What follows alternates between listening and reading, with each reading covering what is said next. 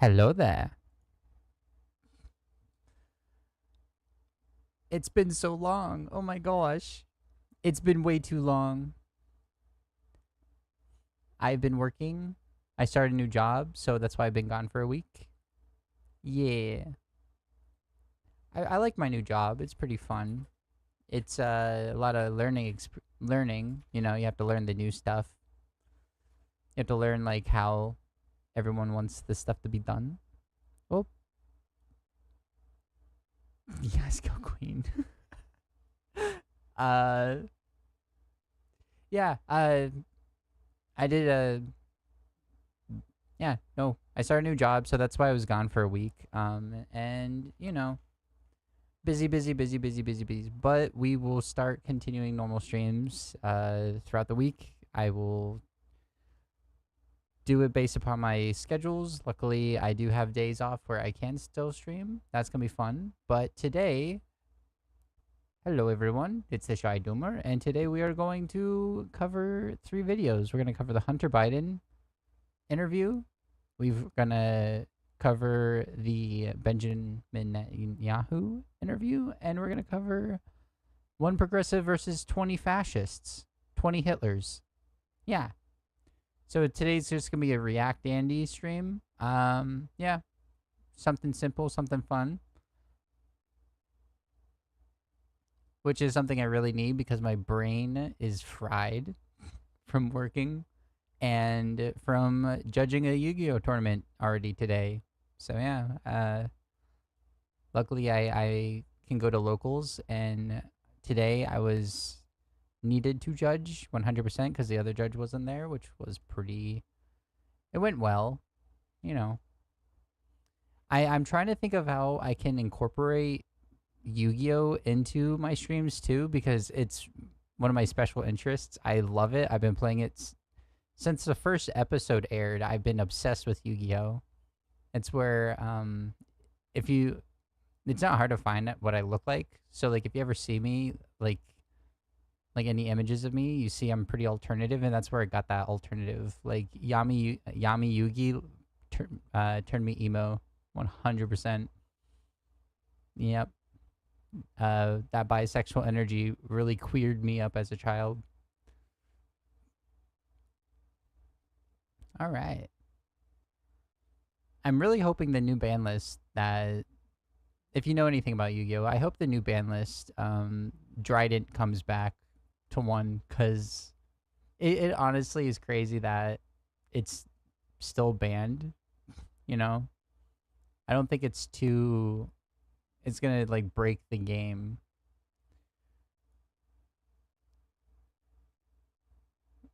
Free my girl Dryden, that's for sure. That is for sure. All right. So we are going to just kick it off with the first video. Let's do that. Let's do that. Blammo. Whoa, is that Hunter Biden, the evil wicked man, the boogeyman? The Ukrainian evil wicked I don't even know. Like the conspiracy, like literally the conspiracies behind like the Biden family are insane whenever like it's like, okay, yeah, nepo baby for sure. Every rich person, every politician, their children are nepo babies. 100%. That makes sense. But like the conspiracies when it comes to Hunter Biden specifically is insane. All that they had on him, that he was like a drug addict, and which he's clean now. He was a drug addict, and he worked in a company for Ukraine, and that he has a massive schlong, because damn did conservatives love posting that on Twitter. And that's what got removed from Twitter, was like the nudity. Like that's why like they're like, "Ooh, you see the Biden administration is trying to hide the truth." And it's like, "No, you're just they asked Twitter to remove all of the like revenge porn being posted of Hunter Biden and his like sexual escapades from Twitter." Like conservative accounts all over the place would just keep on posting his schlong, to the point that even Marjorie Taylor Greene, oh wait. Even Marjorie Taylor Greene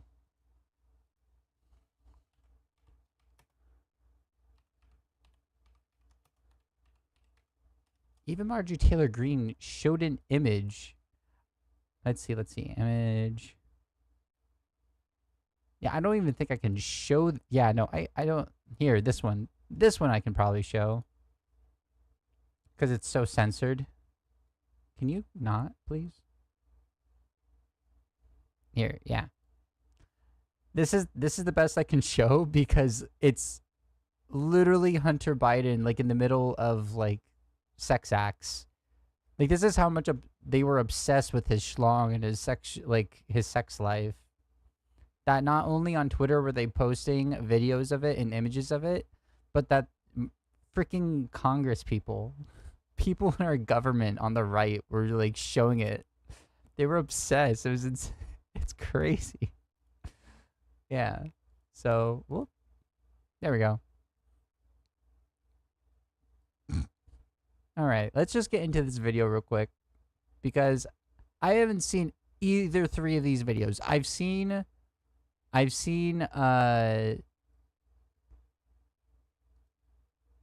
spoilers on Twitter for this because it's been everywhere, but I haven't seen the full thing. I have not seen anything from this whatsoever. And this was just released, so I haven't seen anything from this either. So I hope we can all enjoy just some react slop together. I'll probably add some pointers or commentary, obviously, when I feel necessary, because, like, I don't know.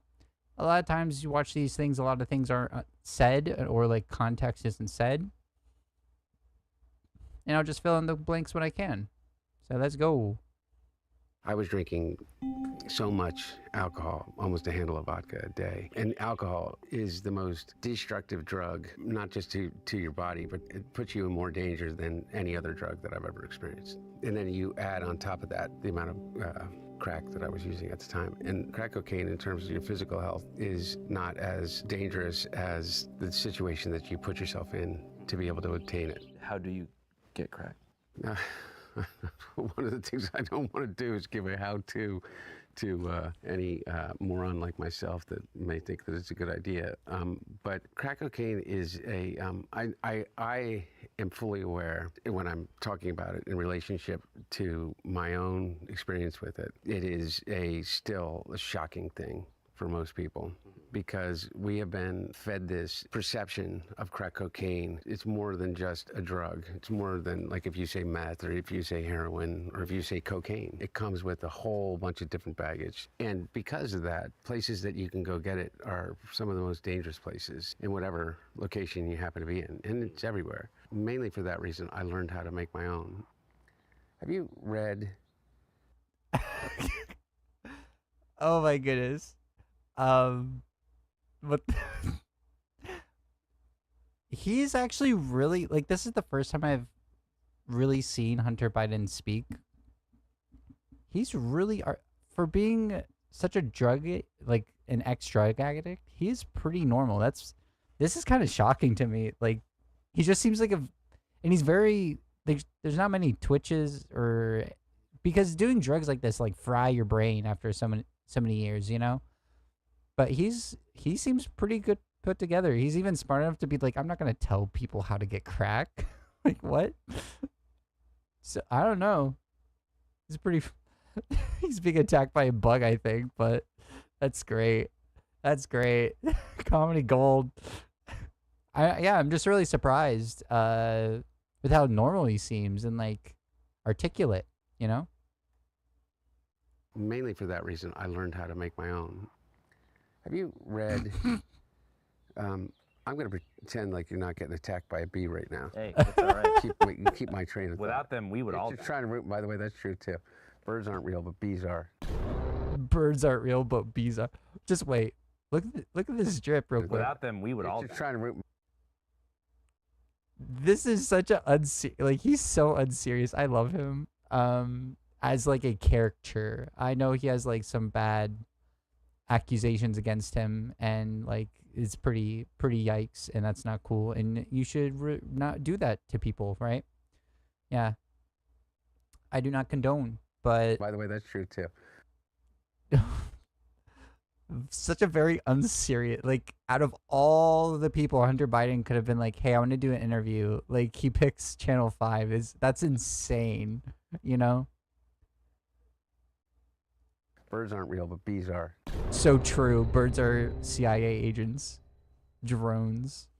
Good morning, America and the world. My name is Andrew Callahan, the host and creator of Channel 5, the largest independent crowd-funded newsroom in the United States. The following interview is with Hunter Biden, the controversial, storied son of former President Joe Biden, who issued a full and unconditional pardon for Hunter during his final month in office, shortly after Hunter was found guilty of tax-related crimes and being an illegal drug user in possession of a firearm. Hunter has yet to speak to the media about this pardon and hasn't.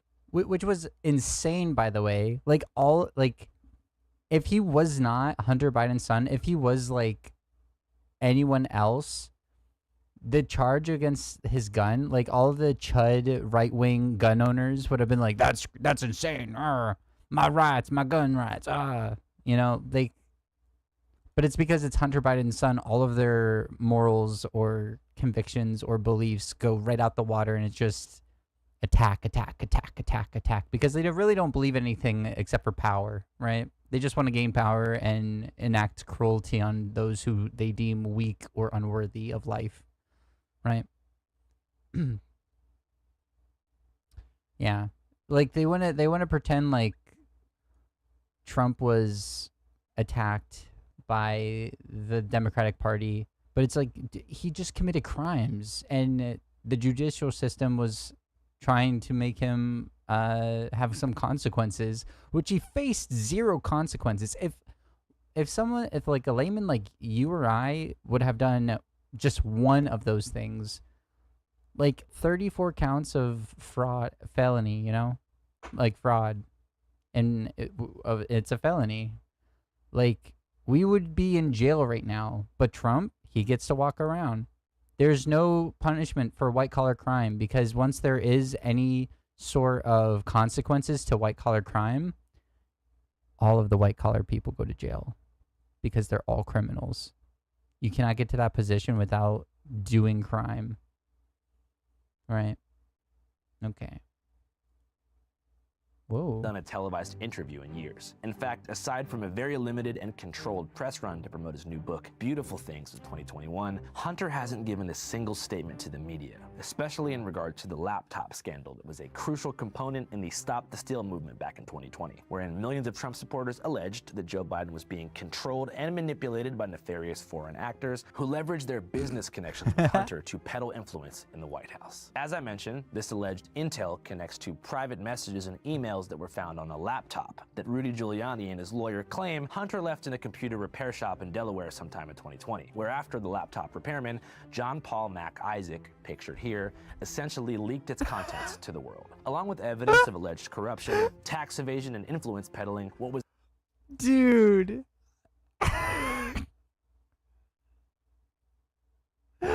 Oh, the glamour shot. Oh my God. I don't know. Conservative conspiracies are the most batshit crazy thing ever. It like is like one step away from reptilian controlling the world bullshit. Like my conspiracy is, oh, the government killed Martin Luther King Jr., right? And they're like, yeah, we did. Oh, the government killed the leader of the Black Panthers, and the government's like, yeah, we did. Oh, the government has done tests and like and that did the started the crack wars by implementing drugs into black communities and selling them and creating the cartel so we can destable the southern countries within the Americas, South America. And they're like, yeah, we did. Like my conspiracies are the craziest conspiracy I have is like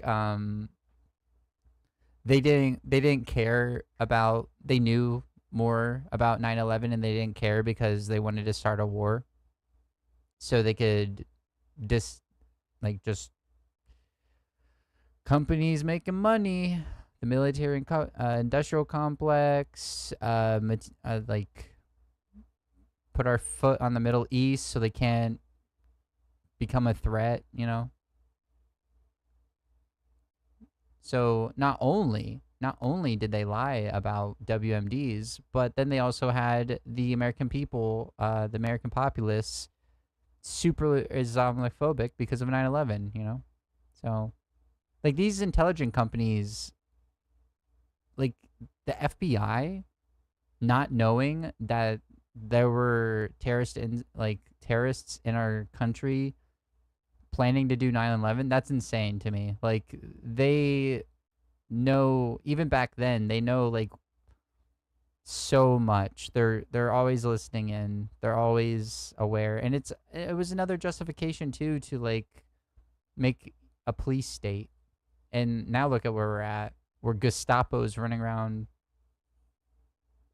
just imprisoning people because they're brown, or they meet a certain criteria, or they don't actually meet a certain criteria that would indicate that they are American. Contents to the world. Along His with fucking evidence of face. alleged corruption, tax evasion, and influence peddling, what was also leaked from the laptop is nearly a decade of private photos of Hunter in the thralls of crack cocaine addiction. All right, in today's interview, we're going to discuss the laptop, the 2020 election, crack cocaine, and more, with an emphasis on recovery and away from gossip and family drama. And by the way, if you'd like to listen to or download an audio version of this interview, I've uploaded a crispy WAV file to the podcast feed of our long-form program, 5Cast, which is available now on Spotify, Apple Music, and Amazon. All right, let's get into it. Without further ado, ladies and gentlemen, Hunter Biden. All right, Mr. Biden, thank you so much for your time, man. I really appreciate it. How long has it been since you've done a formal sit-down interview? You know, it's been a while. Been a long while. I had a conversation with Jamie Harrison, who's the former chair of the DNC, who's a great friend, loyal. And I was down in South Carolina for other things and kind of like family down there. So I sat down with him and talked about some stuff, but nothing like this. What made you feel like now's the time for a official, unedited long form?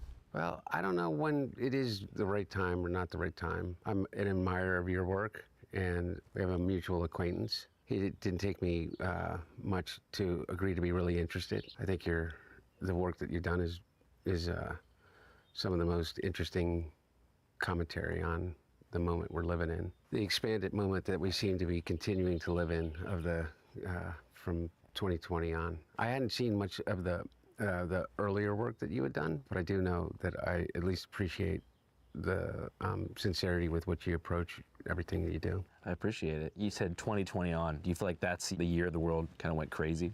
No. I think that's the year that we all kind of woke up to the realization that things are crazy. But no, I think that they've been going crazy for a while. And I don't know whether crazy is the right word. I think that I don't know how interested people are in my take on why I think the world is a little bit crazy right now. Well, I think there's probably millions of people out there who just want to know how you're doing. Personally, I'm great. I tell everybody, and Melissa gets kind of upset with me because it has been obviously a difficult time. You know, the past 5 years have not, at least from any outsider's perspective, been fun. But for me, as a person in recovery and being able to maintain that recovery through this and stay clean and sober throughout it, so one thing I allow myself to take some pride in. And I know about my life is that I survived almost certain death. And I mean, I don't know if you read my book, but I'm pretty transparent about it. Having survived that hell kind of prepared me to be able to make it through kind of the public humiliation that, I don't know any other way to put it, that I've experienced over the past close to 5 years now. And it, Yeah, I would say it's like literally having your nudes everywhere online, and like your entire drug use and all that while you're trying to be clean. Yeah, no, I give him lots of props for not like falling back into the addictions of like he even said he doesn't drink alcohol in that little beginning part. Like I give him a lot of props for even through him being dragged through the dirt because he's his dad's son. Like him not falling back into it, right? Like addiction is a hell of a thing. Like I struggle with nicotine, you know? It's really hard. And nicotine's nothing compared to what he was doing.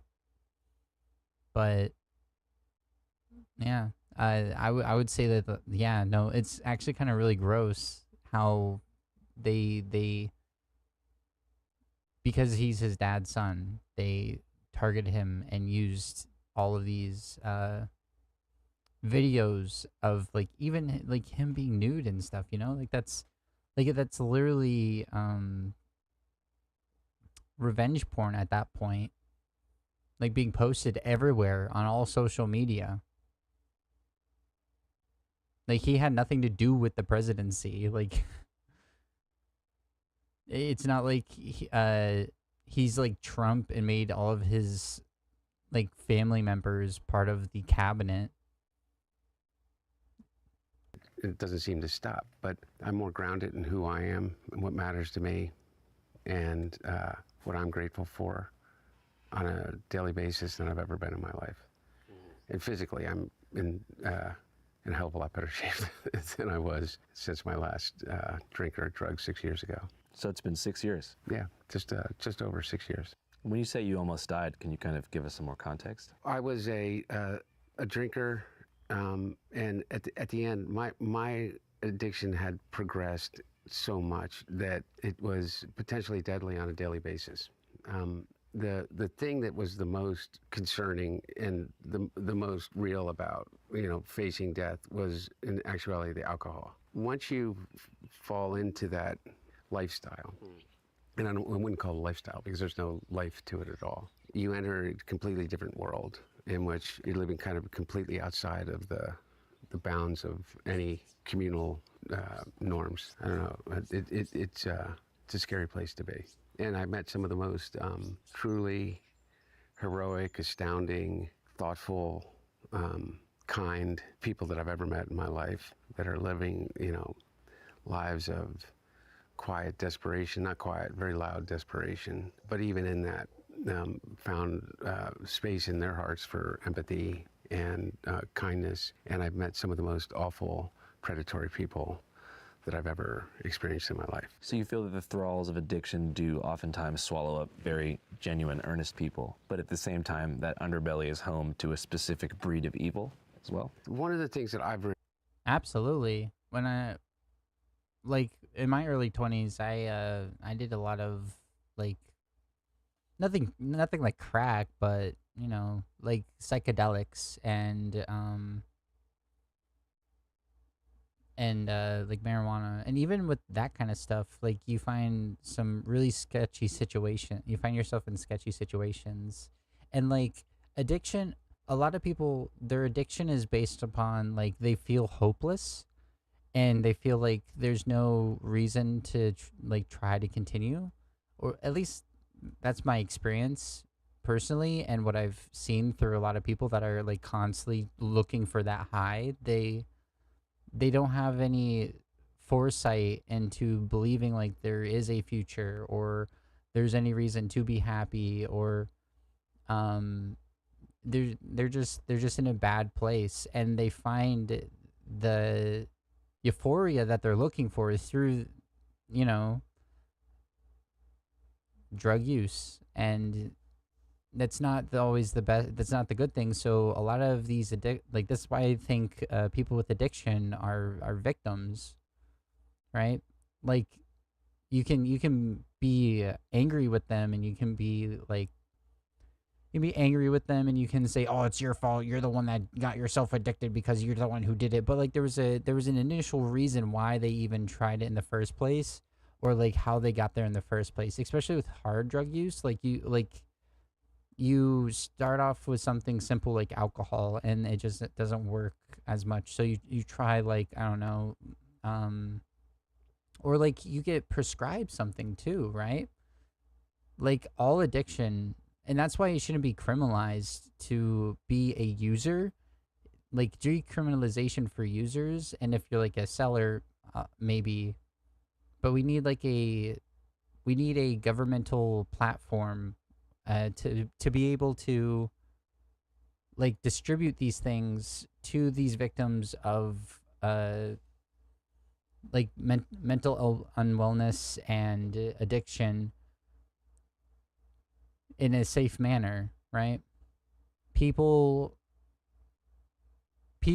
are shaped by their material condition, their material means, and how they are conditioned within society. And like if we allow for these people to have the opportunity to get better in a safe and loving environment, there's more likely of a chance for them to get better. If you just throw them into jail, they're just going to become a recycle door. That's why we have the recycle door like rotating door prison system right now, because there's no output of like trying to rehabilitate these people whatsoever. And it's very much an onus on the person that is dealing with the pain and the addiction to do it for themselves, which, like, yeah, you should do what's best for you, right? Like there should be some there should be some like self growth. You should try to do better, but that doesn't mean like it's gonna like they have to have the opportunity or reason to want to get better. You know, a lot of the people that I found, like a lot of people that I interacted with when I was homeless, that were homeless themselves, were just doing drugs all day because they tried to live within the system and the system failed them. Now they're on the street, so might as well just like say fuck it and get high every day, because it's a more relaxing life than worrying about like, oh, am I going to be able to pay my bills and become homeless again? Because like I struggled so hard to get back to a place where like society deems I need to be. For what? You know, to be miserable, working 40 plus hours a week, constantly broke, incapable of like enjoying life. You know, you have to give people reasons to want to be better, and you have to give them the opportunities to get better for them to actually get better. Realize is that addiction is one of the most universal conditions. I don't know many people that have not been impacted by it in some way, whether it's addiction to drugs or addiction to behaviors. They have the same dilatory effect on not just you, but more importantly, on your immediate community, your family, and then it just spirals outward. And I don't know anybody that hasn't been impacted by drugs and alcohol in a really significant way, or at least a way in which it's created trauma in their own personal lives and the lives of those that they really love. And so while it's universal, it's something that we rarely talk about. And it's kind of the way in which we treat drug use, it's something that someone else is doing, and that someone else happens to be your brother, your sister, your mom, your dad, yourself, your coworker, and it only becomes a problem when it becomes a problem for you. Do you think that you would have been treated differently by the media if your addiction was to an opiate or perhaps methamphetamine as opposed to crack, which kind of has a racialized context to it? Well, maybe, I don't know, because it depends upon what media you're talking about, because I like, what is the media? You know, I think it was just an added bonus for them that they could say crack addict and everybody would go, oh my God, he's a monster. So I think for those that wanted to use it as a bludgeon, it's easier when you slap the word crack addict onto it. It made me a lot easier target for the Don Juniors of the world, you know, the Marjorie Taylor Greens of. Oh yeah, they're even showing yeah, this is the clip. Yep, they're showing it. Which Don Jr. his nose is freaking filled with powder, by the way. Like no one acts that tweaky that's not like snorting up some snow, you know? The world, just because of their inherent kind of meanness about things. But I'm not a victim here. I was a crack addict. You know, I wrote about it. I was transparent about it. I wasn't naive to the idea that somehow that would be something that anyone or everyone would be able to fully comprehend and have empathy for. We're lacking empathy across the board, not just for Hunter Biden. But I guess I was a little bit surprised in terms of a lot of people in the press, whether it was the New York Times or the New York Post, kind of dismissed addiction as somehow unique to my family, or without taking into account what they were doing to other people that were looking to get clean and sober. One of the things about getting clean and sober, at least I found, I don't know what your experience in your life or with your friends or others is, one of the things that keeps us in the cycle of addiction is our guilt and our shame. Is the lies we tell ourselves and the lies that we tell the people that we care about the most. And you get clean and you get sober, and what ends up happening is you still hold on to these secrets. Like, I smoke crack. I was a crack smoker. They know that I did cocaine, or they know that I was drinking, but they don't know that I was also an inveterate drug user. And so you keep that secret, and the guilt kind of boils up. And the only place that you can talk about it is in rooms full of virtual strangers, which is really helpful. But it isn't it doesn't release you from that awful feeling that I'm about to be found out, and that anxiety. And so then you get triggered. Your brain tells you to do the only thing that it's learned how to do, is that you need to save yourself. And the fastest way to save yourself is a drink or a drug. So you get caught in this loop. And the favor that they did for me is I don't have any more secrets. Now, not everything that's been said about me is true, but there are the things that most people would be very embarrassed about. I've been very open about. I spent more time. Also, another thing about addicts is like, why, how can you be motivated to get better if like once people know that you've done crack, everyone will know you as like the crackhead? We need to allow people to get past their behaviors that they've like come like 6 years clean. Not even a sip of alcohol is impressive. So we have to let people that were addicts get past that by like not labeling them forever as an addict, you know? Time on my hands and knees, picking through rugs, smoking anything that even remotely resembled crack cocaine. I probably smoked more Parmesan cheese than anyone, and so I don't get triggered in the same way. But the thing that scares me is for people that look at the way that I'm treated in the media, whatever the hell the media is, and think, do I want to get honest? I mean, seems to me, if you look at that as a test case, better to keep some things unsaid. And I think that's really dangerous for people, at least in my experience with recovery. As far as the media goes, what do you think are the 3 craziest things you've heard about yourself in the press? Oh my God, the list is forever and forever. They got stuck on for a while, even Fox News, that I funded the Wuhan lab. I said that to someone a long time ago on camera, as in response to a question like you just asked. And you got to be really careful. Somebody's going to be able to cut that and say, I did not fund the Wuhan lab. I did. Yeah, you did? Yeah, exactly. Me and George Soros. Supposedly me and George Soros have a lot in common.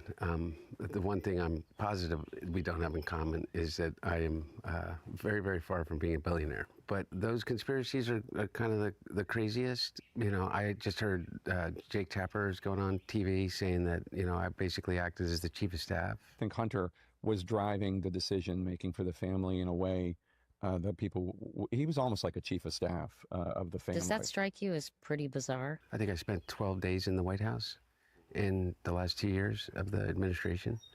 I had a lot of other things going on. I think the one that was like you feel like you just got hit in the gut, you know, by an elephant, is when Rudy Giuliani and Bernie Kerik went to the Newcastle County Courthouse here in Delaware and talked about me being involved in, I think, you know, child sex crimes and stuff like that. And I mean, literally with nothing. That one was the last and the only one that was kind of hard to wake up from. Is like, how do you ever take that out of somebody's head after they've heard it, you know? Yeah, they'll just say shit on the right. They don't give a crap. All they care about is power. They'll just like slander and lie and do whatever they have to demonize and vilify anyone that they deem as like an obstacle to gaining that power, right? Like right now, everyone's talking about Trump and Epstein because look at all the evidence. But where's evidence of Hunter Biden doing any of that kind of stuff, right? It's non-existent. But they want to, instead of looking at like the plain as day picture that there was at least a friendship, and the other accusations, and Trump even admitting like just grab them by the crotch because you're rich and powerful and you can get away and you can do that kind of stuff, right? All of this evidence piled up on Trump's doorstep, and because they worship the guy like a god, they'll just completely ignore all of that, deny it, believe like, oh no, no, no, that's just all Obama lies now, even though they were demanding to see the files because Trump and his sons and the entire GOP media apparatus was saying, oh, the Hunter, the Biden, oh my gosh, the Epstein files, the Epstein files, the Epstein files. Oh my goodness, my brain is so fried. Okay. But I mean, truly, the list just goes on and on. Did you try to like sue for defamation or damages or anything after that? No, and I mean, I am in a defamation suit right now. I mean, one of the craziest ones is what Patrick Byrne said about me. And let me get this straight. He said that I was the key person in ensuring that the sanctioned Iranian oil money that was being held in South Korea was released at the behest of myself and somebody in Pakistan. And I took a 10% fee off the $8 billion for my family. We have to give 10% to the big man. You're the big man, I think. And then I had traveled to Tehran and to the Middle East in 2022 and 2023 in order to effectuate this. And then that ultimately, his followers made the direct connection that that money was used to fund Hamas for the murder of over 1,400 Jews on October 7th. I'm so glad Channel 5 has like the fucking brains to understand like, hey, we should also show like proof of this stuff, of these claims, right? Like, and like actually editing some of this in there to show like, oh no, he's not just talking out of his bum, because like so many like if he went on like NBC or something, like they would just have had a conversation and none of this editing would have been there, right? I good job, Channel 5. Good job. It's the kind of stuff. And now, I know you guys look and say like, but who believes that? You know, I don't know. The million people that read that tweet, you know? I had one guy in California who is a, I don't remember his name, but he's associated with SpaceX, a big investor in SpaceX, a very, very wealthy guy, claim just months ago that I rented a house from him and that I trashed the house and I had the Secret Service stiff him on the rent and that I tried to pay him with a book of art made of my own feces. His ex-landlord claims he stiffed him on a whopping $300,000 in rent. What happens to the back rent that Hunter Biden owes my family? Is that pardoned now? And you know, like, how insane is that, right? You know, but you look into the Just say background of this shit. person and he's a major investor in space. I swear, phrenology, dude.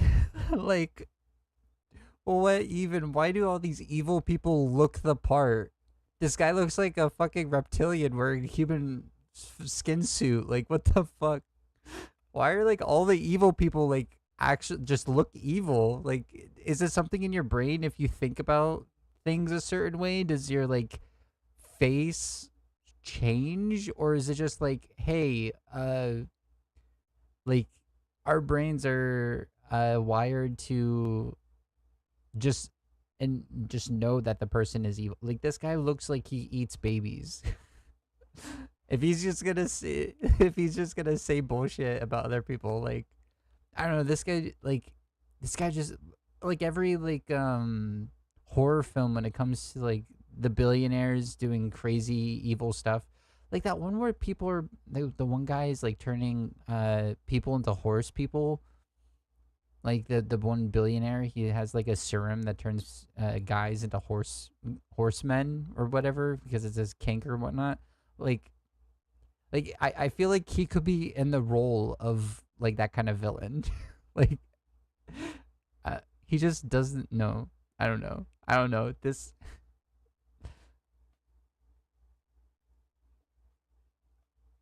Come at me, bro. I have nothing to give. I have literally nothing to give. This guy just looks not safe. He's probably worth a few $100 million, and he has this huge following on X. Elon Musk retweeted that, and it went, and it went viral. It's pretty messed up, It's man. insane. There's also some people, though, who just think that if you leave the country, you're a spy. You know what I mean? Like, why is he going so many places? Oh, me? Yeah. Oh, yeah. The really interesting thing is they've created this a character that is both in some sense a ne'er-do-well fail son that has not ever accomplished anything, and a criminal mastermind all in one. I kind of feel like pick one. The most Our enemies are extremely weak, yet super powerful and dangerous. Bum bum bum. I wonder where I heard that one from. my travel during that period of time when my dad was vice president, and by the way, I didn't travel anywhere when my dad was president. I don't think I left the country. But during that time, I was the chairman of the board of what's called the U.S.-UN World Food Program. And I was also chairman of the board of the Truman National Security Project, chairman of the board of the Center for National Policy. I was a professor at Georgetown University, adjunct professor for over 4 years in the master's program of the School of Foreign Service. I taught a course on advocacy, largely based upon the implementation of a thing called PEPFAR, President's Emergency Plan for Aid Relief in Africa. And as the chairman of the board of the U.S.-UN World Food Program, it's kind of like what you know of, like as a kid growing up, like UNICEF. UN has voluntary aid organizations in which each nation state that is a part of the UN voluntarily contributes to the continued operations of UNICEF, UNHCR, UNESCO. All of these organizations are all voluntary aid organizations. UN World Food Program is the largest voluntary aid program in the United Nations, and it is the largest humanitarian organization in the world. It serves over 80 million meals on a daily basis in 72 different countries, and it is the first on the ground because it controls all the airlift and communications for all of the relief efforts globally in any natural disaster or civil war or conflict. And so the UN, US, is responsible for about 65% of the budget of the World Food Program, which was my responsibility as chairman of the board. And I increased the budget of the World Food Program, which just won the Nobel Peace Prize 2 or 3 years ago, by 50% when I was chairman over my term, to like $2.4 billion. It's all gone now. Trump ended all of that. But point about traveling. So I went to the Philippines after Typhoon Haiyan. I went to Kenya to Dadaab when refugees were flowing in from across southern Africa and Ethiopia. I've been to Syria, Lebanon, and Jordan, and I've been to all over the world. 75% of my travel during that period of time was on behalf of the World Food Program and other, NGOs that I worked on behalf of. So I want to back all the way up to the So their conspiracy that he's like an international mob boss for the Biden, like the Biden family, is based on him doing charity work for those in need. That's insane. That's crazy. Oh, don't you know that's just a front? His dad put him in that position, and it was just a front. Yeah. the very, very beginning. A little short bio. We could do a long bio too. So you're born here in Delaware or born here in Pennsylvania? In Delaware. Okay, in Delaware. Yeah, Wilmington. Wilmington. Yeah, 10 minutes from here, 15. What are your thoughts on Wilmington, Delaware? Nice place? Oh, yeah. One of the things that I still do love about the East Coast and Delaware and the Mid-Atlantic is the history. And so I'm a little bit of a history geek. Yeah, because Delaware doesn't really get much representation because you got Philadelphia, powerhouse of history and culture. You got Rocky, a lot of other things going on there, important stuff. And then we agree on that. I'm basically living in a suburb of Philly. Yeah. Well, I don't want to say that, but you got Baltimore, The Wire. Yeah. You know, we got people on horses in the streets out there. Yeah. People on ATVs. And then Delaware's kind of sitting in between. People know that it's a corporate tax haven. People know that the Biden family's from there. What's something that people don't know about Delaware that they should? Delaware's the first state. I don't know if they should know this, but it's the first state to ratify the Constitution. When Thomas Penn basically colonized Pennsylvania, he carved out Delaware, and we called it the diamond and the jewel in the crown of the colonies. Delaware is almost, a state of almost all coastline. Here's the thing that's interesting about Delaware. Delaware is geographically and historically and emotionally both a southern and a northern state. So the northern part of the state feels very much like Philadelphia. The southern part of the state feels very much like South Carolina. So do you see like Confederate flags in Dover? Maybe not Dover, but definitely Gumboro. You know, I think that the National Association for the Advancement of White People started in Gumboro, Delaware. How are they doing? Yikes. I don't know. It was a long, long time ago. Seems like they're doing pretty well. I think they probably had a real comeback, but that's because Delaware was a slave state that fought on the side of the Union. And the Mason-Dixon line, actually, Delaware is the only state that the Mason-Dixon line does not bisect, and that is because it starts at our western border, the actual line for the Mason-Dixon line, and right in the middle of the state. So there's 3 counties in Delaware, and if you go below the canal, you're in the southern part of Delaware, Kent and Sussex. And you were born in the 70s? I was born in 1970. Yeah. Wow. Yeah. A couple years after the Summer of Love. Yeah. My brother was born 1969, February 3rd, and I was born February 4th, 1970. And my sister was a year and a couple months after that, in 71. Now, I know that you've talked about this story before, but there was a tragedy pretty early on in your life. Can you kind of tell people what happened for those who don't know? Yeah. I'm just still flabbergasted that how like intelligent and articulate Hunter Biden is coming off, you know?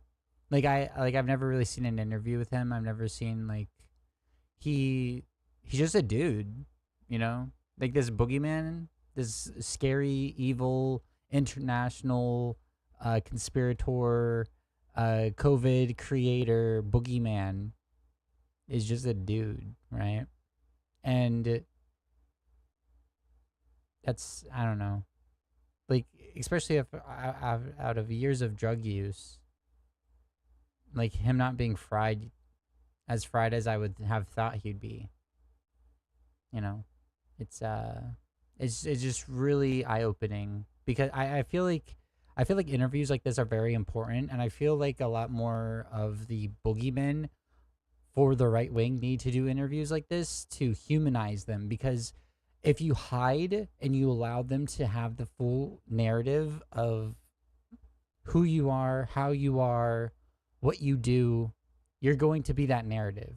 But once you come out of hiding and you actually have a sit down and like just a normal conversation with someone, and you show that you are a human being and that you aren't this scary boogeyman that they want to claim that you are, and clear all of the misinformation with your own voice, then it's harder for people to start believing it that don't already believe it, at least. Because I feel like a lot of the people that believe it, they're just lost at this point. Like they're just too far gone. Like if in July 27th, 2025, if you're still a Trump supporter, you're just gone. You're just the Hitler Youth at this point. You're there's no saving you. I've had enough conversations with fascists in the last couple of years to realize like there's no point of trying to change their mind, because they have a thought-ending cliche for every argument, everything you say, because they don't want to think about it. They just want to follow the dear leader and be upset about brown people or whatever the fuck they're upset about. Yeah, my dad got elected to the Senate on December 18th of 1972, so I was almost 3 years old. And my brother, myself, my little sister were with my mom and the dog in a station wagon, and we were hit by a tractor trailer. My mother and sisters were killed instantly. My brother and I were trapped inside the car, but they got us out. And I had significant head trauma. My brother basically broke almost every bone in True, Amber. Very true. his body and was in traction, and we were in the hospital together for weeks. And family and this community saved us. And my aunts and uncles moved in with my dad, and he figured out a way to be with us and be a dad to us and also be a senator, commuted every day. And so I grew up here. I mean, I spent a lot of time with my dad. My brother and I had this rule with my dad, is that we could go with him whenever we wanted to. And kind of no questions asked. And obviously we didn't take advantage of it, otherwise it would have gone away, but we were smart enough to do that. But we spent a lot of time on the train going down to the Russell Center office building with my dad and just to be with him. We did everything together. The thing about my mom and my sister dying and my brother and I being in that accident, it's like the realization that I have with addiction and being someone public is that I'm in no way unique. You know, everybody's had a tragedy in their family. And when you're in the public eye and as transparent, I think, as my family has been about those tragedies and whether we wanted to or not, you have this incredible wellspring of other people that come to you and want to talk to you about your own experience or their experience. Like, how'd you get through it? And like, I had the same thing. And you realize that we are almost all universal in that way. Is the one thing that binds each and every one of us is not necessarily love. People can go through life without being loved. It's not the only experience that we will all have between the time we're born and then we die is pain. And being able to recognize pain is a thing that connects us all. Is a real gift, I think, at least. It's given me a lot of strength when I needed it. Empathy, people having empathy, that's insane. That's crazy. That's who would ever like empathize with another person? I can't see that happening. Another thing I also want to point out is like the Republican Party mocked this tragedy. It mocked Biden for remarrying and like his wife. And they pushed conspiracies about his wife and the tragedy of what happened to his deceased ex-wife, like deceased wife, you know? Like they will just use any weakness that they see, any pain, it's just all about cruelty when it comes to the right. Power and cruelty. I just want to get that through as much as I possibly can. If you understand where they're coming from, then you can see why they act the way that they act.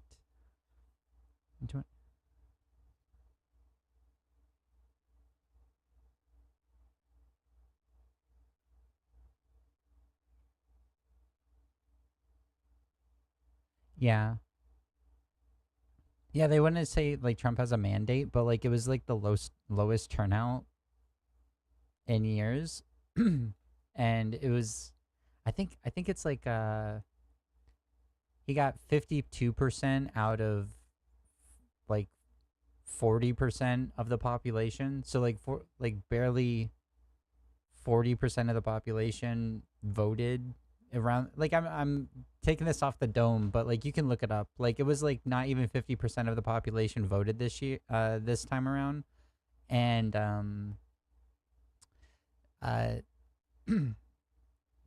barely more than half voted for him. So it's just his 30% of the population that's like sycophants of Trump, and that's all it takes, I guess. You know, if you're a corporate stooge and you don't make people feel like going out to vote is worth anything, they're not going to do it, and that's why neoliberal centrists do-nothings aren't going to last. That's how we got into this second Trump administration. That's how we've allowed fascism to fester to the point it has in this country. We have to actually believe in things and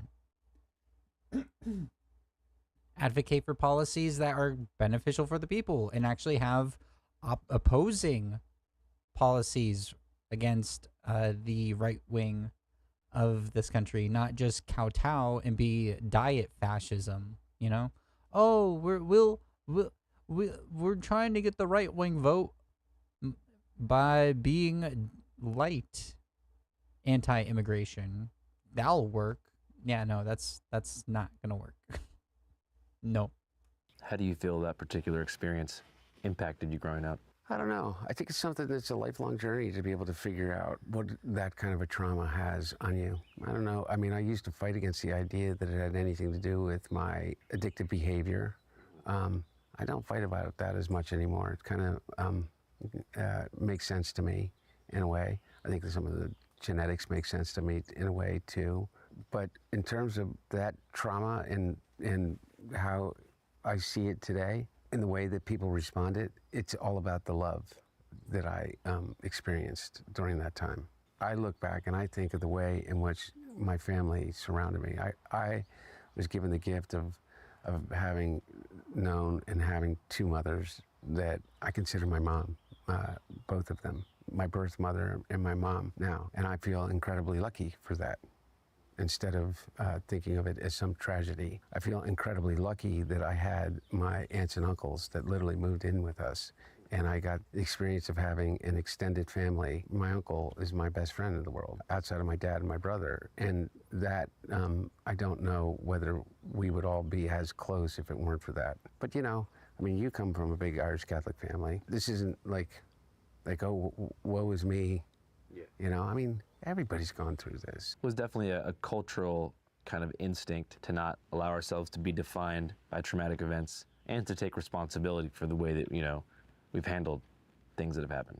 Oh, yeah, I think so. And I think ultimately, at the end of the day, we all have to take responsibility, regardless of the reason. The consequences aren't always fair, but I think the biggest question is whether you use it as an excuse or do you use it as a catalyst to be more empathetic with other people and also yourself. Yeah. That makes sense? Yeah, and it sounds like the kind of double-edged sword you're talking about, or the flip side of the coin, is that even in the wake of tragedy allowed for your extended family, like your uncles and stuff, to become closer because they recognized that you needed like an extra layer of support. And so do you feel like without that happening, there wouldn't have been as strong of a bond within the family? I don't know. I do know this, is that my family is just incredibly close-knit, but I can't imagine that, I mean, obviously, yeah, I think your relationships are forged by the circumstances, and the more dire and consequential the circumstances, the stronger the bond. I mean, I don't know what your experience is, but I do know this, is that I feel very lucky, and the reason I feel very lucky is because this state, not just my family, but the people in this state. It's like when I was on trial here, I walked out of that courtroom after the conviction in Delaware in the gun case, and the first thing I said to the group of people that were there, my family and closest friends, is that how grateful I was. I mean, I'm truly grateful. It was like being able to go to your own funeral. I looked behind me and realized that no matter what, there was a whole courtroom full of people that knew who I was. And I had a whole family of people that were like aunts and uncles to me. I felt lucky, and I still feel lucky, and I don't take it for granted. I think in a lot of ways, catastrophe reveals character. You know, you're able to see how far someone's willing to go to help you, or how much they care about your well-being when things aren't going well. Yeah. Very And I feel true. like you've had a couple different cycles of that throughout your life. Yeah, it kind of feels like a never-ending cycle of that, you know. But, you know, in this life, I hope that at the end of the day, like, look, I'm trying to figure out how to make as clear as possible. Addiction is not an excuse, but it is an explanation. There are consequences for people, as you know, or anybody that's in recovery or spent any time, is regardless of whether those consequences are legal, financial, relationship-wise, or anyway, is that, you know, that addiction, and when I say addiction, I mean alcohol too, because I don't know of any more destructive drug than alcohol, there are consequences. And I'm still appropriately paying the price for some of it, or trying to make amends for stuff that are personal, that I believe that I still need to make amends for. I don't believe that there should be a continued, that somebody should have to wear scarlet A for the rest of their life. Yeah. You know, it's interesting the way that people talk about addicts, because if they just step back for a second and examine their own lives and the people that they idolize, I mean, I guarantee you at least 50, 60% of them are or were or are in recovery, if, hopefully, or experienced some level of addiction in their lives. Well, yeah, that's like the bully mentality. Tear someone else down for their faults, to make yourself feel better, even though you may have the same kind of faults. And this was kind of going, yeah, this is going, like, go back and watch. I already said we have to let people who are dealing with addiction get past, like, people that have gotten over addiction and are clean now. We have to not label them as that addict for the rest of their fucking life, right? We have to let people grow past these kinds of things. If that may be like a bad behavior or a situation that they've done, like there needs to be some sort of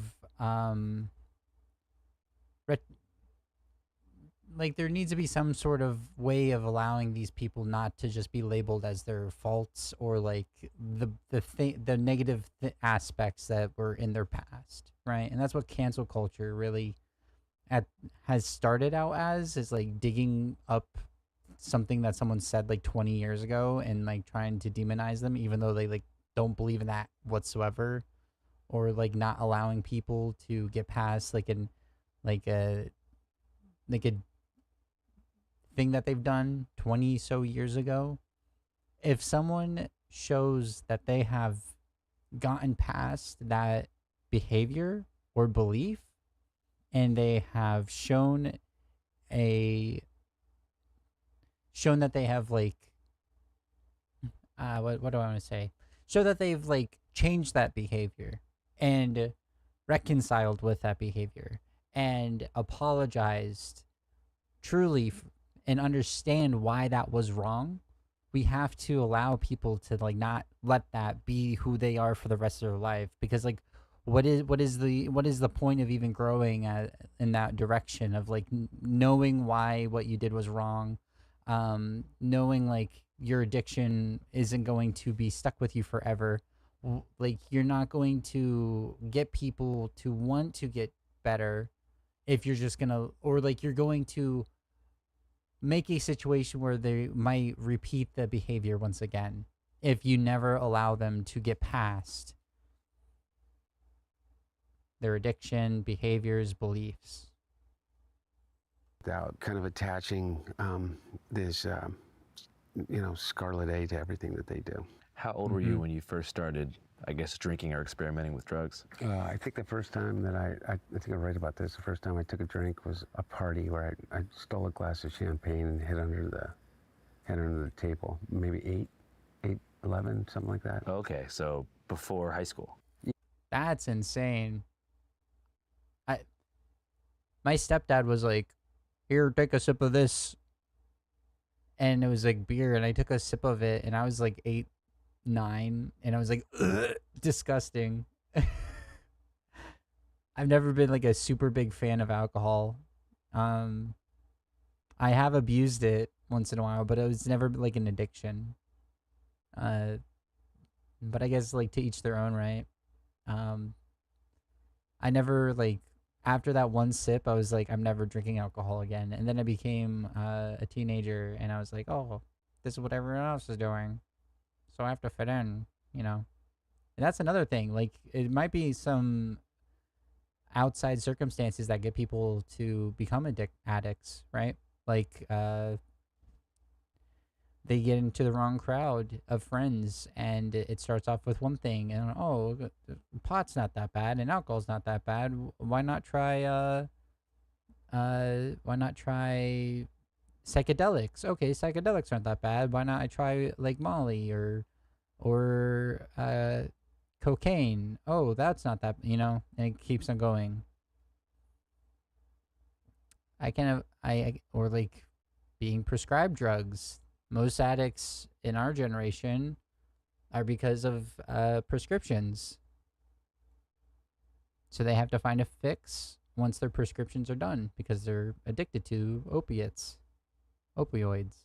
Yeah, but that was like my first memory with alcohol was that. I don't think then I didn't like continue drinking after that, but I can remember that distinctively. But then in high school was when I started to drink. I played football, so you wouldn't really drink during the football season, but weekend drinking, yeah. So just like standard going out Friday, Saturday.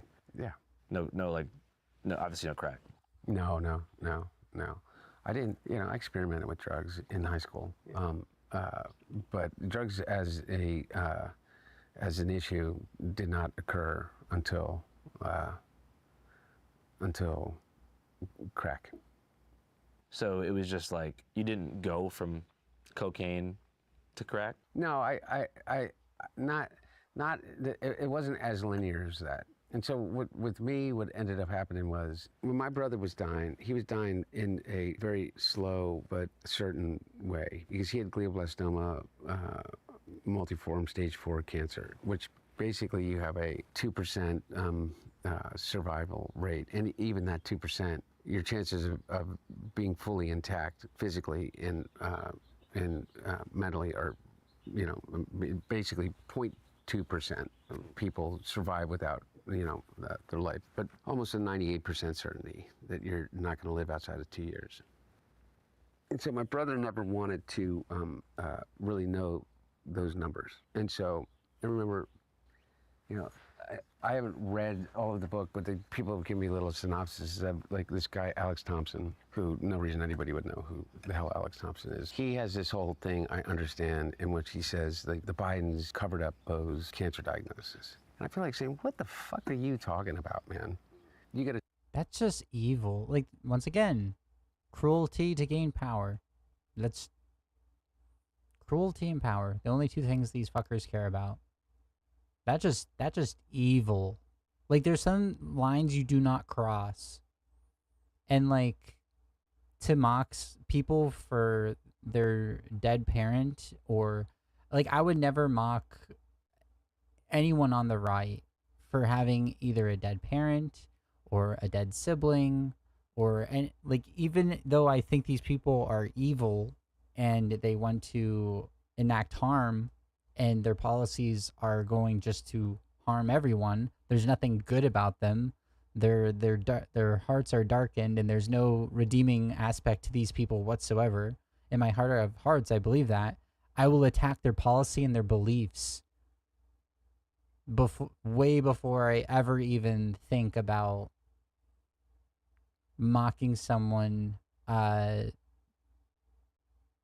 because they have like a dead sibling. It's just like, what left wing politician does that? What news source that is considered woke from the right does something like that? Zero. None that I can think of. Not even a single one. Even when it comes down to like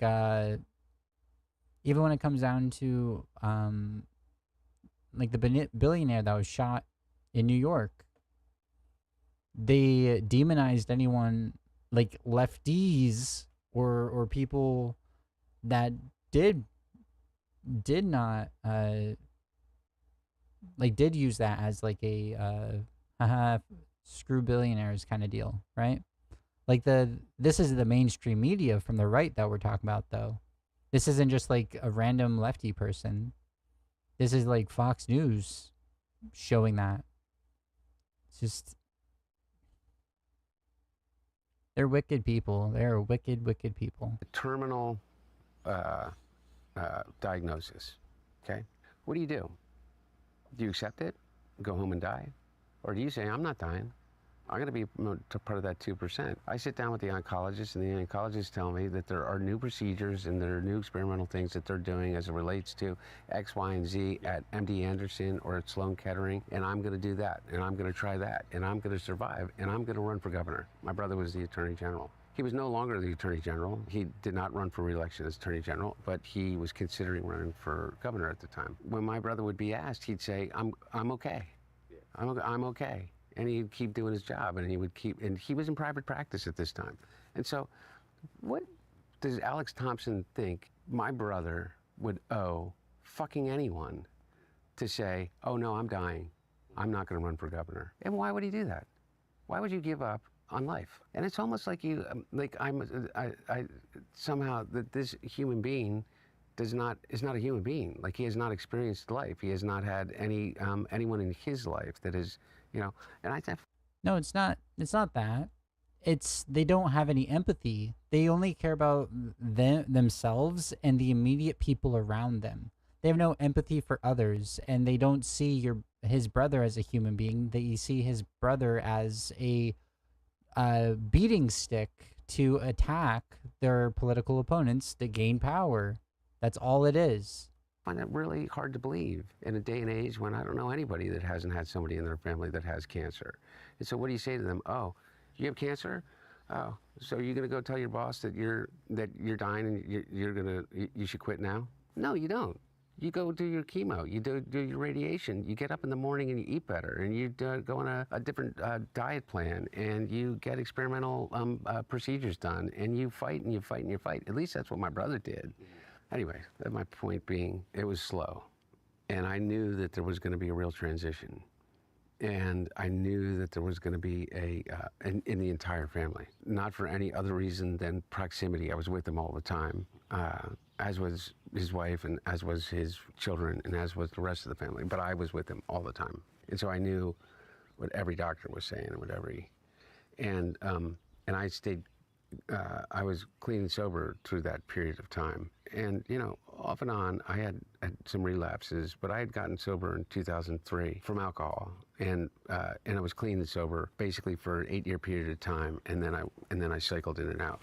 But when my brother was sick, I was ostensibly clean most of that time. And when he died, it was a awful, my brother kind of connected us all in a way that it was almost impossible to imagine him not being that glue. It's the hardest thing of anything I've ever been through. And I know people are close to the brothers and sisters. It's not unique. But the only dream that I ever had, nightmare that I ever had as a kid, was losing my brother. Like the one that you wake up in a cold sweat. And I did.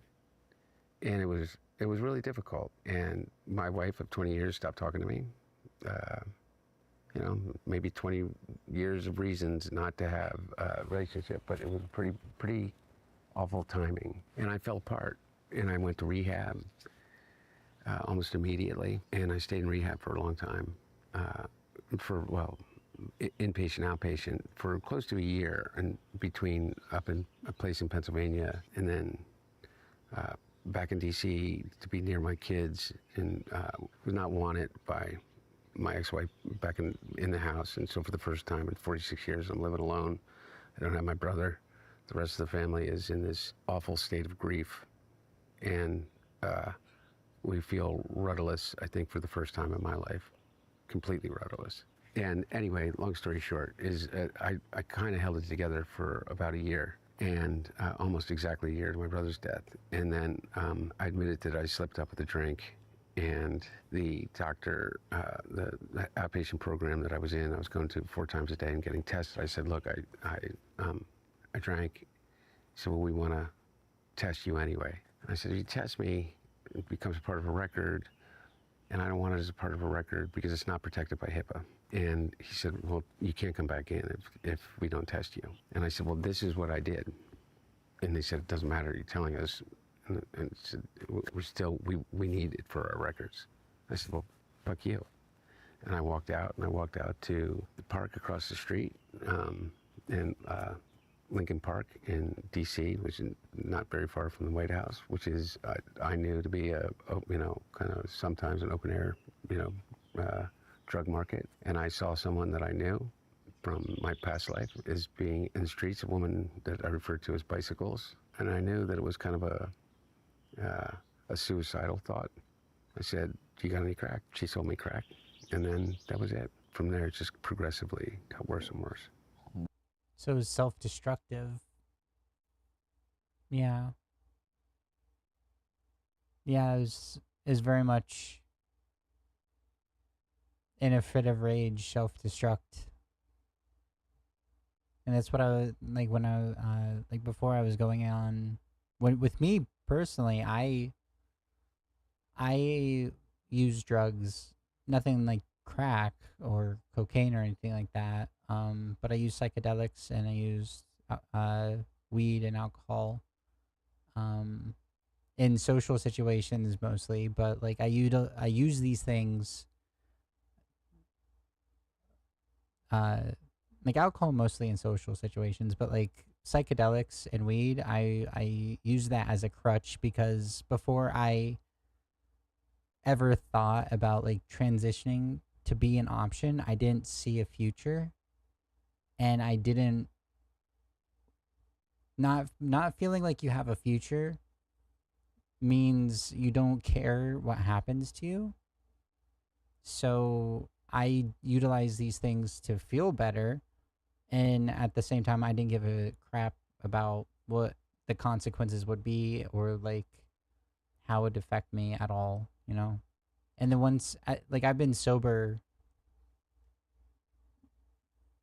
like not addictive wise. I've been sober for maybe 4 years now, since I actually had like transitioning be an option to me.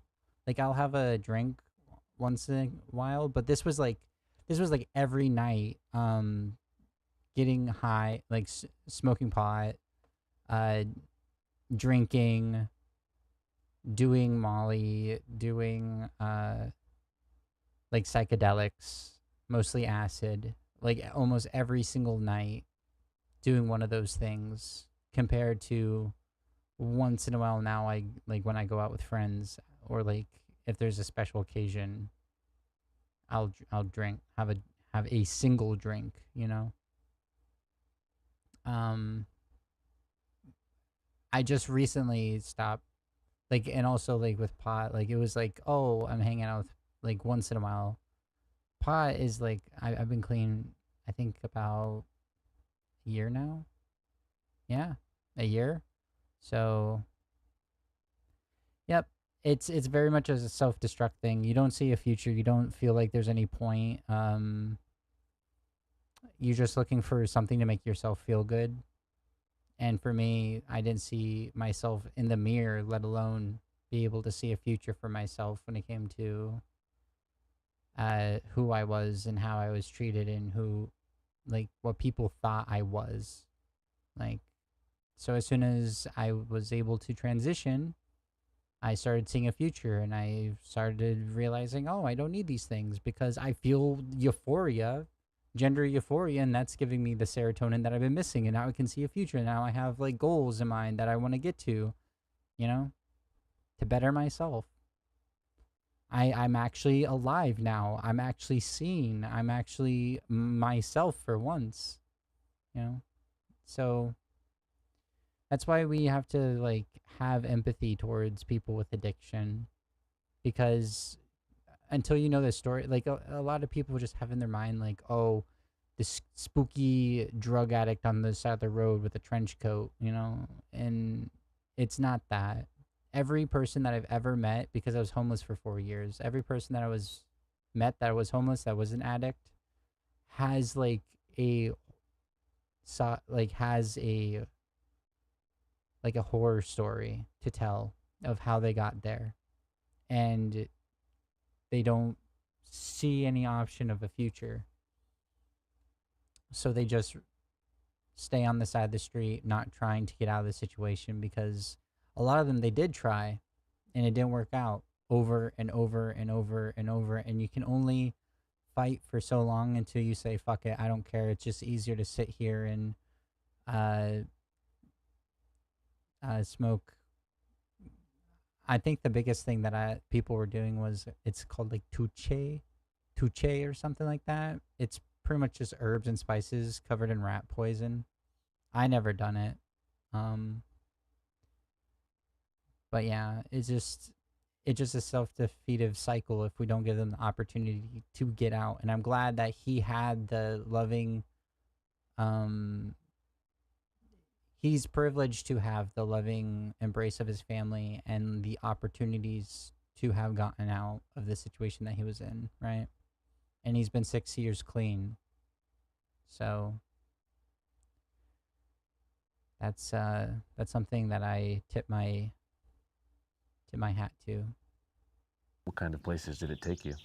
Physically, it took me to, I mean, like geographically, it took me to some you know, the worst parts of any city, town, state that you've been through. And, you know, I mean, I know that you've been through these places I've watched, but, you know, it takes you to, metaphorically and literally, to the Super 8 motel off the highway, rooms for rent on an hourly or daily basis, you know, for tens of dollars. And that's kind of where it takes you. Takes you to public housing too. Yeah, and not safe places. Places people live, but, you know, not safe places. How long was the run for after you saw bicycles? And that was in 2016, and then June of 2016. But I'm too good faith to do this, not do this. I have to go to the restroom real quick, so I'm going to play the bread video, and I will be right back. I have been trying to hold it for like an hour now, it feels. So here's the bread video. I'll be right back.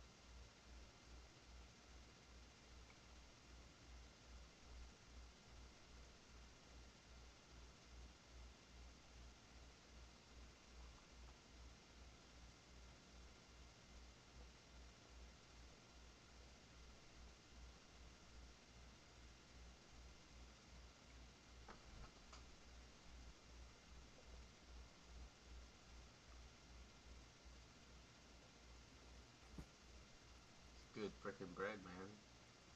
Yeah, it was. That was some delicious bread. All right, that's so funny that like it took me 4 minutes to go to the bathroom, or was it like started in the middle of the video? I don't know. The iron, like I just literally sat down as soon as it said good freaking bread. Good freaking bread, man. Yeah. Okay. Let's get back. Let's get back to it. I feel so much better. Oh my god. All right. Almost 3 years. Yeah. Now, there were periods where I would stop. I would try to get help, or half try to get help, or appease people in my life and say that I was getting help. And so I did a whole host of different things to try to pull myself out of it.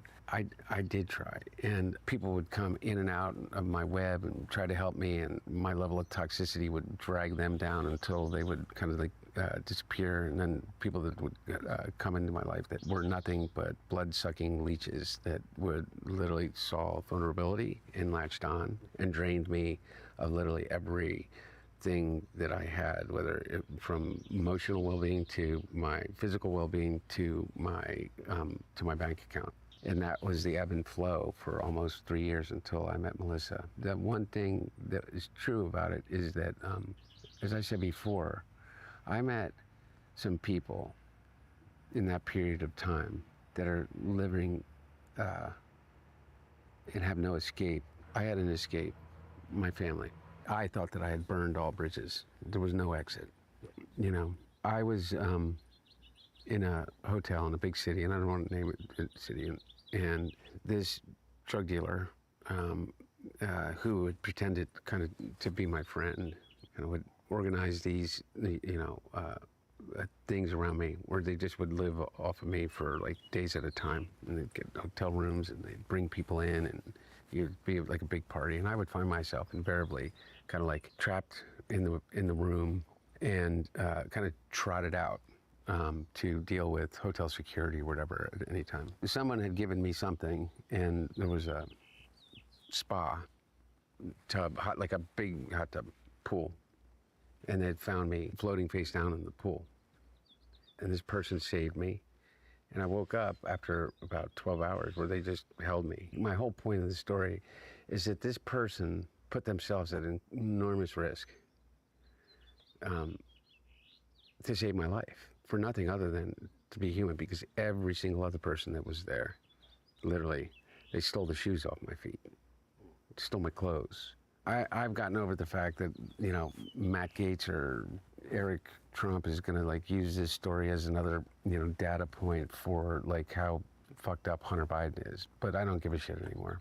And what I don't give a shit about is because people, even in the midst of their addiction, some people can be so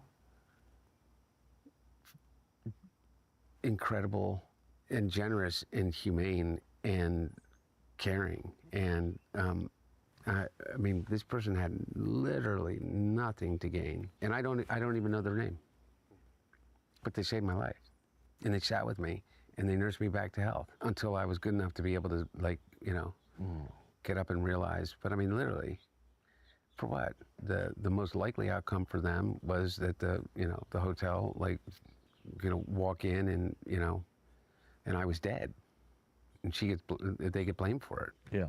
Anyway, I guess my point is that I think I was worth saving, and I think there's millions of people out there that are suffering from addiction that are worth saving. You mentioned one thing earlier that I thought was pretty interesting, is that, you would take breaks throughout this period of time. Yeah. I think that when you're in active addiction, especially, those tolerance breaks can give you the illusion of control. Because you're like, oh, I'm just going to chill for a bit. It's the oldest I'm story in the so book. good at, moderation. Wow, I'm the best. Yeah. When it came to psychedelics, like I knew, like if you did too much, it wouldn't do anything to you, because your brain requires serotonin, and you can literally fry your receptors, so like it doesn't work anymore. So like I would do it once a month, once every 2 months, and that's like what to me was like, oh yeah, I have control over this. I can control like the fact that I control the fact that like I can wait a month for it, but like I was looking forward to that month. And a lot of the people that I did do these drugs with, they only were my friend because I was someone to do drugs with. I had money to get drugs. I had ways to get drugs. They weren't real friends. They were miserable people looking for someone else to get fucked up with. At a certain point, it was just like nothing else mattered except for getting high, right?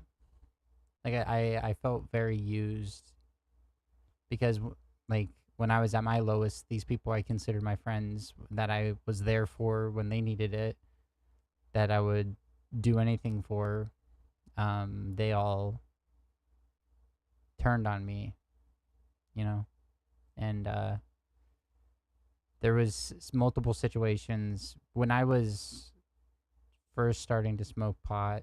Fake became a thing, and people would have seizures and strokes from smoking fake, and that happened once, and everyone else fled the scene when one of the people that we smoked with started having a seizure from smoking fake.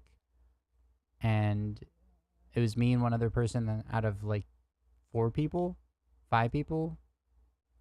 other people. 5 5 people ran away. One person's having a seizure. Me and someone else calls the ambulance because we were in a park. We called the ambulance. We waited for us to see the lights, and we didn't want to get in trouble, so we pretended we didn't know who they were, and we left, got some distance away from them while they were having a seizure. But yeah, like I don't feel scared sharing any of this stuff because like it's way far in my past, and it's like I was in high school when this happened, so I can empathize and I can understand where he's coming from. And I like being homeless for 4 years and hearing people's stories and experiencing having nothing, and just drifting around and meeting homeless people from multiple different states, and people in addiction or in bad circumstances from multiple different states. All their stories have the same thing in common of like they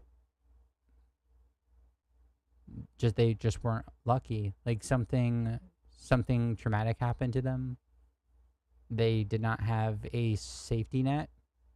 They had no one there to be there for them. And obviously we need to have some sort of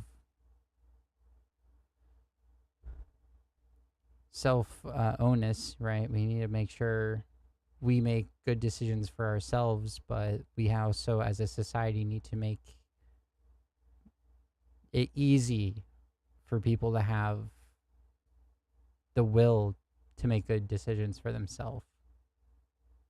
There needs to be some sort of way that we can lift these people out of this situation, or like put our hand out so they can lift themselves up out of the situation. Because right now we live in a society where we punish them even more. Like Trump, I'm pretty sure is like Trump was just talking about how like they want to criminalize homeless people and just throw them into jail.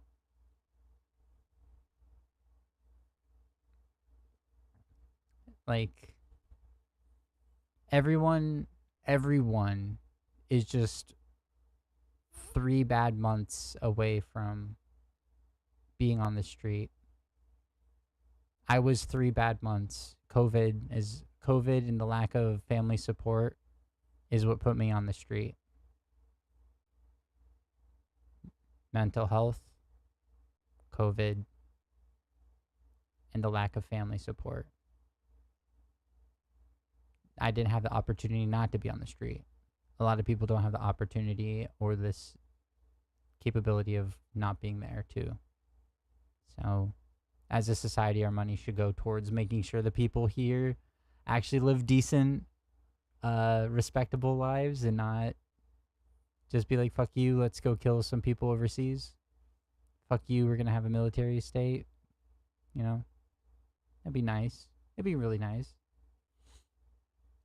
Yes, but in your mind, you're like, I'm chilling so that I can mentally be on board for the next bender. Absolutely. You know what I'm talking about? 100%. And I mean, it's the oldest story in the rooms, at least my experience, is that so many relapses start with the assumption that, you know, like, well, look, I can smoke pot. Mm-hmm. Or, you know, like I can drink beer, which is not hard liquor. Or, you know, I can drink, but I'm not going to use hard drugs. Or I can take prescription drugs and not drink, you know. And, or like the very beginning, I remember when I first thought, like, maybe I should stop drinking so much. You'd say, well, you know what, I'm not going to drink for the month of January. And I don't know how many people that I know do that, but I would make it 10 days. And you say, well, I'm not going to drink for the first 10 days of January. Yeah. And then it's like, well, I'm not going to drink on weekdays in January. Mm-hmm. And then it's like, well, I'm not going to drink on Wednesdays in January. And it's like, fuck it. But yeah, you know, you tell yourself that. And it's the same with any, you know, you get 30 days away from the drug, but you haven't created any new habits. And you put yourself right back into the environment in which you were using. And all of your problems have just built up and built up and built up. And that anxiety comes crashing down on you. And you don't have any outlet other than your brain. And this is the thing that people don't understand is this. Why do addicts drink and drug? Because it works. I would drink because...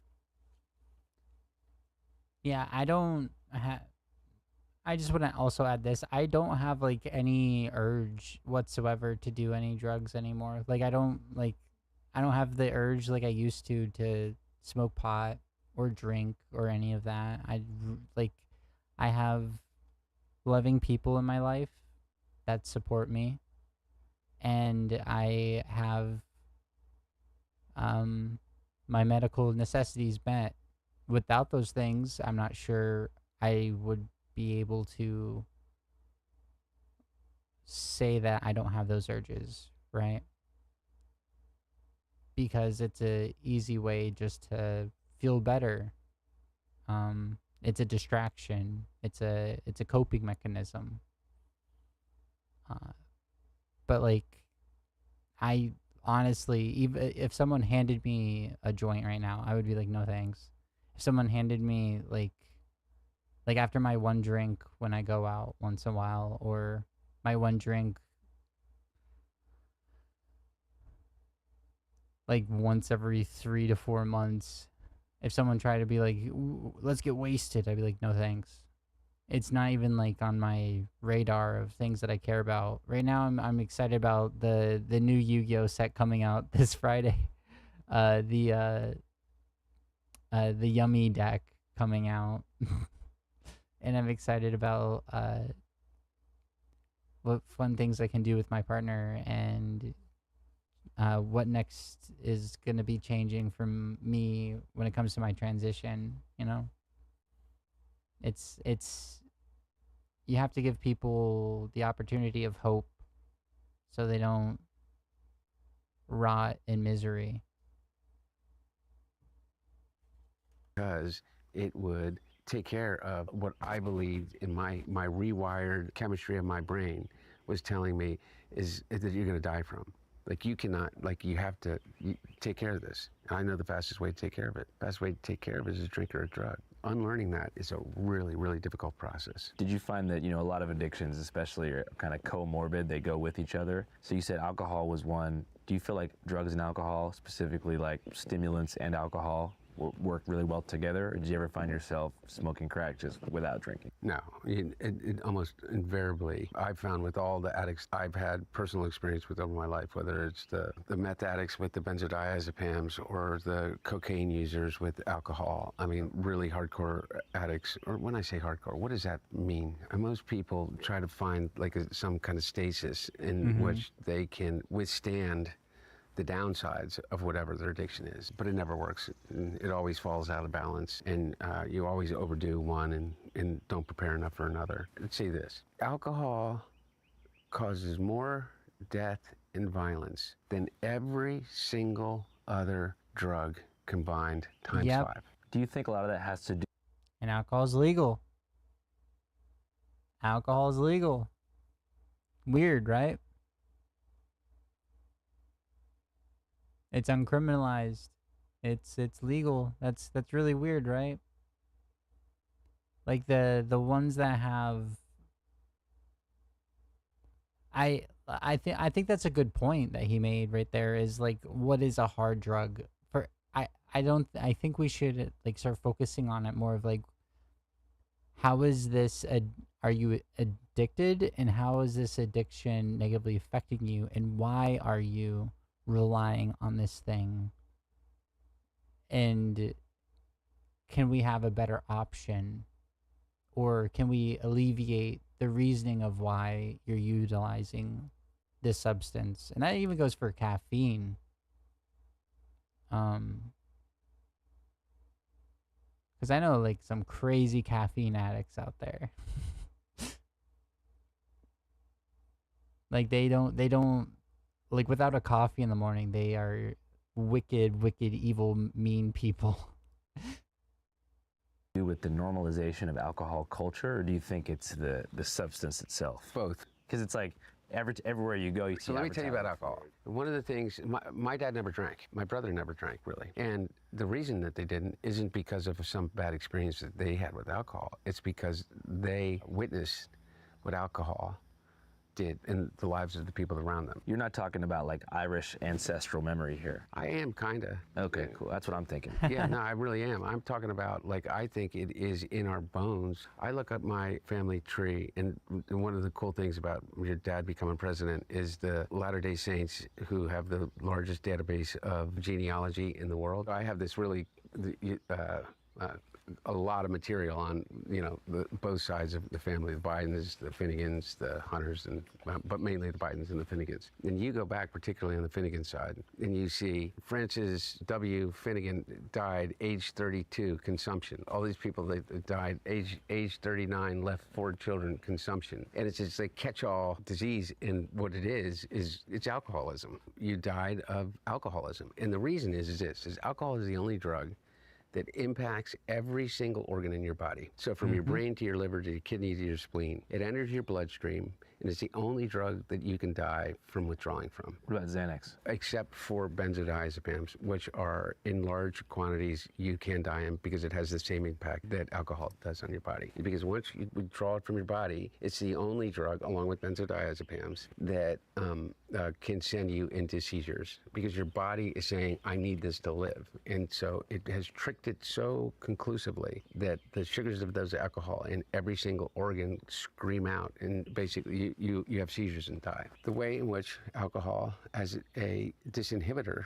works, causes people to do some of the most ridiculous, fucked up things that you can possibly imagine. From what they do in terms of what they say, to the car that they get in and get behind a wheel, to the anger with which they respond. Most people with alcohol, it simply is an amplification of their worst qualities. And your worst quality, mine was never violence, and I'm not going to judge what my worst qualities were, but maybe there's delusions of grandeur. It was my worst things, but like that, it's a really, really toxic mix. For me, Yeah, I think the reason why alcohol, even whenever I was like abusing drugs, alcohol was never like the big problem, and I pretty much refrained from it as much as I possibly could, except for like in social situations. I think the reason why alcohol was such a no to me is because I was raised by an alcoholic. There was most days I heard the crack of a Bud Light before I heard, I'm home, how was your day? And yeah, Bud Light, oh my goodness, piss water, bread water. But yeah, growing up with an alcoholic, like having your father figure look at you like with some blank ass eyes because they're wasted and like soulless almost on a daily basis really impacts the psyche. And it's like, I did not want to be that. I did not want to be that whatsoever, So I think that's the reason why alcohol was never like a big issue in my life. And still isn't, and never will be. Even though like I was raised by an alcoholic, there's alcoholics in my family. I never had like that, like, I wish I could get drunk right now. I want to get wasted right now mentality. It was more like everyone else is doing it, so I'm gonna do it to have a fun time with everyone else, And now I don't hang out with people like that anymore, and it's so much better. If you're an addict, the best first step to do is stop associating with the people that enable it, or draw if you can't, because it's like extremely whoop, didn't mean to do that. If it's like a loved one, make it clear that you have this line, and they should not cross the line. And if they can't even respect you not crossing that line, they're not worth being in your life anymore. They don't respect you enough to like they they don't respect your consent or your wishes enough to not cross that line, they're not worth the time of day. Yeah. I think it's good that like I think it's good that Channel 5 like he's more having a conversation and talk like it se- it seems like it seems like he's allowing Hunter to get comfortable and allow Hunter to explain his situation and his life and where he is before I hope he gets into harder questions. Yeah, it looks like it, like laptop story, staying sober through the scandal. Yeah, it seems like crime bill and drug. Yeah, it seems like he is allowing Hunter to get comfortable and able to express his position and his side of the story before we're going to get into like the hard hitting questions. And I think that's a good idea. If you if you just immediately was like hard hitting question, hard hitting question, hard hitting question, the person is more likely to close up. But doing this is very much like a cop tactic where like, oh, it's good cop. So like, oh, I'm on your side. I just want to hear your story. Yeah, yeah. Oh, okay, yeah. Multiple like an hour in. Yeah, an hour in. Here's a hard hitting question, you know. The very good tactic to get Hunter to actually open up and be honest and be more willing to share information. Impressive nostalgia. Yeah. You know what I mean? I'll like hijack the touch tunes and play some song that makes me think of a different time. Yeah. I'll start getting really sad and talking about how I missed 2008. So your kind of most prolific bender was during the Trump era, between 2016 and 2020, which I think is important to clarify. It is not when your father was in the White House. Exactly. 100% not. There's this conflation that people have. I mean, you know, I think they're opening up an investigation to cocaine that was found in a cubby outside the West Wing of the White House. I think it was Don Jr. Yeah. Oh, you're talking about old White House. Yeah, when my dad was there. Oh, so they just got to blame you automatically. Yeah, I mean, they're literally going to do an FBI, another congressional investigation, because they've convinced themselves that it had to be me, that there was a little tiny.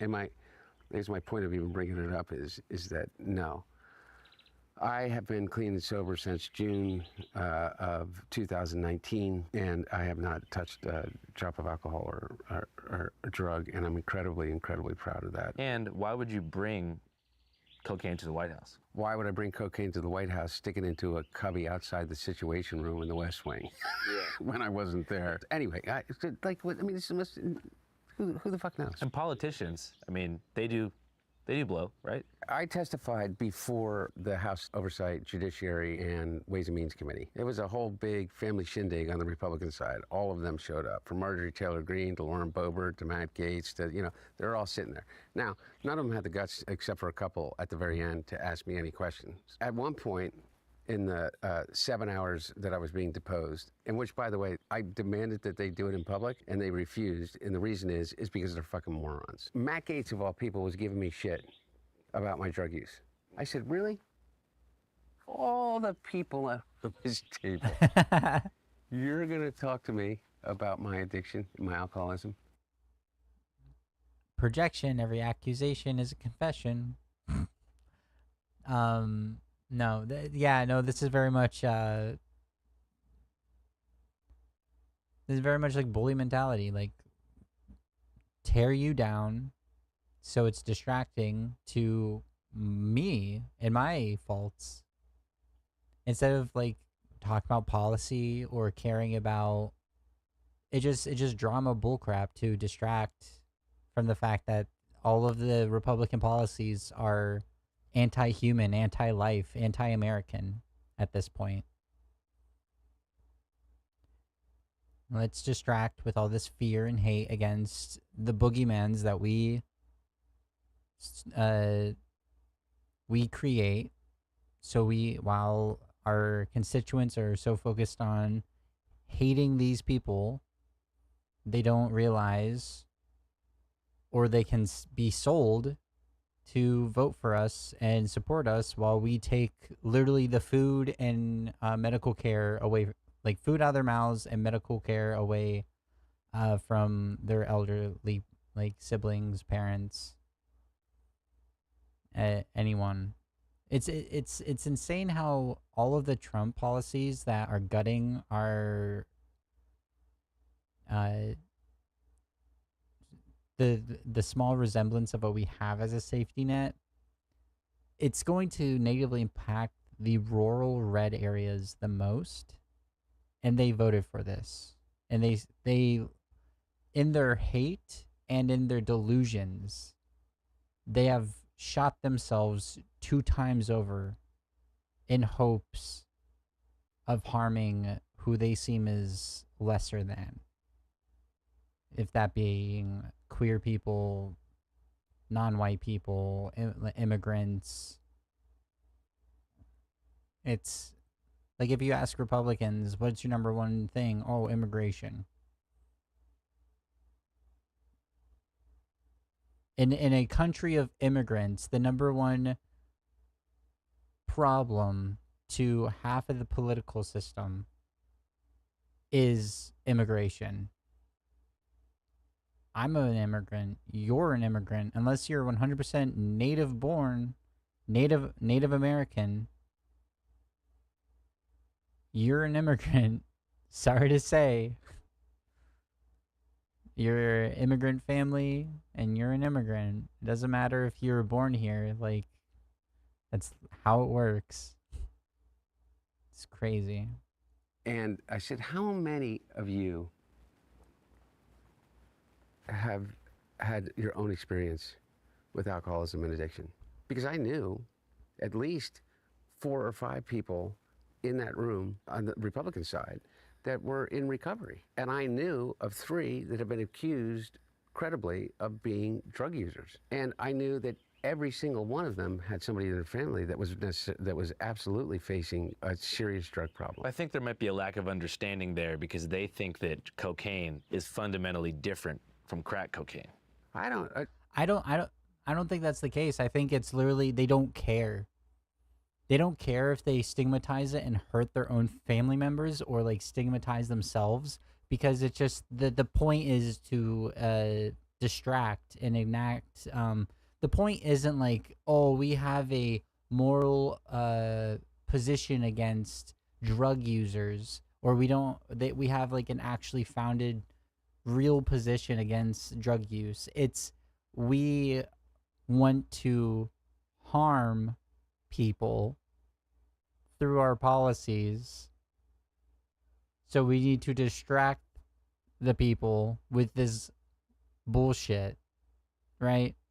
That's where it comes down from. And just being cruel to the target, being hateful, being cruel, and whoever gets hurt in the crossfires, fuck them. As long as they gain more power and can enact more cruelty. I really, like, even if they aren't registering, if they're so, like, disconnected from, like, unself-aware, at the end of the day, it's all about, what's the term that I'm thinking of? It's all about, like,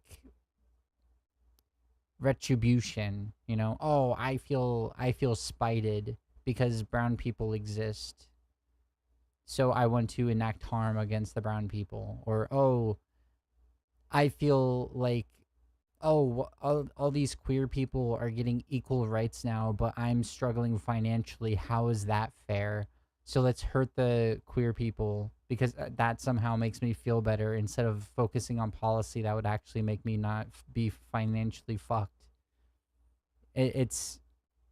I don't think it matters. They don't care about being hypocrites. They don't care.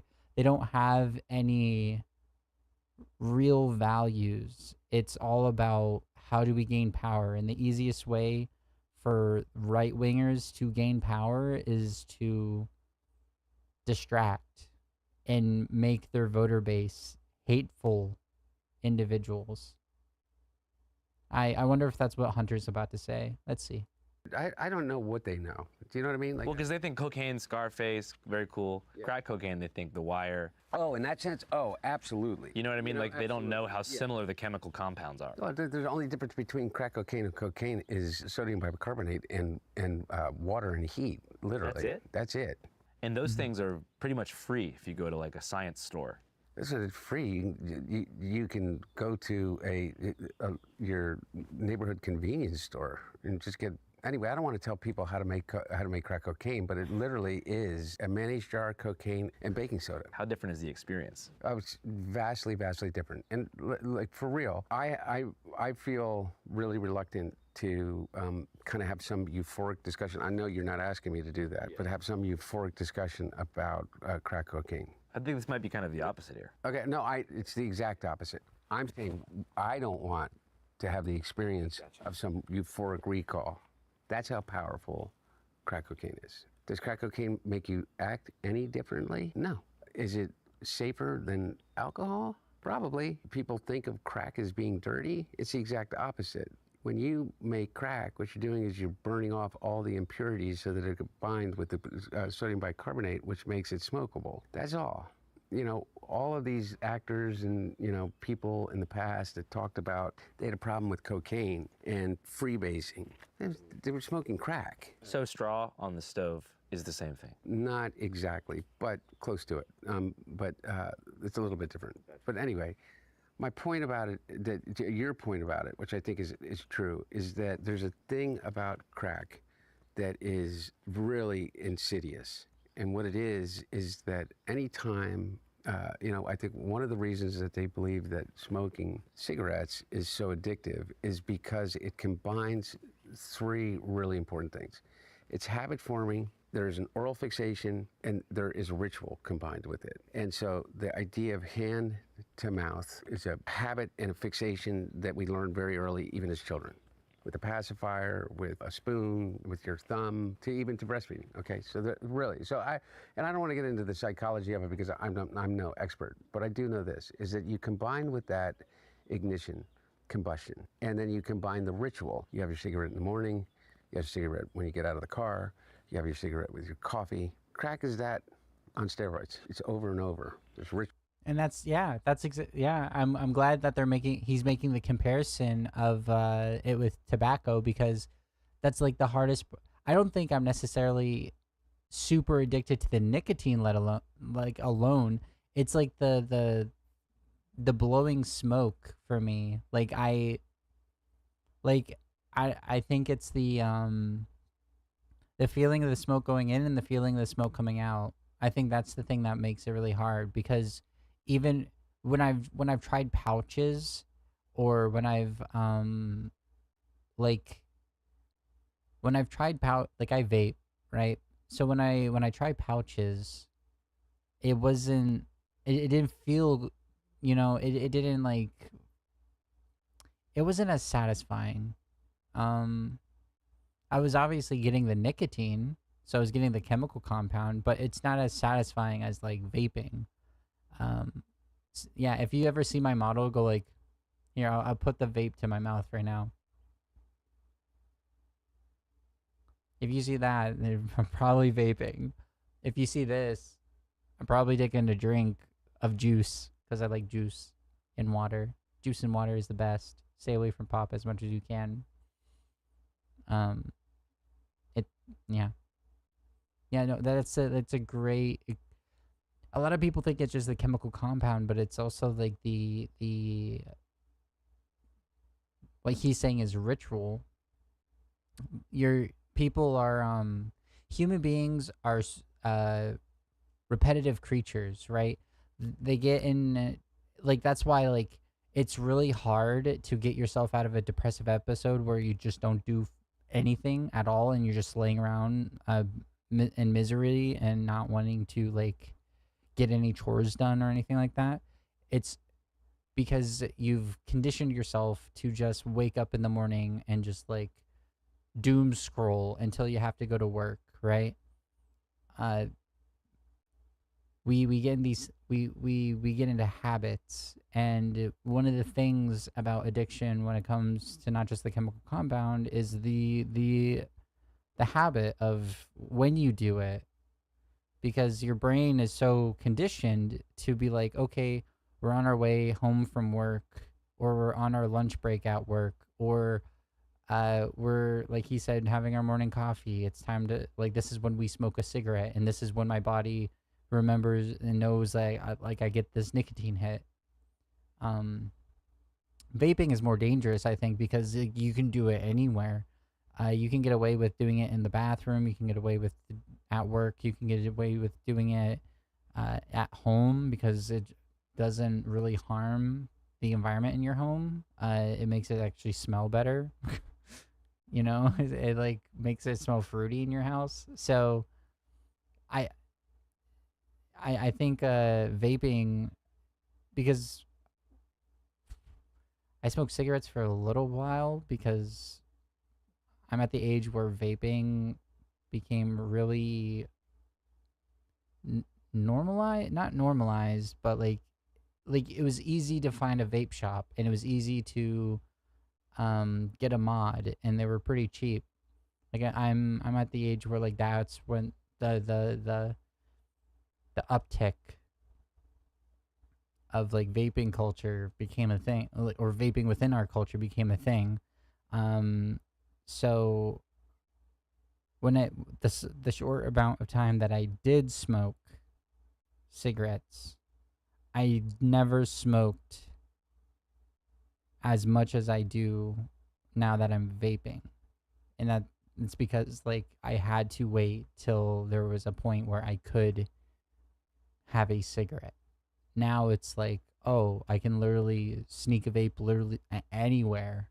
As soon as I have that urge, I can just boom, take a puff, bam, there we go.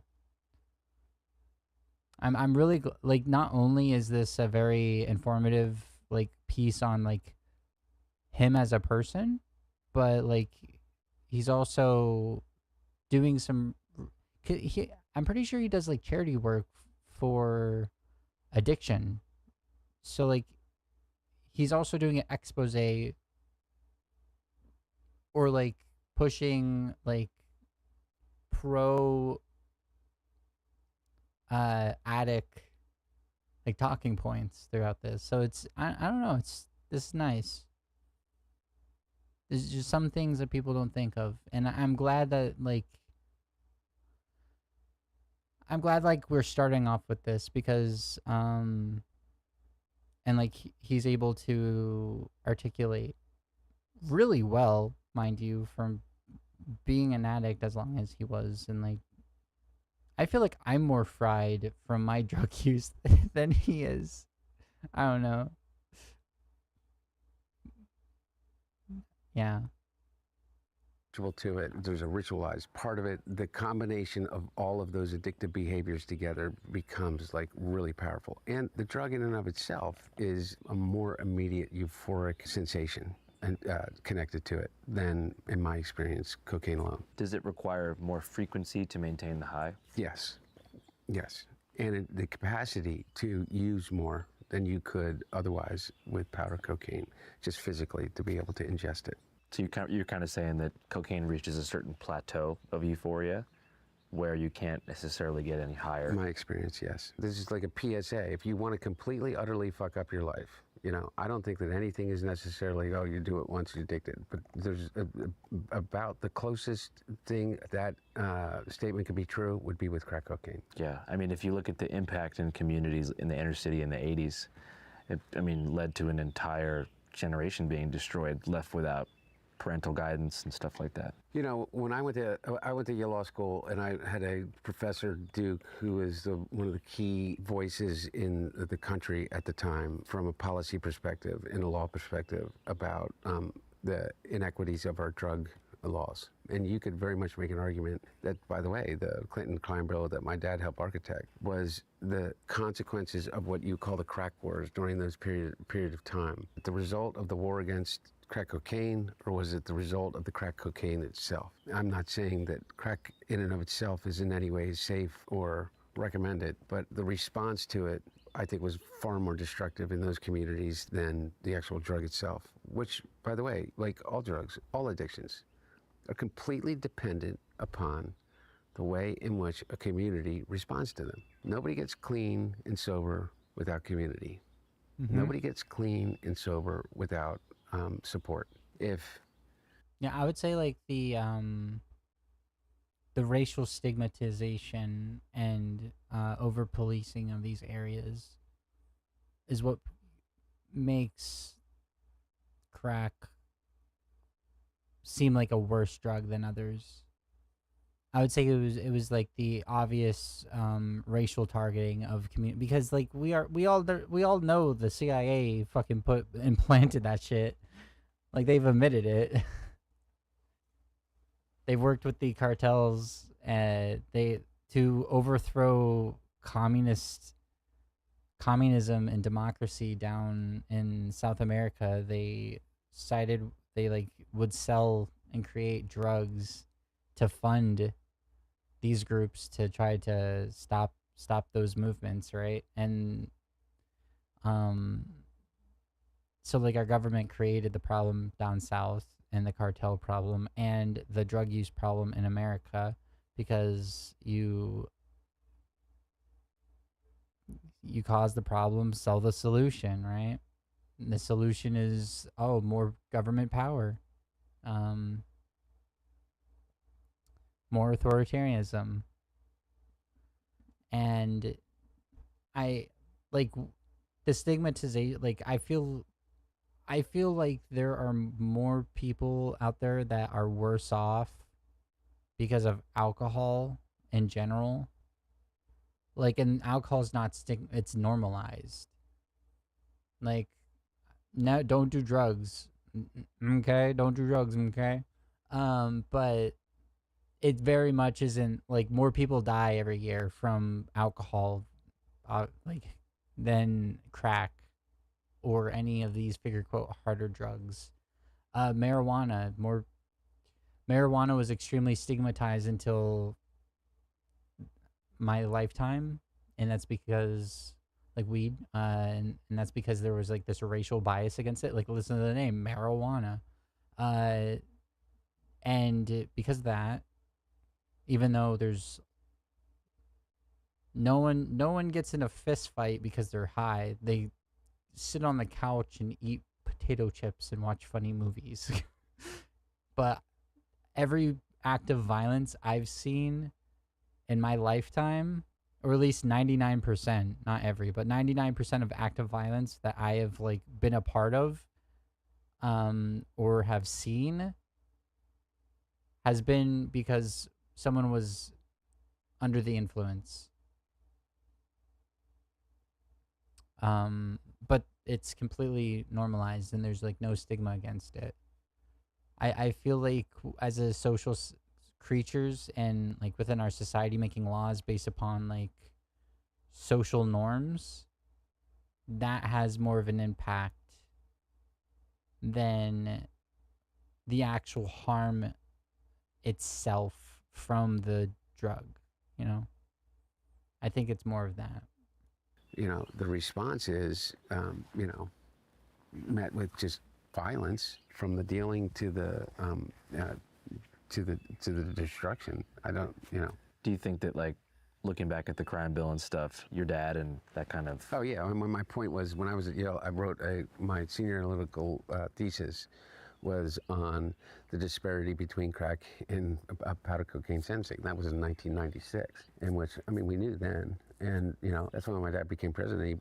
He did away with all of that. And I think that Obama did part of it, and he eradicated it all. And then he pardoned almost everybody at the very end of his administration that had been swept up and were still in prison as it related to those disparities in federal sentencing. Obviously, he has no control of the state. But hundreds of people were commuted sentences and were pardoned. And you feel like your paper at Yale kind of helped implant that idea in his mind and help forward that cause? No, I don't think he remembers my paper at Yale more than anybody remembers my paper at Yale. I think I'm the only one who remembers my paper at Yale.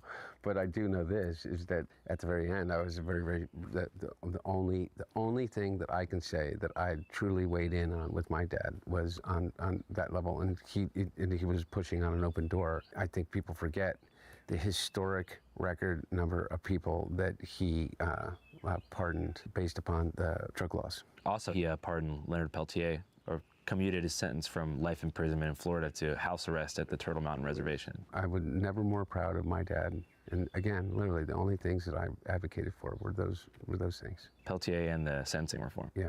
Yeah, we just did a report up in North Dakota about his homecoming event, and it was definitely interesting. I didn't think it would happen. Hey guys, here's a quick preview of our upcoming episode that's being referenced called Leonard Peltier Comes Home. Today is a victorious day as a relative. No, I just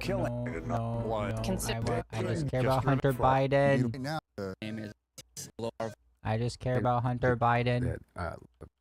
You have to fund were very threatening. It said that there would be huge consequences within that community of the former and current FBI agents who still firmly believe that Leonard Peltier was responsible for the death of that agent. Anyway, so I knew an inordinate amount about the case and had studied the case. I was in a course of a guy named Stephen Bright, who ran the Southern Center for Human Rights, not the Southern Poverty Law Center. Two different organizations, same purpose, but the Southern Center for Human Rights, which mainly dealt with representing people on death row. One of the cases that we touched on, because I don't think Leonard was ever...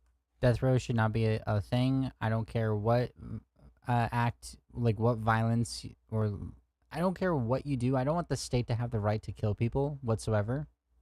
I don't want the state to have any right to be able to kill any citizen or non-citizen at all. Unless it's obviously like in war time. We should not have the death penalty. I'd rather the person rot in a cell if they were a violent, evil, horrible criminal. Like if they did like actual crimes. But what happens with the death penalty is racial discrimination within our court system makes it so non-white people get the death penalty more. And a lot of times we find out later on, after they're already dead, that they are innocent. Yeah. So, yeah, I don't want... We can release someone that has a life sentence. You can't revive someone that you've killed. And I don't want the state to be able to say, oh, you committed this evil felony and you've now gotten the death sentence. Like, this is like, to me, this is like a slippery slope to like allowing the state to just like kill its citizens based upon non-loyalty, you know? If you normalize within a society in a country, like, oh, it's okay for us to kill criminals, then the state could abuse that. And I don't like that.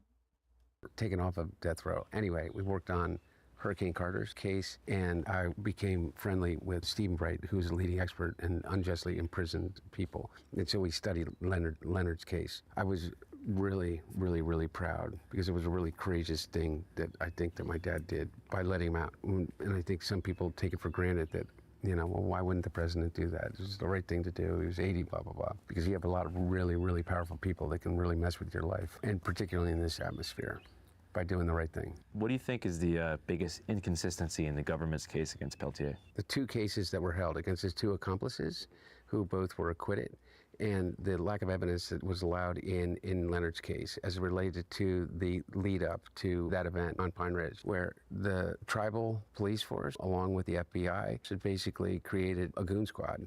And over 60 individuals had been tribal members and living on the reservation had, I think it was over 60, had been murdered by this like goon squad, had been taken out. Or was it 60 or 16? I can't remember the exact numbers. But they were on a mission basically backed by the FBI. And the judge never allowed all of that information, which they had got, into the case when Leonard was tried. and I can't remember all the other inconsistencies, but one of the things that also is that the woman that they said was Leonard's girlfriend, when they were able to extradite him from Canada to the United States, they used her testimony to justify the extradition from Canada. Once they got him back, she completely recanted and said that she was basically threatened by the FBI to say that she was Leonard Peltier's girlfriend and that she witnessed the whole thing. You see, this is why the death penalty shouldn't be a thing, because the government can do stuff like this to just target whoever they want. I don't like that. No, bad. And in fact, they hardly even knew each other. She had lived on the reservation but didn't have any relationship to Leonard. But there's a whole bunch of other inconsistencies. On a deeper level, what do you think it was about Leonard that scared the federal government in such capacity? You know, that's a good question. If you believed Leonard, then you had to understand the rest of the story of what the federal government was doing, which was they were systematically murdering members of an organization that were setting out to highlight the injustice that was occurring on reservations across the country. I think that we are in such a ahistorical, is that even the term? Wow, kind of sounds like the Black Panther situation.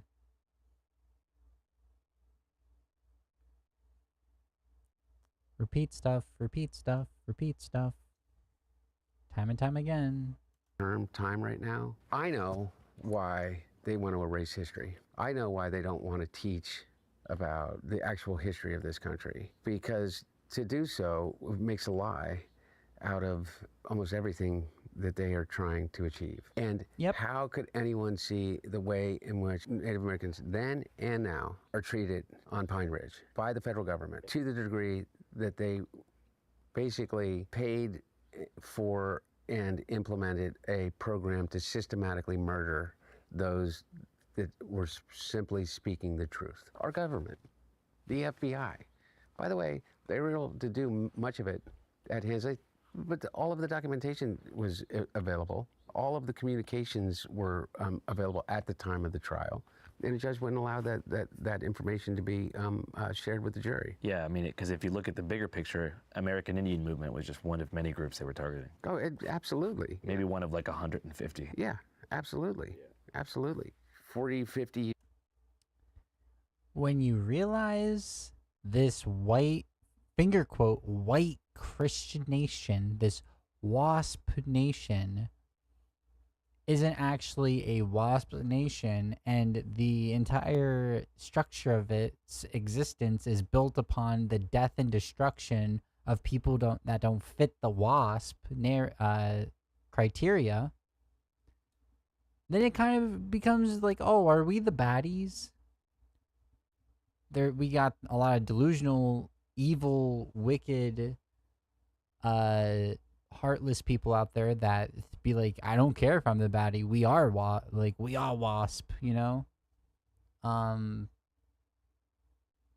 Those people you can't fix, but what you can do is educate the generations in the future and the young people now on those things, so they're less likely to fall into the belief system, because they understand, wait, this whole we are a white Christian nation isn't true, because the founding fathers said we shouldn't be a theocracy. The founding fathers most of them were not even Christian. They believed in a God, but not the Christian God. We literally fought to free ourselves from a theocracy. Every movement within Americans' history that is the most bloodthirsty, violent, vitriolic movement within our country has always been in the name of Christianity and white people. Wow, maybe this whole white supremacy and this whole Christianity country, the country's a Christian white country, this whole thing is not that good. Maybe not. You know, it's just propaganda. They want to, in the Republicans' terminology, they want to groom our young to be Hitler. They want to groom them. Years later, what has it been? How long was it, Leonard, in 48? Something like 50. Yeah, almost exactly 50 years, I think, right? 75? Why do we still hold on to that? Because it still makes a lie. I don't believe in conspiracy theories in the sense of I don't believe that the government has the capacity to carry out a conspiracy. You know, a secret plan. It's all in the open, man. There's no conspiracy behind what ICE agents are doing in the streets of Los Angeles, you know, right now. Or, by the way, in the streets of Detroit or Chicago or Philadelphia or Tampa or whatever the hell they are, is that they're openly terrorizing people for the purpose of scaring the shit out of them. You know, people look at this moment in time and they get this impression. I used to think it was hyperbole. I'm not so sure now. And the comparisons to 1930s and 1939 and 1932 and Kristallnacht and this is the time and are we before this, are we after this? And you know, I look at what we're going through right now as more associated with a moment in our own history, which was Reconstruction. You're talking about, for reference, after the Civil War. Yes, from 1865 to 1877. What people don't understand about Reconstruction is that we just fought the Civil War. All of the freedoms which the Constitution guaranteed was guaranteed for black citizens that had just been released from slavery. And people think there was this great migration, it all fell apart. The black population, because of the weight of slavery or whatever other excuse you want to make, kind of fell into this communities of poverty and disenfranchisement and blah, blah, blah, blah, blah. Total bullshit. Between 1865 and 1877, the South Carolina state legislature was a majority black. I was going to say the state senate that was, I think at the time, based in Charleston was almost all black. Yeah. And then the KKK happened. All black. And on top of that, because, by the way, it's a vast majority African-American state after the Civil War in South Carolina. You know, and by the way, which was where the first slaves were delivered in the 1600s, right there in Charleston. And so what happened after the Civil War? This amazing thing, this amazing renaissance. These people that jumped in, that had been in slavery for over 200 years. These communities are thriving. And then you have in, what was it, Colfax, Louisiana. Is that where the first Klan started? Yep. Not where the first Klan started, but the first major lynching occurred in the sense of this, is that you had in Colfax, Louisiana, you had black lawmakers that had gone in to secure the vote in this little town in the courthouse. And white supremacists surrounded the courthouse and they rolled up a cannon and they said, we're going to kill all of you unless you come out and give up this effort to, you know, and they're all wearing masks. Part of them were the local law enforcement. And so the black leadership comes out and they murder them all. And then they go on a rampage and they kill 105 African Americans in Colfax, a little town in Louisiana. What happens? Nothing. So. Yep. This is why the whole myth of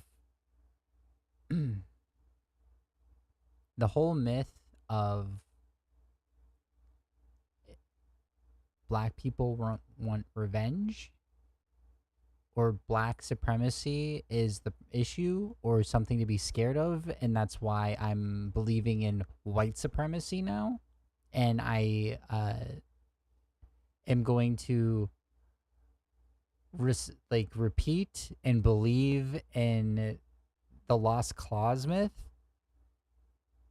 Even if you in your heart of hearts believe you are not a white supremacist, if you unironically believe in like the lost cause myth, you are embodying and living in a position that only helps white supremacy. If you look at the Southern flag and you're like, it's about heritage, not hate, you are in defense of the most vitriolic, disgusting individuals in our society. And you can make whatever excuse you want in your head. You can make whatever, you can say whatever thought-ending cliche you want to believe. You can repeat every lost cause myth. But when time and time again, in every white supremacist rally, that flag is being flown, even in the 50s, that flag was being flown for white supremacist marches. before that, even when in the 1950s, all of these statues were, most of the statues of the Southern soldiers were put into place in response to anti-segregation laws. It was all to enact fear into the black community. So you defending these things puts you on the side of the white supremacist.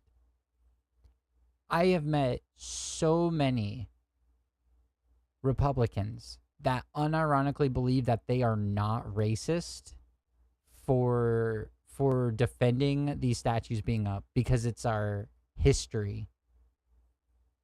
And like you push them on it and they actually just do believe that. They don't understand how these statues were put up, when these statues were put up, for what reasons these statues were put up. Ignorance is the most dangerous thing for a civil society because ignorance can lead us to holding positions that we are unaware of that are bigoted and hateful.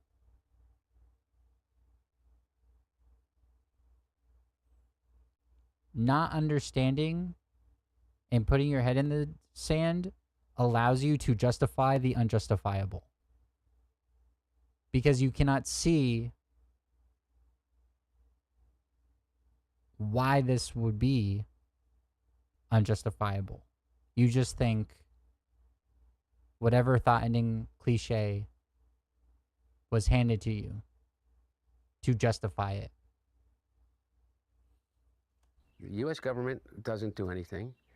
The Union troops throughout the South won't take any action. Local law enforcement in the state does not prosecute any of the people. And then the federal government does prosecute a number of the people, but the Jim Crow Supreme Court overturns their convictions. So nothing gets done. So what ends up happening? That happens all across the South, all across the country, is this campaign of violence, a campaign of intimidation. And by the way, remember, how many states at that time? 16 states, 18 states at the Not time? too many. You had This is why whenever people are like, oh, you need to pull yourself up by your bootstraps, the black community chose to be in this situation.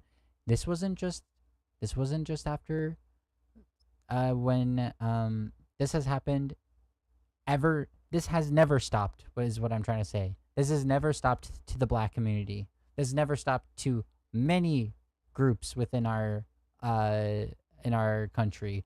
Native Americans, the black community, queer people, just because they are starting to get rights or equality doesn't mean all of the historical prejudice and violence and harm enacted to that community instantly disappears.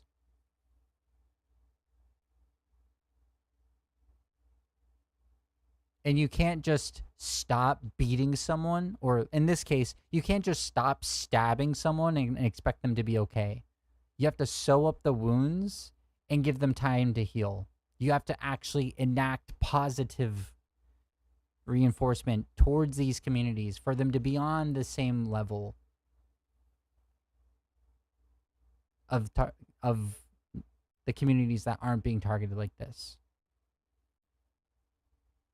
And it's so sad and it's so pathetic that so many, like, there's people in our country that sees equality as oppression because they are no longer above. They're no longer seen as superior. They have this mentality of like my superiority being revoked by letting these people being treated the same as me is oppression to me. That's such like pussy shit. And there's like, this is a mainstream core belief or argument toward like in conservative circles.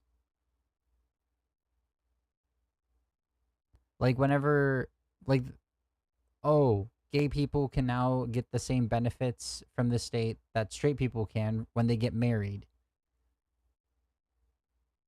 How does that hurt straight people at all? Other people's rights, other people having rights doesn't take rights away from you. Unless those rights are the rights that Christians want to have, which is oppressing and targeting people based upon immutable characteristics of gender, sex, sexual orientation, in some cases, race.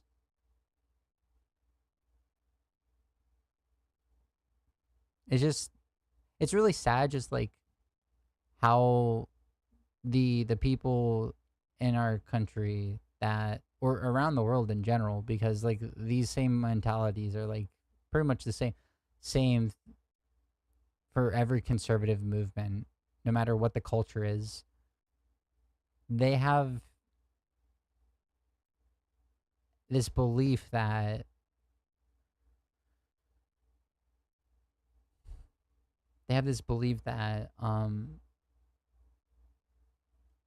them not having the right to oppress others is oppression of them. You forcing me to treat people with dignity even though they are gay and that goes against my religion is actually oppression to me. That's just like pathetic. Pathetic. 14 members of Congress. Also, a big reason we're in this situation right now is because of what he's explaining right now. The fact that a Reconstruction wasn't ended with like all of the fucking traitors being lynched themselves to put down a message of like, you are literally traitors of the state. You tried to overthrow America. You tried to destroy America and create a new country. You are a traitor, death, or imprisonment for life. This is the consequences, because those people were able to push propaganda. Those people were able to get back in office. Those people were allowed to enact laws. And we need the same kind of situation where once all this shit blows through, once the Trump administration or MAGA in general is squashed, they need to be treated as the traitors that they are. There needs to be arrests. There needs to be consequences. There is no way to measure the systemic violence and psychological harm that this administration has done to almost literally everyone in the country, everyone outside of the country. Because even with its own constituents, they have fucked them royally. If that is for things like social benefits, medical care, rights, their mental state, there needs to be severe consequences for everyone involved, or this will never go away. They are willing to do it to us, and they have horrible intentions in mind. We should be willing to give what they are willing to give. If they want to do that, then we should do it. Because we don't have these discriminatory, hateful, hierarchical, unjustifiable intentions.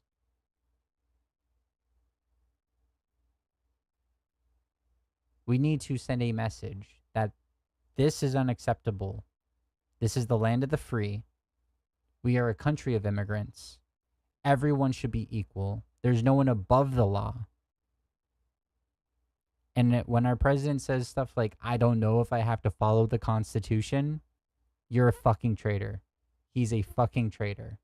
That were black. You had 2 United States senators that were black between 1865 and 1877. And then the door shuts because everybody gave in to the corruption of the Supreme Court, the corruption of the president, Johnson ripping the rug out from under the entirety of Lincoln's Reconstruction Plan, all achieved through violence, corruption, and making a complete and utter mockery of the Constitution. And there's also this perception, if you look at whenever segregation on public transport was codified with Plessy versus Ferguson, I think it was in 1902, there's this perception because of the voting records of that time that most people supported it. People don't understand, or some people do, but the Klan emerged as a voter intimidation force. It wasn't just simply terror for terror's sake, that was a part of it, but it was to specifically target black area polling stations, voting booths. It did. And by the way, also, I don't think there's much of a distinction between like what happened in Nazi Germany and what happened after Reconstruction, because that's where Hitler got his ideas from. Hitler looked at America and the white supremacy over here and was like, that's it. I'm going to redo that. They looked at what we did to the natives, put them in camps, systematically killing them off.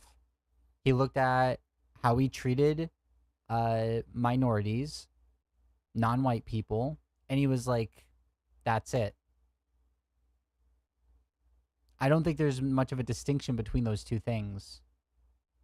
And that's exactly what they're doing right now. Whether it's voter suppression through violence and intimidation or disinformation, it's the same goddamn thing. It's whether it's an algorithm or whether it's a cross burning in your yard. That is what we have fought. We are caught in this loop. It's like the permanent Reconstruction loop. Okay, the permanent Jim Crow loop is that every single time that we get closer to that idea, that promise, that potential of a more perfect union, what ends up fucking happening is they come in and they shut the door down because there's this evil symbiosis between money and power. So what do? If I said to you, look, I'm going to tell you a story from the past. It's about a minority group of people that live in a country, it's constitutional democracy, that has had its problems in the past, but it's an economic powerhouse, and it is the center of learning, it's the center of culture, it has a deep and rich history. But there is a minority group that those in power that came into power through democratically elected means are going to target this minority group because they're stealing all the jobs. Today, our cities are flooded with illegal aliens.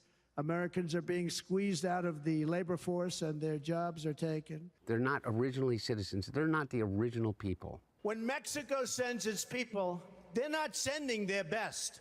They're not sending you. They're not sending you. On top of I wonder what he meant by that. This is time and time again the way that powerful people continue to stay in power. The powerful corrupt, make the proletariat fight amongst each other and hate each other, so we can't actually fucking unite and say, you know what, maybe people that have billions of dollars should be taxed more, and maybe our social services shouldn't be going towards billionaire bailouts and killing people overseas and military. Maybe you should actually go towards like decent things, like making sure basic necessities are met for every American citizen. Now that would be a fucking country to fight for. I would die for that country. There's no such thing as homelessness. There's no such thing as poverty. Everyone is seen equally. People can't like hoard wealth to the point where like they can buy elections like Elon Musk did.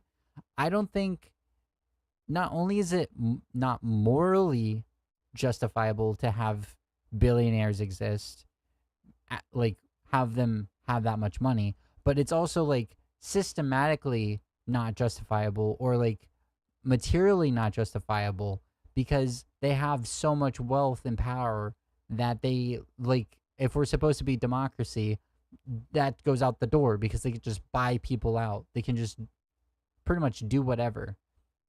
Like like Elon Musk, for example, is poisoning an entire fucking community to power Grok right now, a black community. Surprise there. And there's no repercussions. Our government knows it. He's breaking like 100 laws by doing it. No repercussions. They don't have to face consequences because they are all bought or they are part of them, the 1%. And it's a big club, but we're not in it. As a famous comedian once said, to have the most powerful, wealthy people in our country police one of their own would mean all of them, including the ones that are making the laws, need to be policed and face consequences. Which they won't do that. It's asking the police to police themselves. Oh, we did an investigation ourselves and we found that we were innocent. It's not going to happen until something big changes. And I think people are getting sick to the point where that big thing might change. You can only do so much to a populace before all of the options are gone except for violence, which I wish it wouldn't come to that. But it's kind of like you brought this upon yourself, kind of. You decided to hoard everything and be so violent and harmful to so many that there's no option left except for saying enough is enough.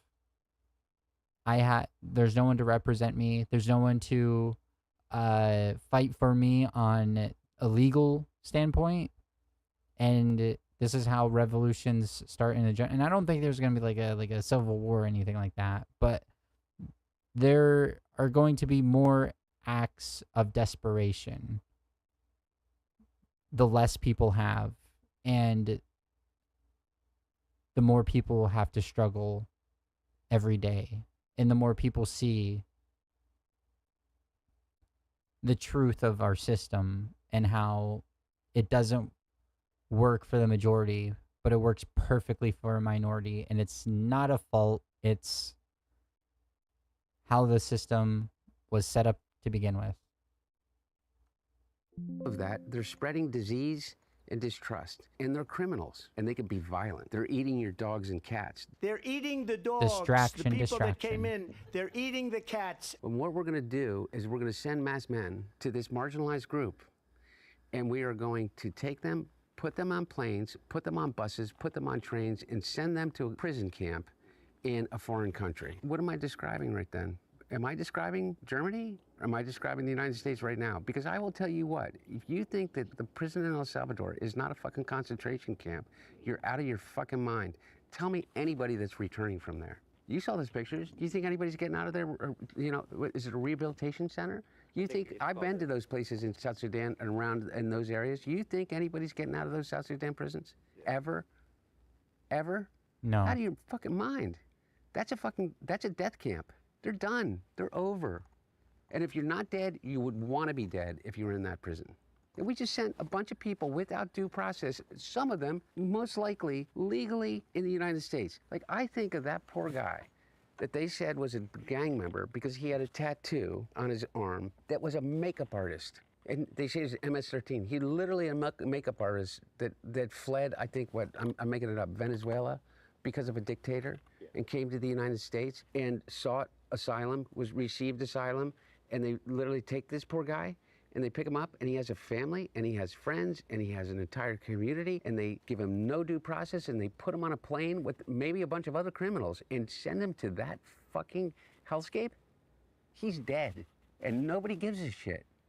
And I mean it. Like, we sit here and we talk about the one guy because there's a clear legal path to being able to get him back. What about all those other people? Am I not supposed to feel for someone? Am I going to be like all these Democrats say, you have to talk about and realize that people are really upset about illegal immigration?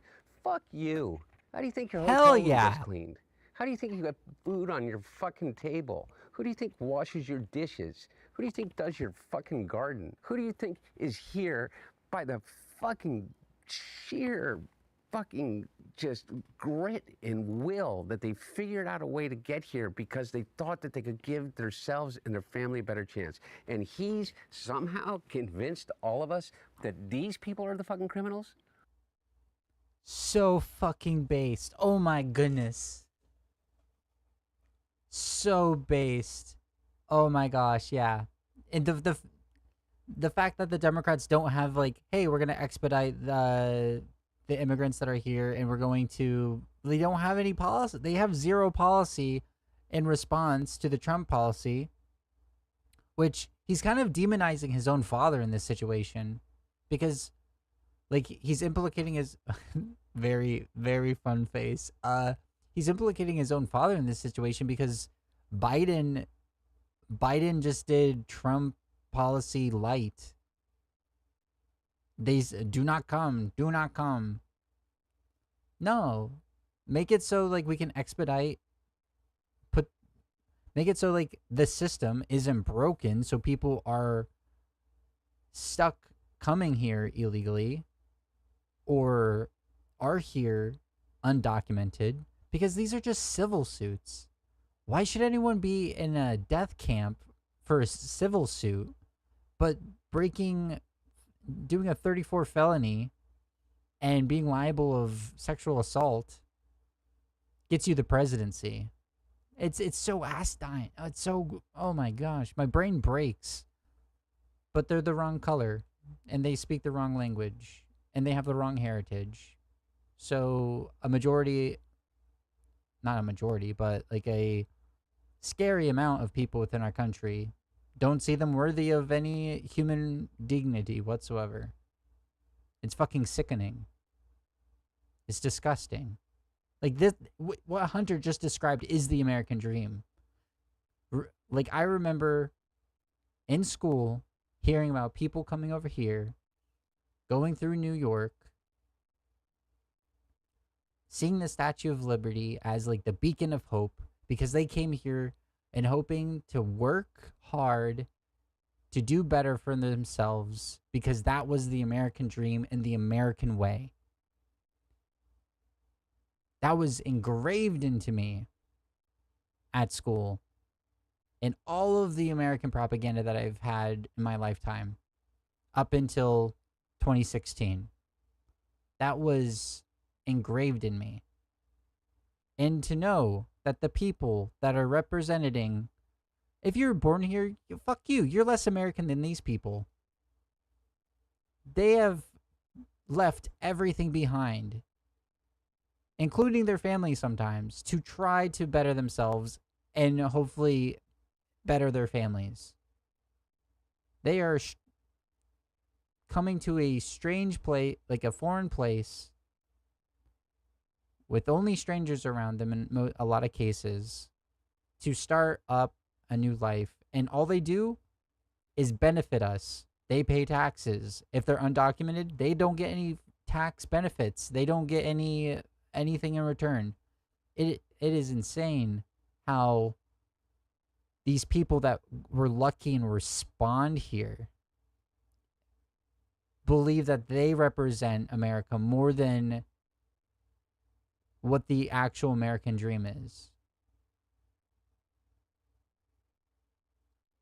Their family came here because of the American dream. The only reason that they were spawned here in the first place was because someone in their historical in their family line, maybe it was their parents, maybe it was their grandparents, maybe it was your great grandparents, came over here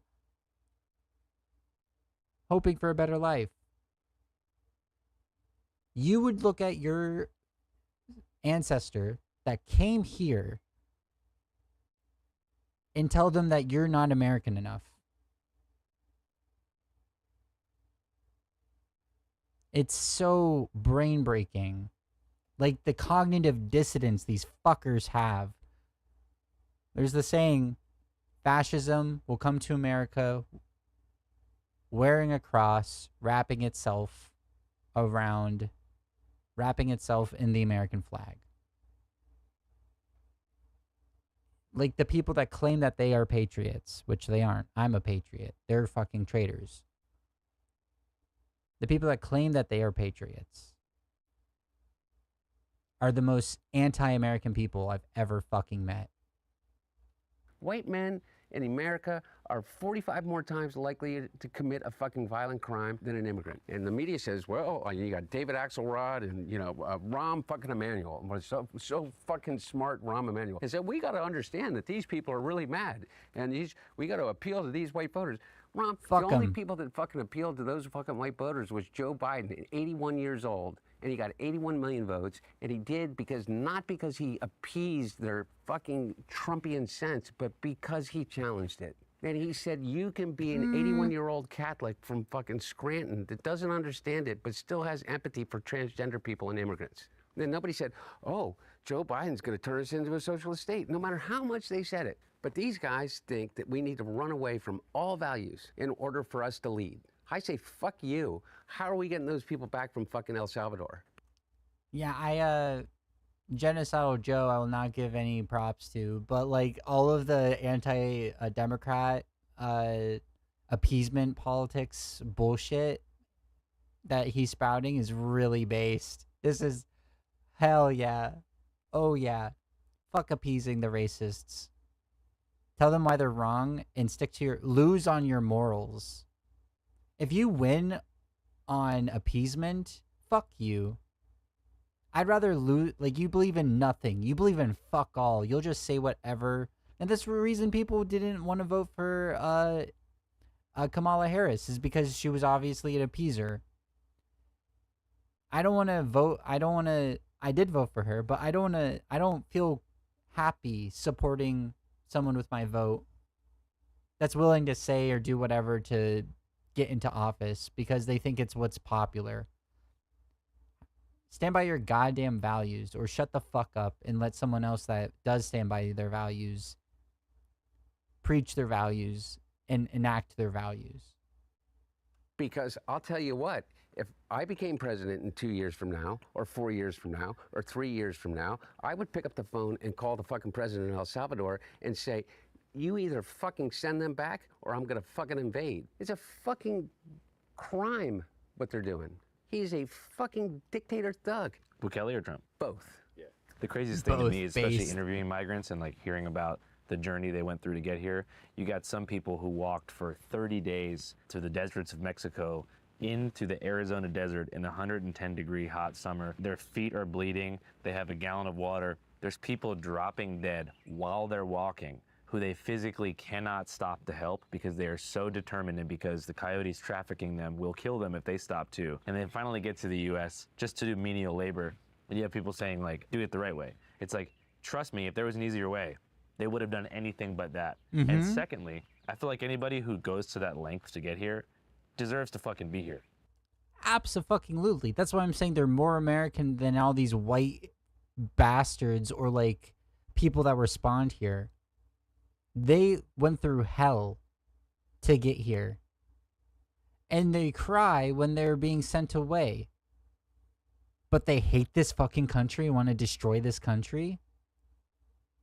It doesn't make any goddamn sense. They have done all they can to try to better their lives, and by doing so, they actually help us too. The problem, you just want them to be in slave labor and be paid pennies. No, pass laws that make it so they actually are citizens, so they're not in threat of deportation, so they can actually advocate for better wages, and pass laws that make it so they have to be paid a livable wage. That's how you fix it. Are you serious?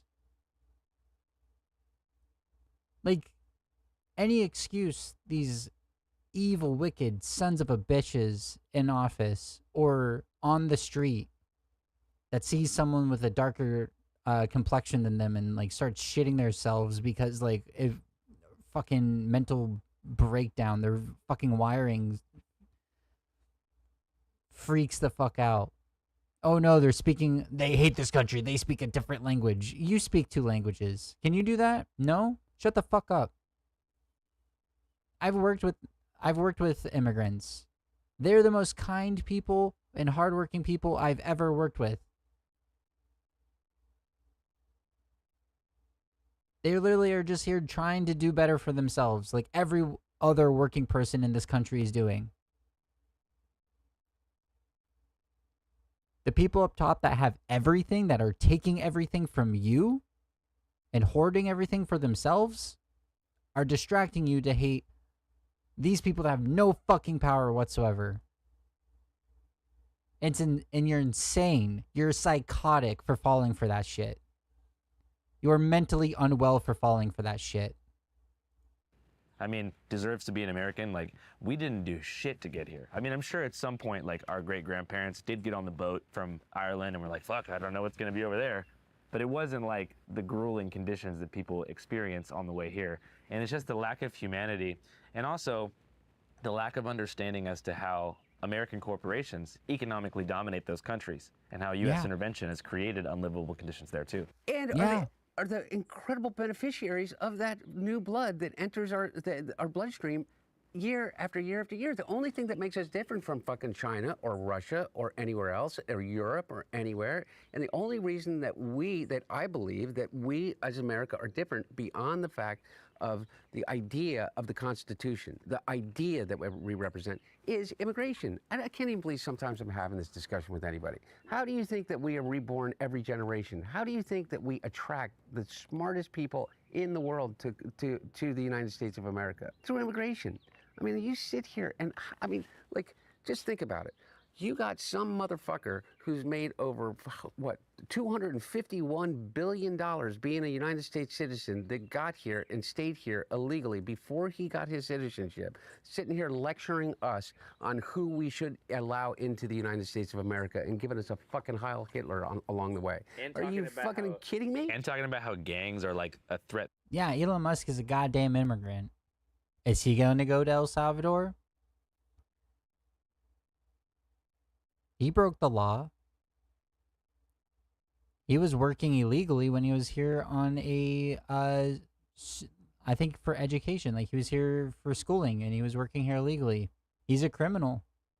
He's also a criminal for poisoning an entire neighborhood. For Grok's sake. He's a criminal and an immigrant. Is he gonna face it? That's going to come here from other places. I'm like, MS-13 started in a Koreatown in LA. Yeah. Not to mention, like, the U.S. prison system invented gangs. Yes. Like, we are basically like the creators of worldwide gang warfare. Like, the styles, basically everything about it.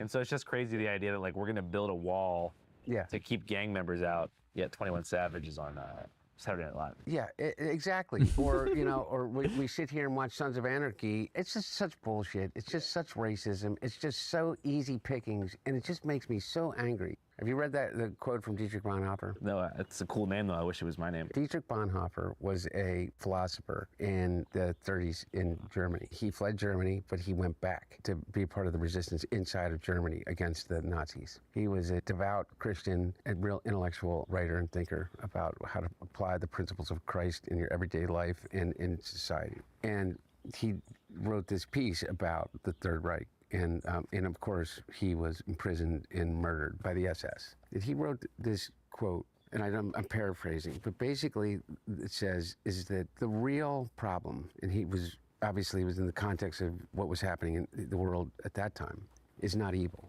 You know, it's kind of like, you know, Hannah Arendt's, you know, The Banality of Evil, you know what I mean, when she witnessed Eichmann trials and Eichmann himself. It's like, evil is boring. The real problem is stupidity, is ignorance. Because how do you defeat ignorance? You can point out to people that are willing to hear of the evil of someone. And I mean this sincerely. I don't know anyone personally that if you took Stephen Miller, isolated, and you played a clip of the things that he says. Every day we arrest another alien they let into this country who raped a child, who beat a woman. Quote, all the kinky-haired, swarthy-skinned, long-despised phantoms, all the teeming ants toiling for the white man's comfort. And his little physical demeanor.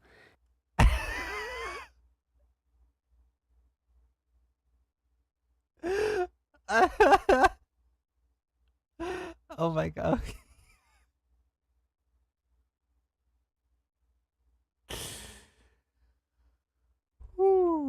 Okay.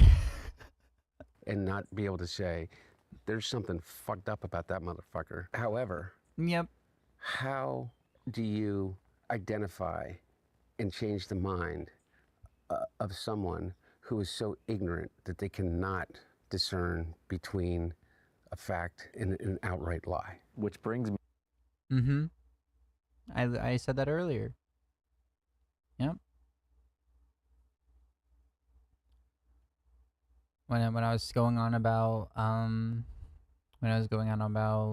how they want to groom people, groom the children to not understand our history. Yeah. It's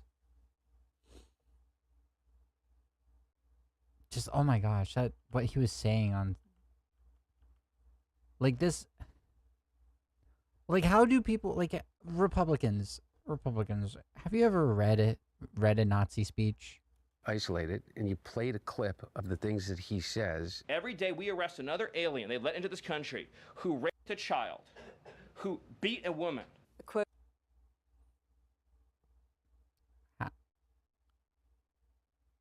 I didn't know aliens exist.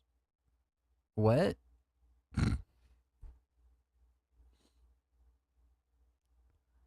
Yeah, this one makes a lot of sense. Like there's like videos of him in high school. Like he like admitted like in high school there was like people that spoke Spanish and it made him fucking angry.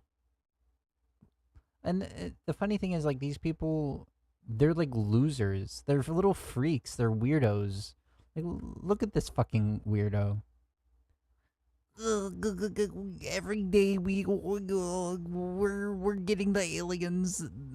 The intergalactic rapist ring will fall under the white power.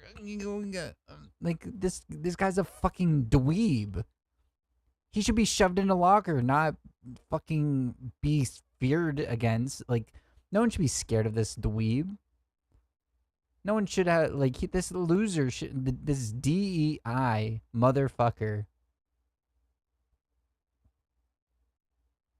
This goddamn dome head should not be like anywhere near this much power. He's a fucking idiot. And he was handed this power with no fucking credentials just because he's a part of the 2025 Project 2025 movement, you know? This fucking dweeb, dude.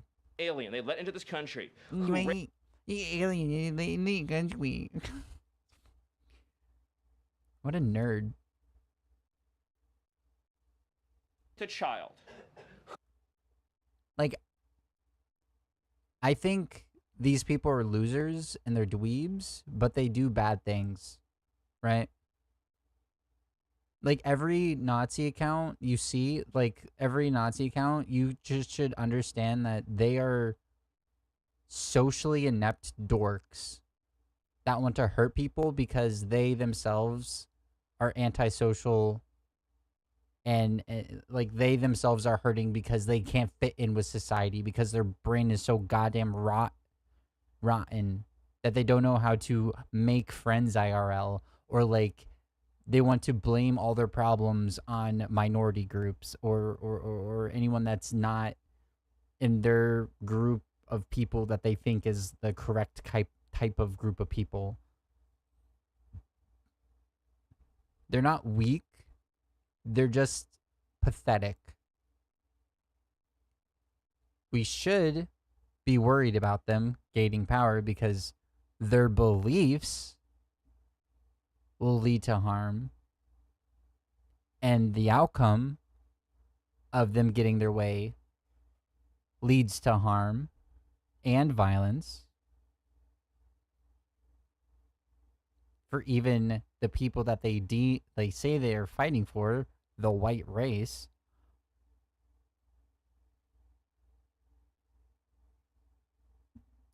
But at the end of the day, they're like this because they're social outcasts. It's like a snake eating its own tail.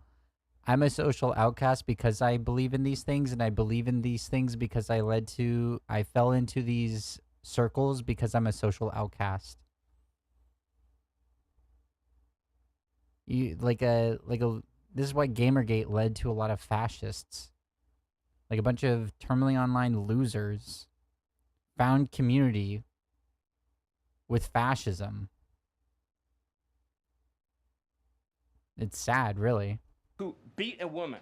Quote, all the kinky-haired, swarthy-skinned, long-despised phantoms, all the teeming ants toiling for the white man's comfort. And his little physical demeanor, and not be able to say, there's something fucked up about that motherfucker. However, how do you identify and change the mind of someone who is so ignorant that they cannot discern between a fact and an outright lie? Which brings me to the one conspiracy that I believe in. Why I believe in some, but really is that I've watched your shit. You believe more than one. That's true. But modern conspiracy theories and that lore that often convinces dumb people they're doing important research is the true conspiracy. Because freedom and understanding would be reading alternative histories, actually digesting information and processing the crazy things in the world. And also, like you said, coming to terms with the chaotic and unknown variables that lead to some of these situations. Wait, explain that to me again. What's the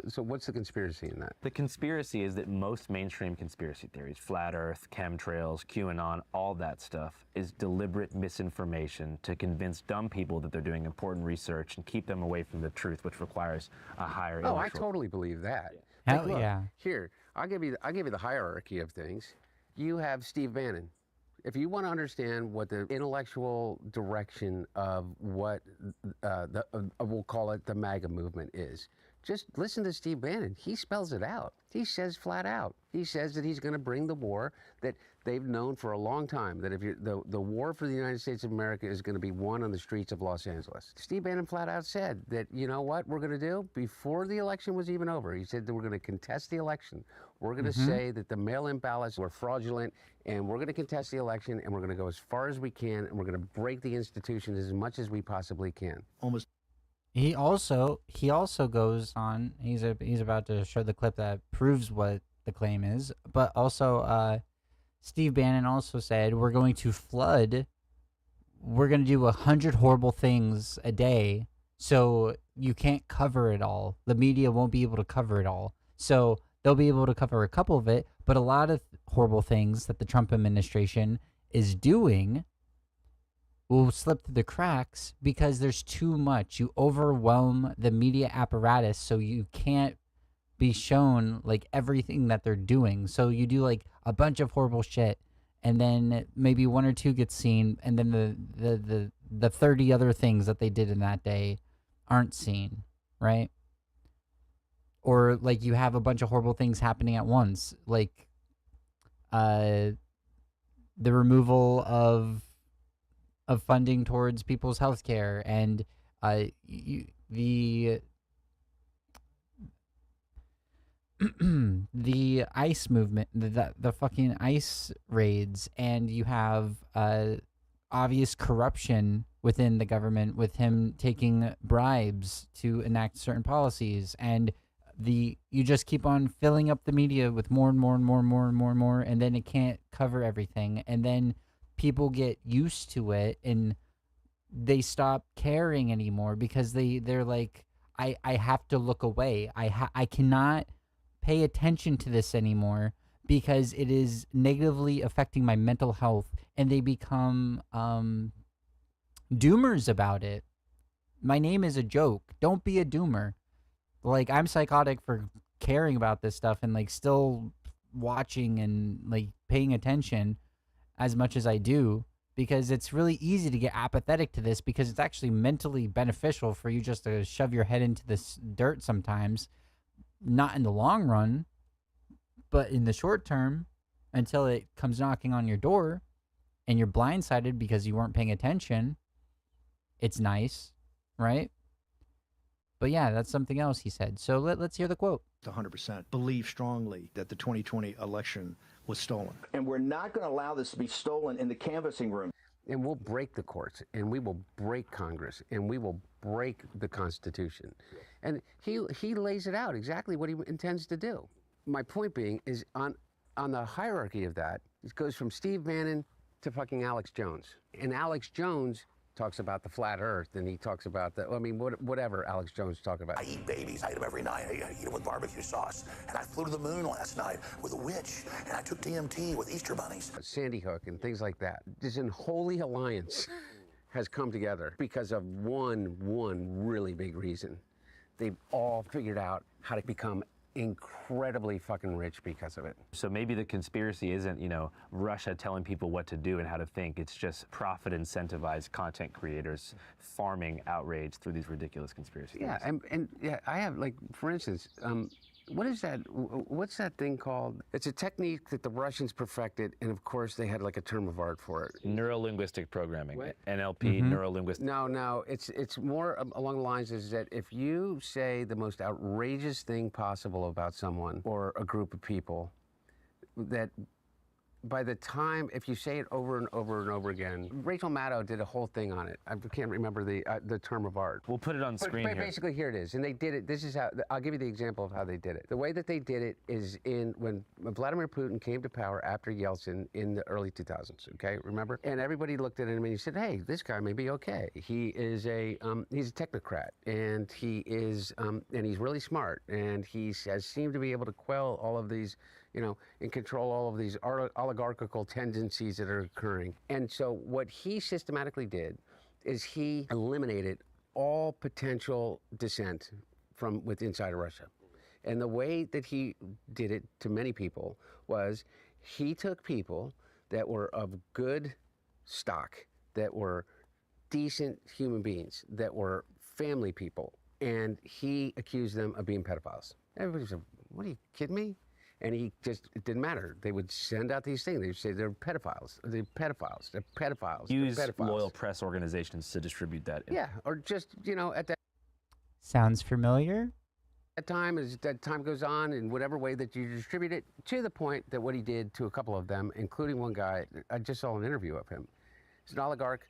He made it to London. They planted pictures on his laptop. London police raided him, and he spent 5 years defending himself. And I forget what it's called, but my point being is that I believe in those conspiracies. I believe that there is a real conspiracy in academia to not actually tell, the true history of the United States or of global history. Interesting thing about erasing history is it's only possible when you create a monolith out of the past, like capital P past. Like I always think about the way they do that. If you watch some of like the Charlie Kirk debates, he says, well, why should we talk about the past? I'm trying to move forward to the future. Don't be a victim. Don't feel bad about things that happened. And it's playing on like a trope in psychiatry that you should just move on, but they're using it to like cut the connective tissue between the present and the past. So they want you to believe that the past has no connection and nothing that was done by the ancestors or anybody else, or even the older people of today, has any coherent connection to modern times. And we need to be utopian and look forward, because looking back will only cause that trauma to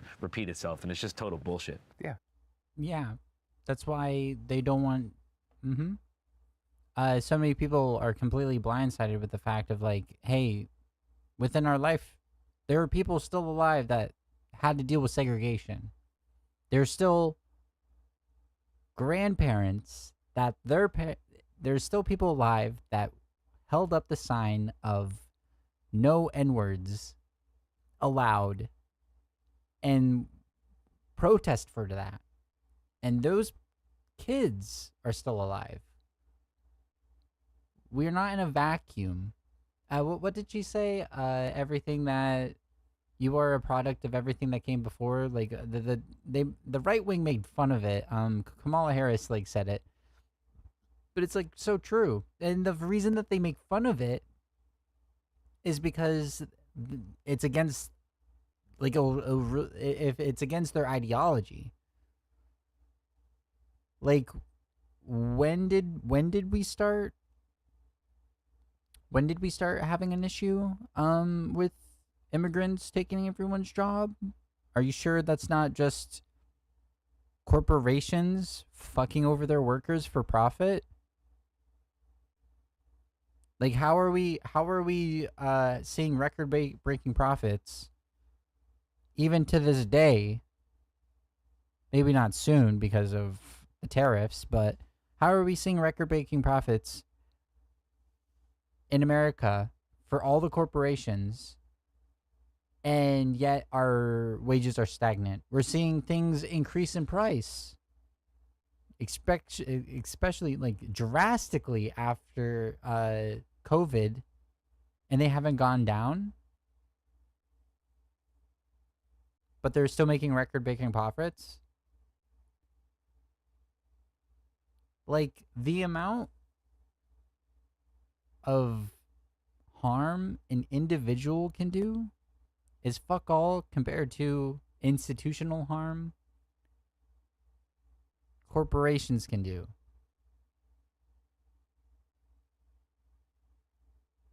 Or systemic harm corporations can do.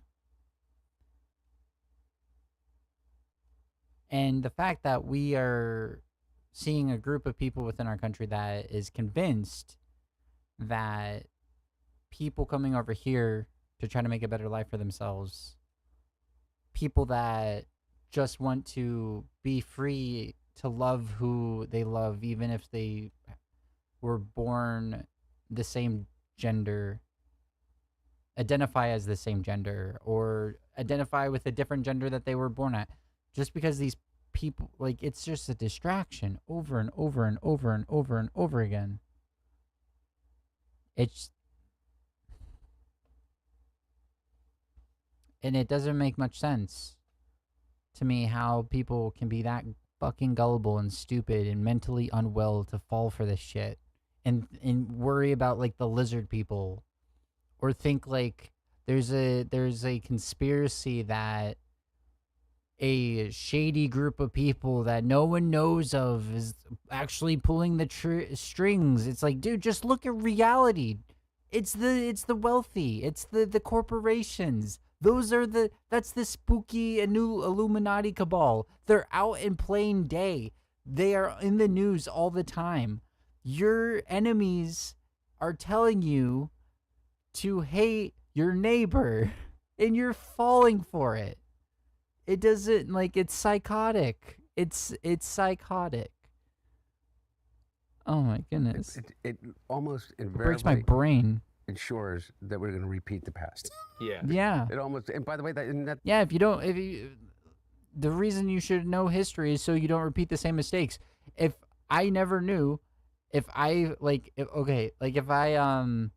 eat something and have an allergic reaction to it and almost die, but then tomorrow I completely forgot all about that, I have the opportunity now to accidentally eat the same thing and almost have an allergic reaction and die. You need to know the truth history. And the people that don't want you to know the truth history are the people trying to distract you with these fucking bullshit reasons to hate your neighbor.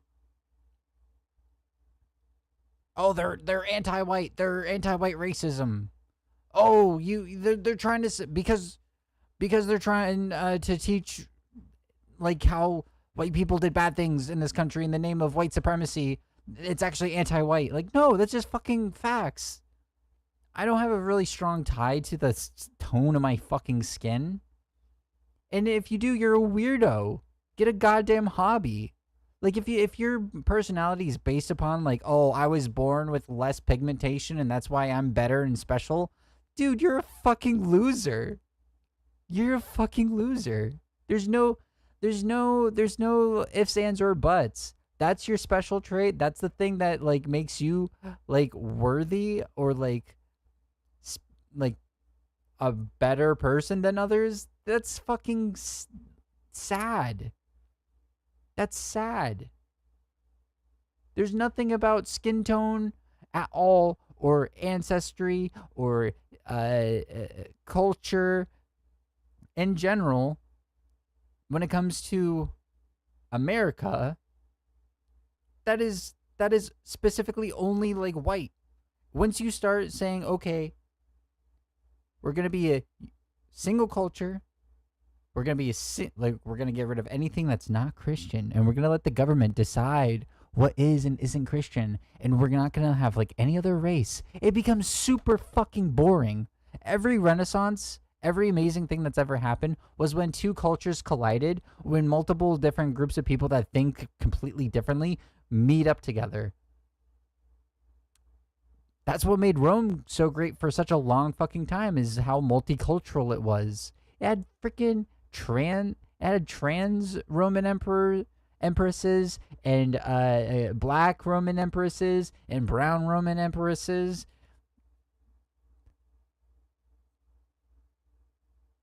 When you have one thing, it's like, think about a dish. If all you have to eat is Brussels sprouts, that's a fucking lame-ass dish. But if you have butter and salt and meat, and you get to steam the Brussels sprouts, and you get to season the meat, and you get to do all this fun stuff to the dish, it's a way more enjoyable meal. And that's what fucking life is. You enjoy tacos?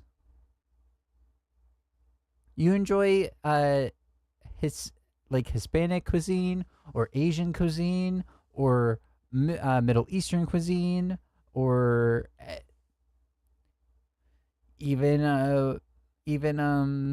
European cuisine, which is extremely different through all of the different countries in Europe. That's what makes humanity so beautiful, is our differences.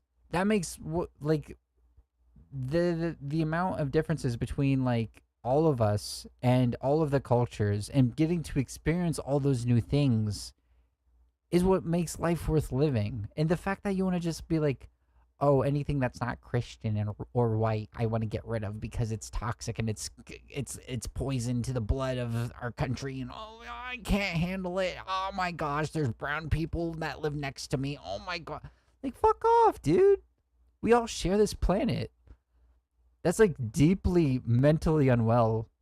That's deeply antisocial. And that's deeply un-American. Ah.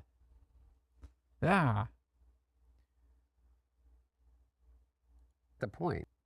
So I want to talk about the 2020 election, because I feel like that's when your personal affairs kind of took center stage as far as the media cycle goes. You also mentioned, before we get into that your sobriety date was before the 2020 election cycle. When exactly do you think you had your last go? Officially June 1st, 2019. Oh, so pretty significantly before. Yeah. And you met Melissa right around then? Yeah. Yeah, I met Melissa in the beginning of May. We got married in the middle of May. I tell the story, and I have enough sense to recognize that if I was being told this story by my daughter in real time, I would say, "You're out of your mind." It was a miracle that I found her. I met Melissa, and within literally an hour, I was telling her my whole unvarnished life history and the immediate problems that I was facing, which was crack addiction. She literally said, well, that ends now. And it did. I mean, not that minute, but over the next 2 weeks. And then I asked her to marry me, and she said yes. And I said, well, why wouldn't we do it right now? And so we literally called Justice of the Peace to the house. She came and she married us. For me, it was a miracle. For Melissa, the really hard part started then, in the sense of, like, getting clean and sober is not easy. It's even harder on the people that love you. And if they're that support system, it's a full-time job in that immediate period of time. Because, as I said to you before, the dangerous part is withdrawing from alcohol. And it can be kind of scary. And she went through all of that, and she went through the entire process with me. And she did things that I wouldn't allow anybody else to do. I saw in Melissa somebody that, without any history between us, looked at me with as much love as I looked at her. And I accepted that love in that moment. And a lot of it was tough love. Like, I mean, she took my car keys, she took my wallet, she took my clothes for a period of time, so I couldn't leave the house. So wait, took your clothes? No, I didn't have anything. I mean, it would have been impossible. We were living in the Hollywood Hills. There was nowhere to go. And if I could go anywhere, there's nothing to buy anything with. So I can remember covering the 2020 election about a year later, and I think it was the first Stop the Steal rally at Reading Terminal Market in Philadelphia. And I saw what I thought was a BLM flag, Black Lives Matter, but it actually said Biden's laptop matters. Oh, yeah. And so I asked the guy, what the hell does that mean? And he just sort of kept yelling the slogan over and over again. Couldn't get much out of him. Yeah. So for those who don't know, what happened with that? Well, I don't know. You tell me. And I really mean that sincerely. Like, you'll have a lot of people that will come up with something about the laptop. But I always say to anybody, I mean, you're steeped in the, and just through your work, the right-wing narrative around it. And my question to anybody that is keeping an open mind is, what is it that you think the laptop proves? Or what you call the laptop? So everybody has a laptop. So when they say Hunter Biden's laptop, what is it that they're talking about? Do you know? Well, I know that you, your entire iCloud was connected to it, all of your personal text messages, private photos, all that kind of stuff. Like everybody's laptop. Yeah. Okay. And so, you left it with a repair shop owner who, for some reason, gave it to Rudy Giuliani. Not exactly sure how that's legal. He distributed it to the press, particularly I think the New York Post was involved in the spearheading of this mass dissemination of your private materials. From what it seemed like, it was a lot of private text between you and your friends, family. Your entire sort of private life was on there. Yeah. And again, so everybody has a laptop. Everybody has a cloud. I'm assuming not. No, not everybody has a laptop. Everybody has a digital life. Almost everybody has a digital life. Everybody has a digital life, pretty much. And that includes voicemails and pictures and text messages and emails and location data and, you know, everything. Everybody, you do, everybody that is here right now. By whatever means, they got my digital footprint going back decades.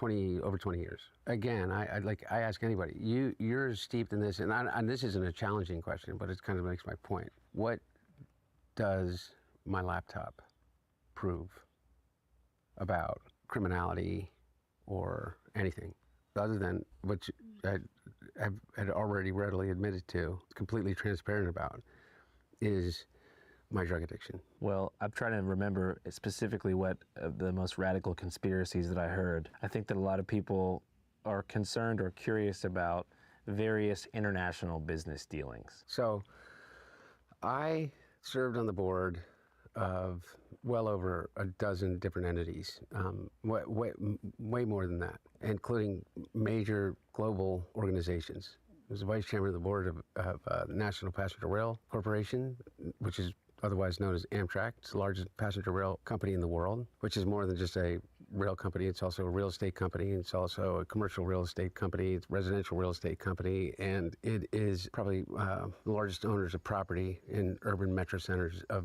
any organization in the country. And a huge employer and a multi-billion-dollar business. And I was the chairman of the corporate governance committee on that board and vice chairman and elected chairman and then resigned before the Obama administration took. As I told you before, I was the chairman of the board of the UN World Food Program, responsible for sustaining a budget above $2 billion a year for the World Food Program and the contribution the United States makes to the global relief effort as it relates to hunger. I was chairman of the board of the Center for National Policy. I was on the board of Catholic Charities. I was on the board of Jesuit Volunteer Corps Northwest. I was on the board. I mean, I keep going down the list of board memberships that I had. And a year and a half before my dad was to leave office, I was approached by a Ukrainian natural gas company through one of their board members to consider being of assistance to a company that was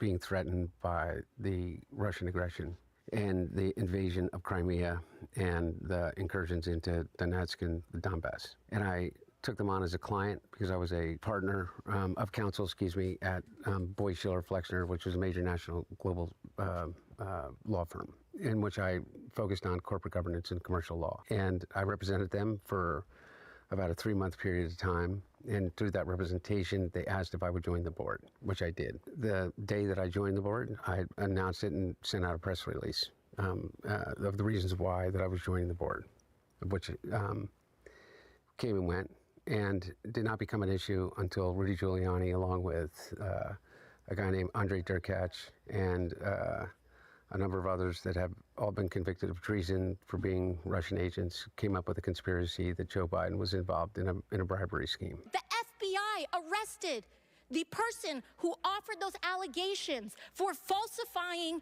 his testimony to the FBI. For over a 10-year period of time, I worked with a group of people that had a cross-border private equity firm inside of China, and I had a business that was based around advisory for multinational global funds, private equity funds, doing infrastructure work and others. And I was asked to join a fund, the startup inside of China that was had a headquarters in Beijing, Shanghai, Hong Kong, and New York. And I had a 10% equity stake in that, of which I paid, I made my equity contribution in that, just like every other member of that. Federal officials are looking at his foreign business dealings, including his ties to a Chinese energy company. And those are my two foreign business dealings. Yeah, because I was kind of looking into it, and it seems like the conspiracy is that through those connections that you had to these, I guess, foreign governments, they were using you to leverage pressure onto your dad Again, somehow. like what? Well, that's the thing, is that when you're looking I'm not putting you on the spot. And I guess my whole point is that I asked these same questions to the House Oversight Committee.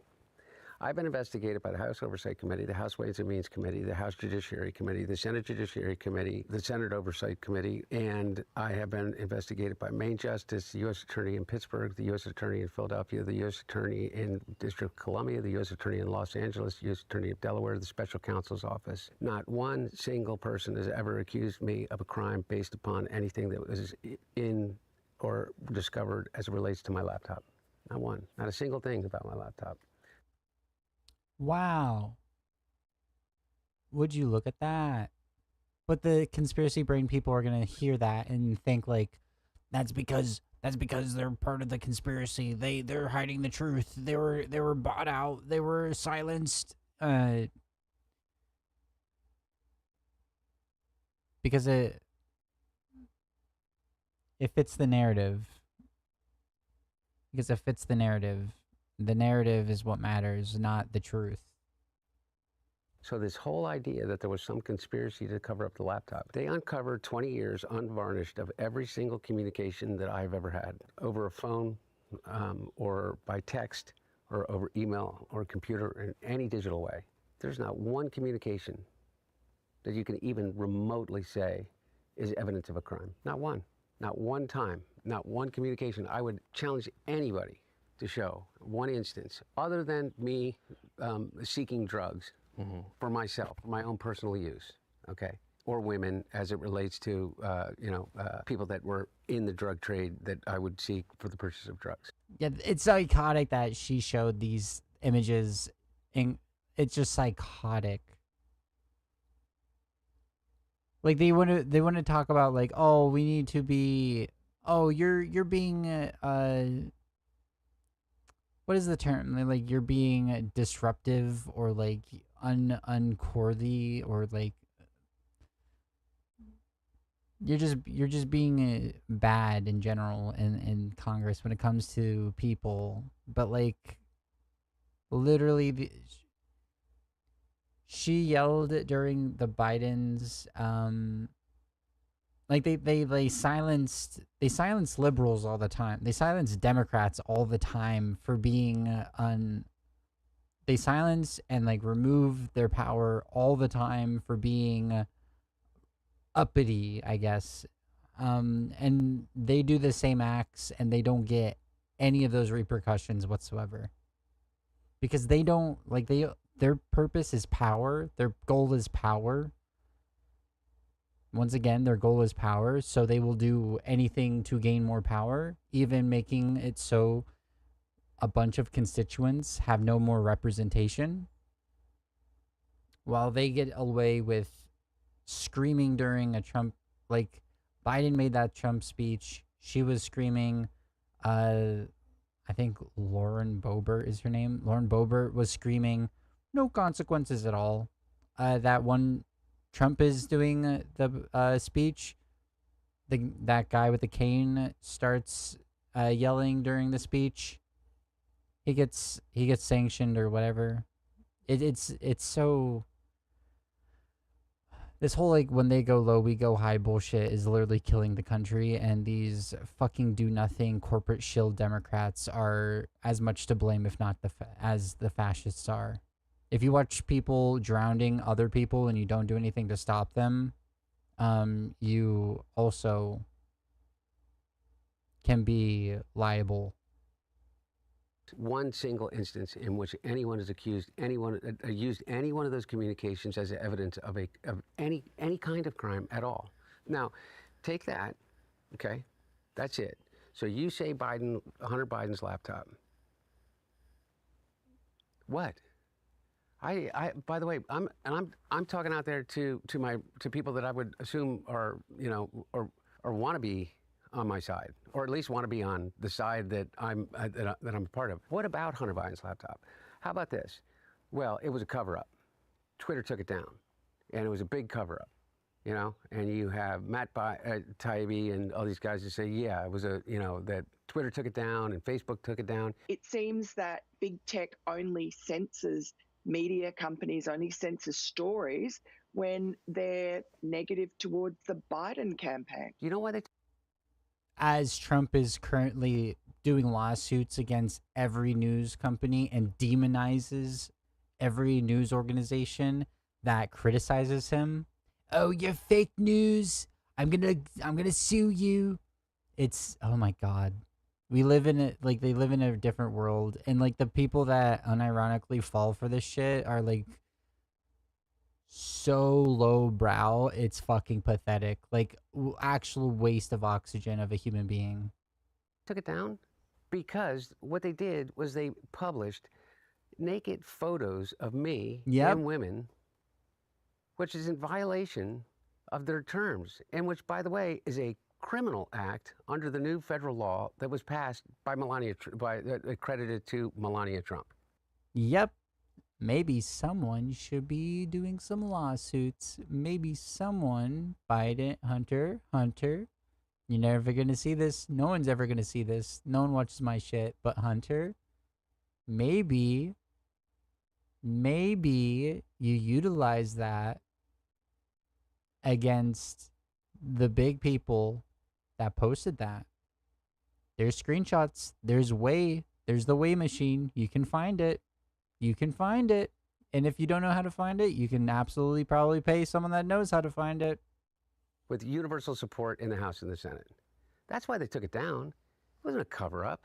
And then you had 100 former national security officials come out and say, this looks like it could be a Russian op. Because it is. Because in the course of an election, what happens? You have Rudy Giuliani in conjunction with Steve Bannon, in conjunction with Miles Gao, who's in jail, who is, I don't know how many ever counts of fraud and bribery, and is a Chinese national, was working directly with Steve Bannon, and a number of others, including Bernie Kerik, who, God rest his soul, is dead, that basically came out and said, we have Hunter Biden's laptop. And the big reveal about Hunter Biden's laptop was that I was a crack addict. But, unfortunately for them, I had already admitted that I was a crack addict in the pages of the New Yorker, and did a, 13,000-word article with Adam Entos, in which I told everything about myself and my own struggles. And they just simply conflated the two. They said, well, Joe Biden fired the prosecutor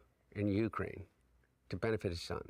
Completely debunked. Person that said that I took a bribe for that happens to be a guy named Shokin, who is in prison for lying to the FBI on a form FT 1023.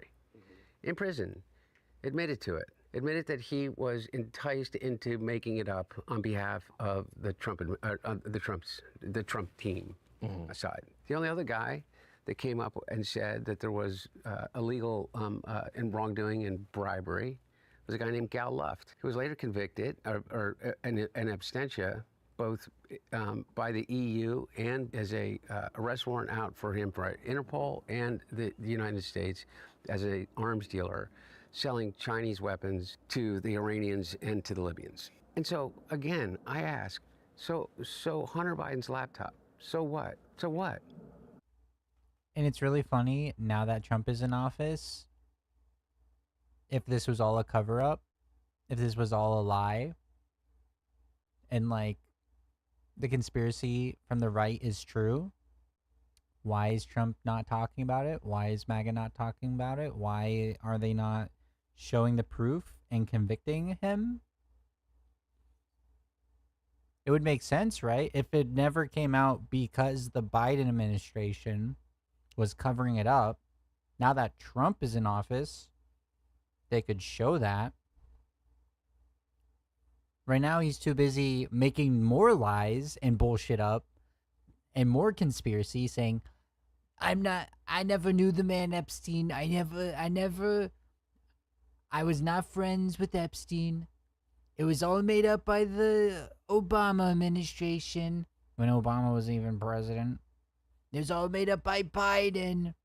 Whenever they utilize, they did love to utilize the Epstein situation and the Epstein files to create more fear, confusion, hate, distrust with their voter base. But now that they're in power and they can release it, when they said that they would release it, when they said that Hunter Biden and all of the Democrats are on the list, now that they're in power and they have that power to do it, because it was always a bullshit distraction, they're not going to. And now they're going to repeat the names of the boogeymen that they've created for their voter base. Just go to sleep. We said the bad people's names. Stop thinking. You hear the bad people's names? The bad people. It's the bad people's fault. The bad people, be hateful towards the bad people. It's so fucking like brain rot, dumb fucking knuckle dragging, lowbrow mentality to fall for this shit over and over and over and over again. Like, you're like, actually, how the fuck do you tie your shoes every day?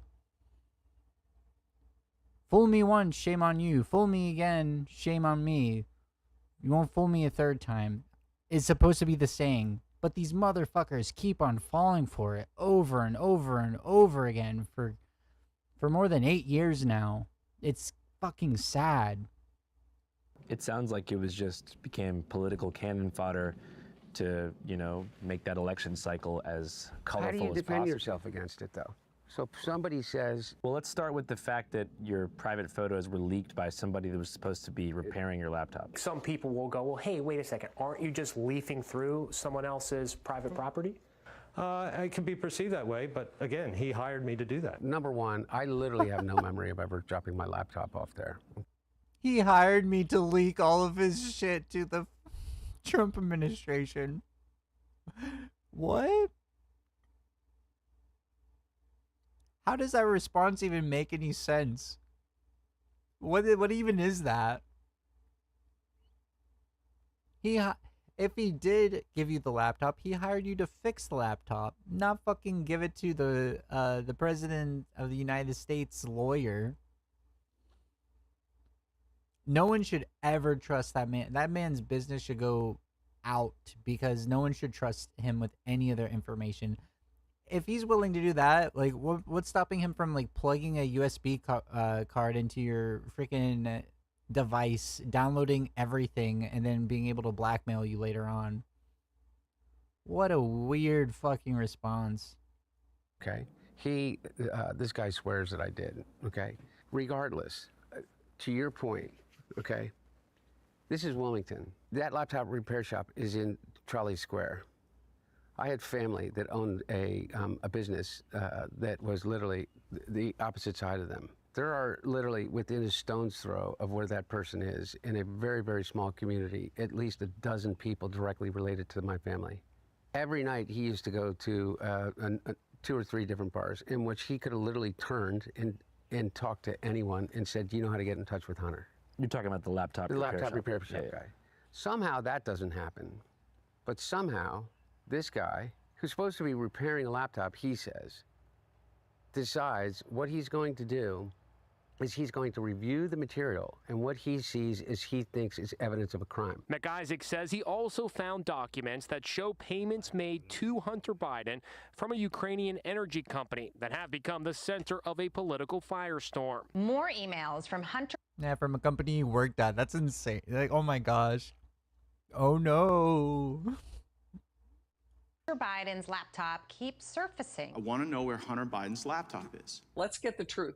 What's in this laptop? Now again, the evidence he thinks is Distract. of a crime is my drug use. He thinks it's embarrassing. And all of a sudden, who ends up with my laptop? The one person in that moment in time that had more to gain than anyone else. I got the hard drive legally, completely legally. Why are they worried about how I got it? Why don't they just say it's untrue? Rudy Giuliani and his lawyer on behalf of Donald Trump. How is that possible? Is that just happen to happen? You think that somebody that knows you may have been paid off to orchestrate some kind of data I leak? don't know. And at this point, it's like, who cares? So then I get in an argument about, like, okay, well, who took the laptop? How did the laptop disseminate it? Was there really a laptop? Because there really isn't, by the way. Here's another anomaly of this. There really isn't a laptop. There's a hard drive. And then there's an amalgamation of a hard drive. There's an original hard drive that he says he has, and he argues with everybody else who says that there are like 400 gigabytes more that were added onto that from the dark web. You never got a laptop before you wrote that story, did you? That's correct. You got a hard drive. Hard drive. And you received that hard drive from Rudy Giuliani, right? Yep. Who had been openly associating with an agent of Russian intelligence in the months leading up to your story. You agree with that, right? I guess. So you think the repair shop story is made up? I don't know, but all I know is that whatever this amalgamation of stuff is came from a whole host of different sources. Yeah. Because you can look at it now and the stuff that who thinks. Do you think the people that are the president of the United States and the FBI and all those people don't have like the information to be able to find this stuff and post it? I honestly feel like it was just a hit piece on Hunter Biden against Biden by targeting Hunter Biden, which also doesn't make any sense. Like, why would you target someone else that's not running? Oh, your son's a crackhead. What? How? Okay. Do you have anything on Biden? Do we have anything on Biden here? If he's the guy that's the president, not Hunter. Like, they don't even target the right people. It's just about enacting cruelty at the end of the day. Thinks this is right? Who thinks it's right that every picture that you've ever taken, the ones that you would be embarrassed by and the ones that you would be proud of, should be on a website controlled by a guy that is a Christo-fascist fucking incel that lives in Indiana or Illinois? I forget which one. Let's hope Indiana, because it's worse. But really, who comes up with a 435-page dossier about all the crimes that it details, but literally it just is it is an entire fiction that makes money off of. Who thinks that's right? And so, but again, I get these discussions where, well, their laptop really doesn't exist, but what is it? Like, you go down these rabbit holes and you do exactly what they say. As long as they say laptop loud enough, often enough, you automatically, and Hunter Biden, crack cocaine, and, here's the picture, and here he is shirtless, smoking crack in a bathtub, and, I keep flashing that over and over again, and I say Hunter Biden, laptop, Ukraine, China, Hunter Biden, laptop, bird flu. Like, literally, you keep doing that over and over and over again? What, like... None of it bears any resemblance to reality. The reality is this. I ran into legal trouble based on two things. One is I failed to pay my taxes on time during the worst time of my addiction. Remember I said to you that I started in the downward spiral of my life, and I did not come out of that until May of 2019. When I came out of it, I immediately started to try to pick up the pieces of my life and put them back together. And like anybody that comes into recovery, you don't come into the rooms of Alcoholics Anonymous or anywhere else. You don't come in on a winning streak. Nobody comes in like just having won the lottery. Everybody's on the balls of their ass to come in, and they got a lot of things to clean up in their life, and some worse than others. Mine, at this point, was about relationships and my finances. And one of the things that I realized is that my accountant had died. I go to get a new accountant. I figure out how I'm going to pay for the new accountant, and they go to get the transcripts of my previous taxes, and they say, we don't have any record of your taxes being filed in 2016 and 17, which would mean the years 2017 and 18, like the worst years of my addiction. Now, for 15 years of my life, I had my own business, and I had a partner, and I had an accountant, and I had a staff of people that did my taxes. Like somebody else did my taxes. They had authorization to sign my name and send my taxes in. And they had a tax account, and they would pay it out of the tax account because it would be withheld from my income. That all fucking completely fell apart when I was smoking crack every 15 minutes, and my business failed, the people in my life left, my wife divorced me, it all went away. And when I realized that my taxes had never been filed, they'd all been filled out, signed, checked attached, but never filled and never sent in, because that was the final step of my responsibility. I realized that I didn't. I filed my taxes, and I paid penalties and interest. That's one thing. Second thing is, in 2018, went and I bought I was here in Delaware. It was a period of time in which I had one of those times that I was trying to get clean and sober. And I had just come back from a rehab. I came back here. I went to get my phone replaced at AT&T. Next door, there was a survival gun shop, and I went in and just to look around while I was waiting for my phone. And on a whim, I bought a handgun, put it in my truck. Somebody in my life thought I was going to hurt myself with it, threw it in a trash can, and I made them go back and try to find it. And when they couldn't, I told them that they needed to call the police and file a report that the gun had been lost. The gun was recovered. It had never been loaded, never been fired. Was in my possession inside of a lockbox for a total of 10 days. They charged me with tax evasion, 13 different counts, in 3 different jurisdictions. By the way, over 50 million Americans a year pay their taxes late.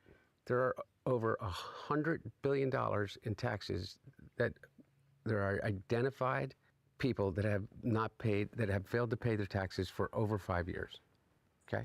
There's a box that you check. In that box, when you go to purchase a gun, says that you're not addicted to a narcotic, illegal substance, including marijuana. And I checked that box because in my mind, it was a state of mind question. Are you in the moment right now addicted to any illegal drug? Well, even though it had not been used in the commission of a crime, even though they'd never ever fired the gun, even though I'd never bought it with the intent to do a crime, even though people buy guns every single day, obviously, that smoke marijuana, and it is equally against the law to check that box if you do, or to own a gun if you smoke marijuana on a regular basis in any way. They charged me with 3 different counts that could be up to 30 years in prison.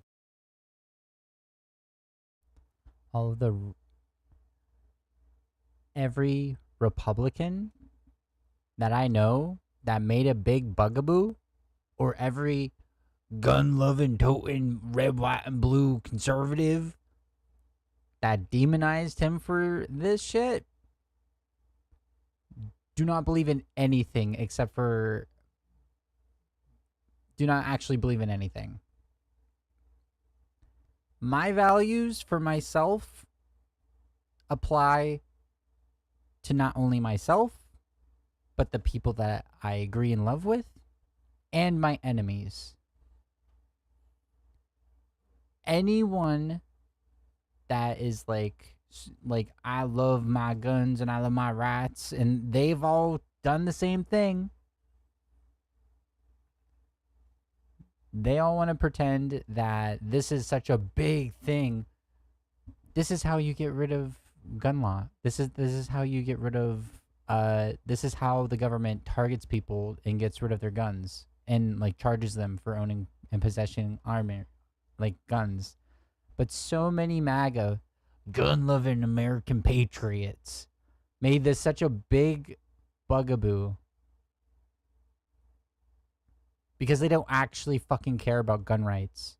They care about their gun rights. They care about their possession of guns. They have no empathy. They don't give a fuck about anyone's rights past themselves.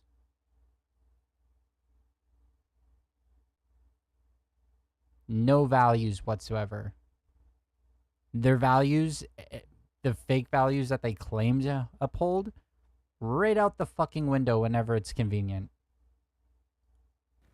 Those are the two things. And this is obviously a special counsel that had come to an agreement with me and a plan in which I would have a diversion agreement and a plea agreement.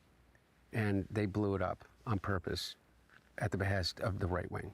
I got sober in 2019. So the acknowledgments in his own words, he read his audiobook, are that, hey, I was not sober when I was not off drugs when I was purchasing that gun, which is illegal. My whole point of all of that is that was the culmination of years of investigating me. Nothing about Ukraine, nothing about a laptop, nothing about my father, nothing about bribery, nothing about China, nothing about children, nothing about nothing. None of it. I'm on your team. No, I know you are, and I get so tired of having. I'm not saying to you, but it's just like it's like spitting into the wind, man. Like, what's the point? Like, it is just like, how do I fight against New York Post?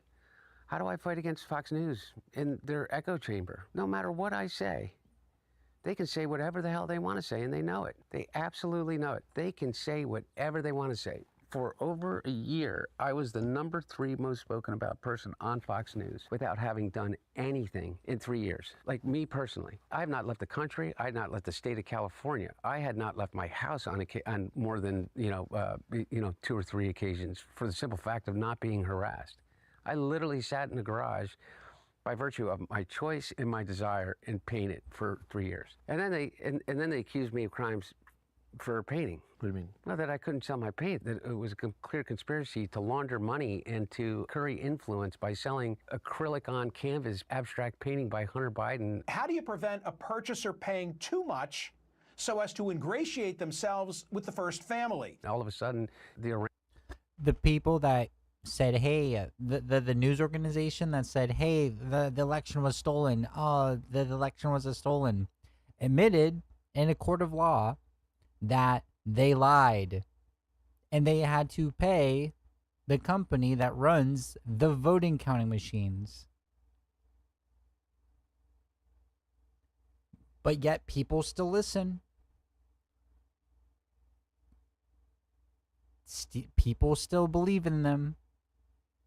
Their defense for Tucker Carlson was that no rational person would take the things that Tucker Carlson said seriously. It's all in a court of law. You can look it up. It's freaking mind warping how these people can still fall for it over and over and over and over and over and over and over and over.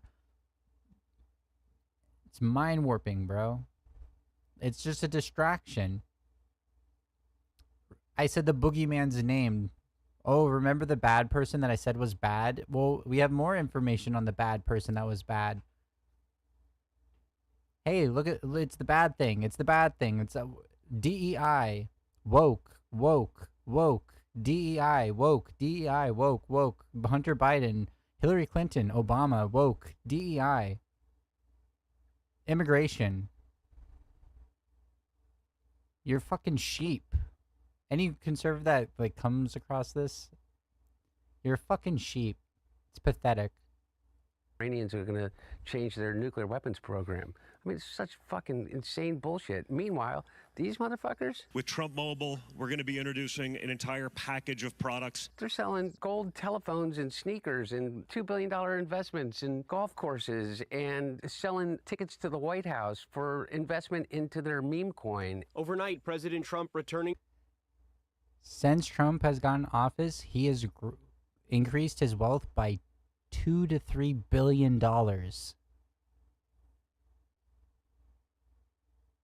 We're not even a year into his 4 terms. full year. Oh my gosh. We're not even a full year into it, and he already grossed up to $3 billion. And that's a number that I saw back like 2 months ago. Who knows how much he's gained now? He's gained a freaking airplane. He made a deal with the Saudis to make a new Air Force One or something like that, and he gets the plane after his presidency. It's his plane. They're so fucking stupid. Like, his supporters are so fucking stupid. It's pathetic. Like, this is the most greasy car salesman that is like, if you ever seen the movie or read the book Matilda, this is that dad. The dad from Matilda, 100% greasy car salesman. And they just started like walking up to the sawdust engine filled rust bucket that's painted and glued to look like it's nice. And this guy slaps the top of it and the bumper falls off and he's like, "Oh, this is brand new."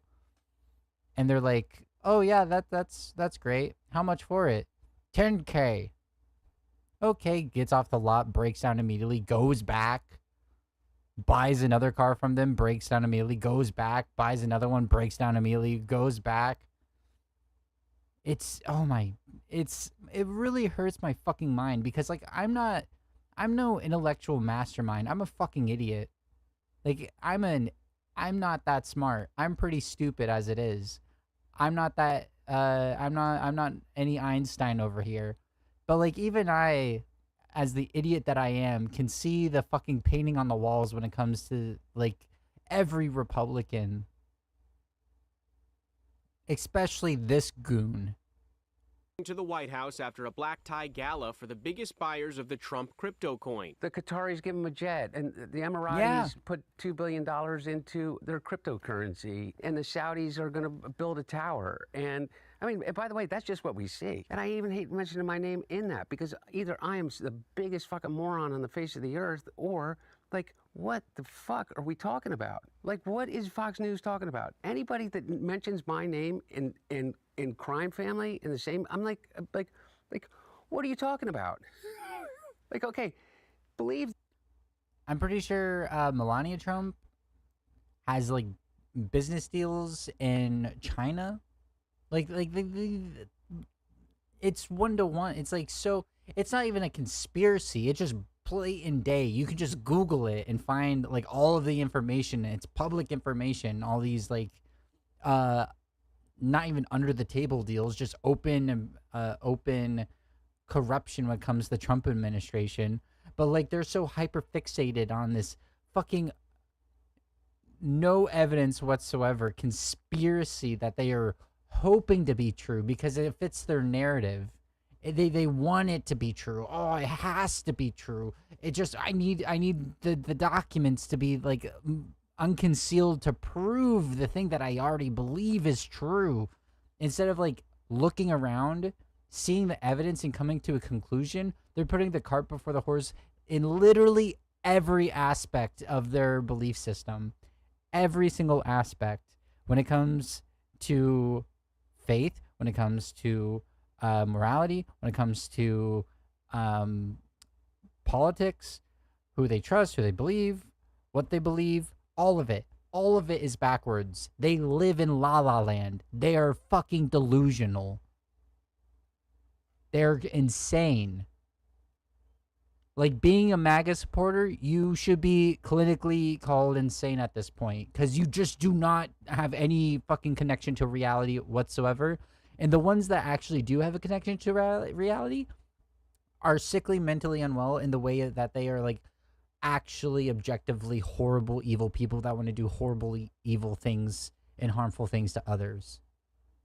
They know the truth, but they are willing to go along with the lie to either gain power or hurt the groups that they deem as unworthy of life, liberty, and the pursuit of happiness. The worst case scenario that you believe about me. Believe that I was painting paintings, not because I've been a painter my whole life, not because it literally saved my life, not because it's really meaningful to me. Believe that I was painting paintings to somehow curry favor with whomever, okay?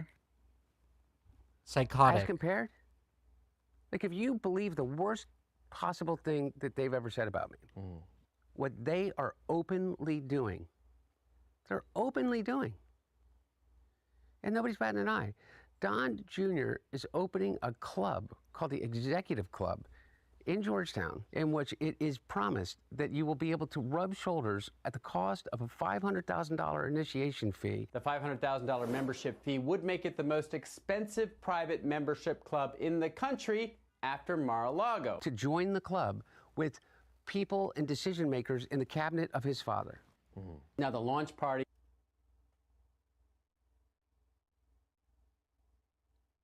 The Illuminati doesn't hide.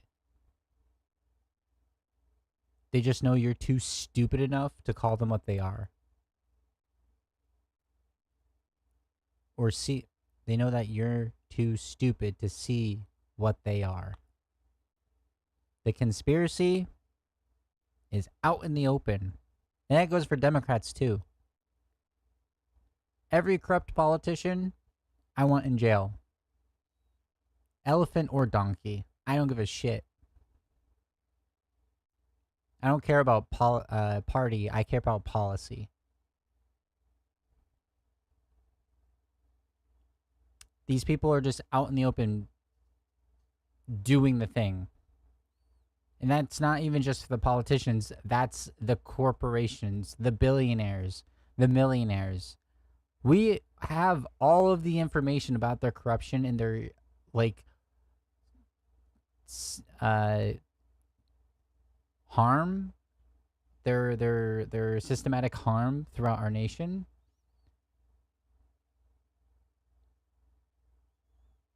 It's all there. It's plain to see. There isn't any conspiracy. There's not a secret cabal of a certain group of ethnic people or reptilians or aliens or anti-Christian people. That's all fucking distraction. It's all there. It's just capital. It's just capital. And in this country, because of historical reasons, the majority of those people that own the capital, in this case, are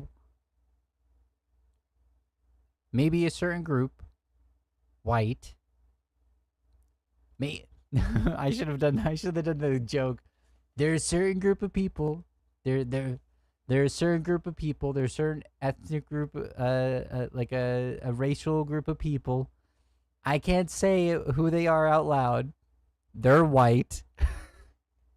But that's just by circumstances, not because of like any fucking supremacy in their blood or because of anything other than like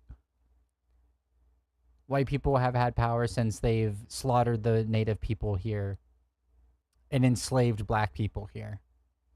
And that's why we see a lot of them in power, more so than any other group of people, right? They're the most wealthy in this country because of that. Everything else is a distraction, and it doesn't. I don't give a fuck about race. I don't care about religion. I don't care about all of that bullshit. Everything else is a distraction. We need to actually understand what the real problem is, which is, hey, it's not the immigrants that are taking our jobs. It's the billionaires not paying us for our jobs. It's the billionaires making us pay for human necessities. It's the billionaires privatizing things that the state used to fucking give for free. They give money to people in office to defund those things like public pools, public education, public libraries, public health care, public transportation. They give money to the people in office to defund those things so they stop working, and then they swoop in and they're like, oh, you see, the government can't do it, so let's make it so we can do it. Give me your money now so you can, I get a cut. So I get a cut. And when they go to build this stuff, then the government gives them funding money to build this stuff or like run the business that they have. So they double dip. They steal your tax dollars and your fucking paycheck and your money because you aren't able to get anything for that should be free. Food, housing, healthcare, education. Did you know most colleges did not charge tuition before Ronald Reagan? You had to pay for housing, you had to pay for utilities, you had to pay for maybe the textbooks and stuff like that. But you didn't have to pay a cent in tuition. Tuition was granted to those who had the grades to gain it. Now, tuition costs a boatload, and the people who profit off that are the private investors and owners.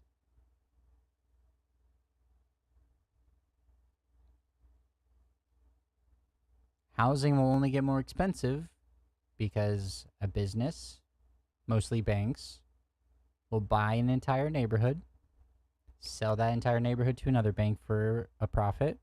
They'll sell an entire neighborhood to a different bank for entire profit. They'll buy up housing. Your neighbors, they passed away. They'll buy that house. They'll refurbish it, increase the value of that house. Might increase the value of your house now too. But guess what? Now more people are priced out of homes. They're out in the open. They are openly doing the thing that harm us. They ain't like us. They have everything and they'll take everything from you too, even though they already have it all. On Saturday night included a who's who from the Trump cabinet with Secretary of State Marco Rubio, Attorney General Pam Bondi, SEC Chair Paul Atkins, Dr. Oz, and a lot of others. What is that other than literally the sale of influence? And by the way, that's just like a side thing for them. Yeah, and like you mentioned, that's what we know about now. Exactly, yeah. And that's the stuff that's out in the open. Yeah, it's stuff you can Google at this moment, at this present moment. I don't get it. I don't get why people don't understand that it is the biggest grift that there is. And just look over here. Look at Hunter Biden, the crack addict. Look at him. Yep. Laptop. And then I get in an argument about the provenance of the laptop and what it was and where it came from and who and these random morons like the laptop repair shop owner and the blind laptop repair shop owner that. And the sad thing is the majority of Republicans will only see what the right-wing media has to say about this, which I've seen a clip of the right-wing, like what Fox News had to say about it, and they just are clutching their pearls over Hunter Biden cursing. When Trump himself, the president of the United States, has cursed multiple times at this point. They're like, oh, he's such a potty mouth. Oh, and they're not going to show this clip. They're not going to show this. They're going to distract. And once again, they'll just distract. And their fucking stupid ass followers won't actually look at the source. They'll just nod along, drooling into their microwavable meals. And be like, oh, yeah.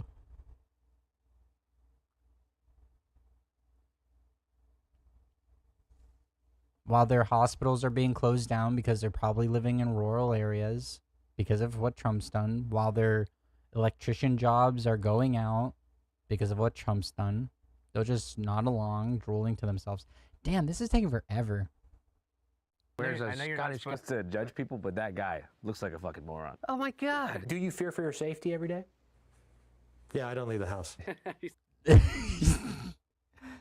Dude don't know which way to look.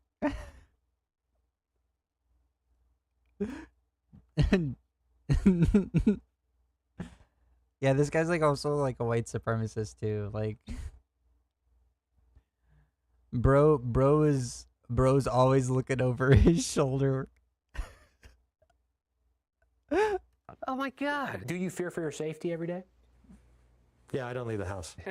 But regardless, I mean, by the way, watch him speak, and anyway, whatever. I don't know the motivations other than I think that a lot of people that are just so in need of some kind of relevance, and so they convince themselves. I don't think that all of these people just come at this. I mean, I've watched the way in which you have communicated with and had sincere conversations with people that are crazy. And but I think I might I'm off tomorrow. I don't work tomorrow, so I think I might do the other 2 videos tomorrow, because this one is, I didn't realize how long this was. It was like 3 hours long. I've added an hour and a half of commentary to it. No, more than an hour and a half. No one can say that I could completely stole this content. We're barely into 2 hours. I've added 2 hours and 30 minutes of commentary to this. Somehow I pulled that one off. Or at least 2 hours and 20 minutes of commentary to this. And the other 2, this one is an hour long, and this one is 2 hours long. So I think I'm gonna finish up this one and then call it a night, because we're barely halfway through. We're barely halfway through. Oh my goodness. I should have always double speed. Always double speed. Newbie error. you did it with empathy, and you do it with a open, at least in my opinion, is that the thing that I like about and I'm not blowing smoke, is that you do it with sincerity. You listen, and you give space for them to not be laughed at. And so I don't want to make fun of these people. Well, the thing is, oh no, they're definitely worth being made fun of. They know what they do. They're doing is bullshit. They know that they're full of shit. At least the people on top. Everyone that I disagree with is absolutely open game to be made fun of, because like at this point, if you're still in support of the Trump administration, if you're still MAGA, you're fucking gone, bro. Like there's no you're mentally fucked. Your brain is mush. You have no cognitive capability of like understanding reality anymore. You are ignorant willfully at this point because you want it to be true. You don't want to admit that you're wrong. You will find any reason to hold on to the belief, to stay in your delusions, to believe that you're true at this point. There's no talking them out. I'm not, like, it's, pull yourself up by your bootstraps, MAGA. Return to reality. It's up to you. I ain't gonna try to convince you anymore. There's no point in trying to convince you anymore. I've tried to convince so many people. When I debate people, I'm not trying to change the person's mind that I'm talking to. I'm trying to change the audience mind, or like convince the audience. When I'm like, I was very surprised with the Israel debate that I had, because like I actually, if you look in the chats, that person that I debated joined, and they started to realize like, oh shit, I might be wrong. And then they've educated themselves more, and I think like they are aware now of their ignorance, which is very, very, very rare to happen, because most people don't I'm always debating because I'm testing my beliefs or my capability of defending my beliefs.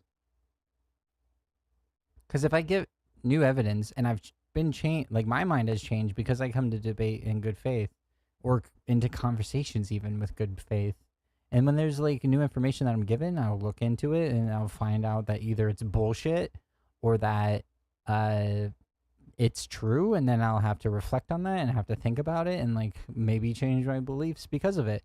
Which that's happened multiple times. You have to be aware of how fucking wrong you are and how ignorant you are before you can be an iota of correct.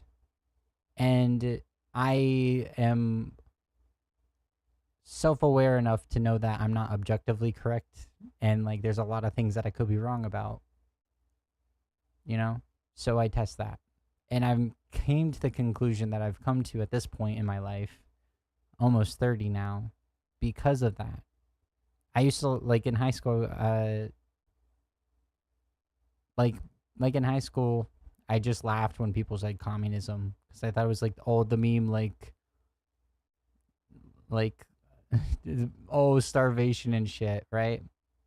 I wasn't as educated about stuff like that, but I was still like very lefty leaning. Like, but throughout time, I have educated myself on these topics more, and because of that, education is the key to being correct. Knowledge is the key to knowing how to deal with situations or knowing what the problem is.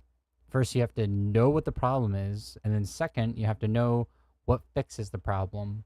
And if you're so distracted by this guy's fucking laptop, you're so far gone away from like the actual conversation we should be having that you're not worth my fucking time anymore. And I'm gonna talk to the like liberals that are like finally starting to wake up, and I will talk to them and be like, yeah, don't you think this inherently hierarchical system that's based upon profit and not human necessity is kind of pretty fucking lame, you know? Maybe this is how this system is supposed to be working. It's not a fault, but a function. Maybe we should like have a system that's based upon needs and not profit, especially when it comes to necessity. Let's have the New Deal again. Let's have a New Deal. Go back to the FDR policies, but better even sometime. How about that? You know? No, yeah, Hunter Biden, no. Fuck them. Make fun of them. Make fun of them. They deserve it.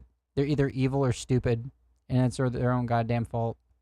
The reason I do that is because I have a fundamental belief that most people think they're doing the right thing. Most people out there don't wake up and say, I'm going to repeat misinformation, cause harm to people, and make people feel like shit. No, I know a lot of people that are like that. I've interacted with many people that disagree with me, and a lot of them do just say like, fuck it, I don't care.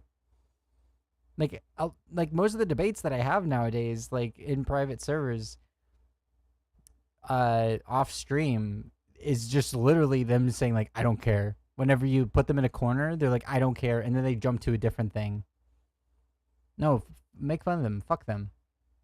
They're stupid. They're willfully stupid. Those people do exist. So I always look a level deeper. Kelly, for example, from the movie. Yeah. To help with context, this conversation that I'm having with Hunter is in reference to my recently released independent documentary film called Dear Kelly, which chronicles the radicalization of a middle-class family man from California into a die-hard January 6 MAGA soldier. The protagonist is a man named Kelly J. Patriot, who I first met in 2021 at the White Lives Matter rally in Huntington Beach. Kobe Bryant was assassinated by the Clintons. You can see at least 2 men carrying Trump 2020 flags and one going head-to-head with protesters who surround him and rip his flag down. They just try to cancel you. If they don't like your position, they just attack you and try to cancel you.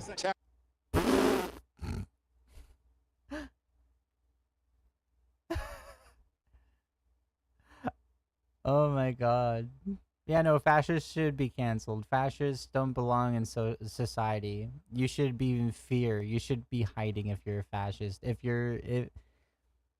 This whole like, oh, we have to kowtow to their feelings, and they think they're doing the right thing. They think they're doing the right thing. So like they're not like we can't make fun of. No, fuck that. I don't care if they think that they're doing the best thing in the world. The outcomes say differently for the majority of people, including himself.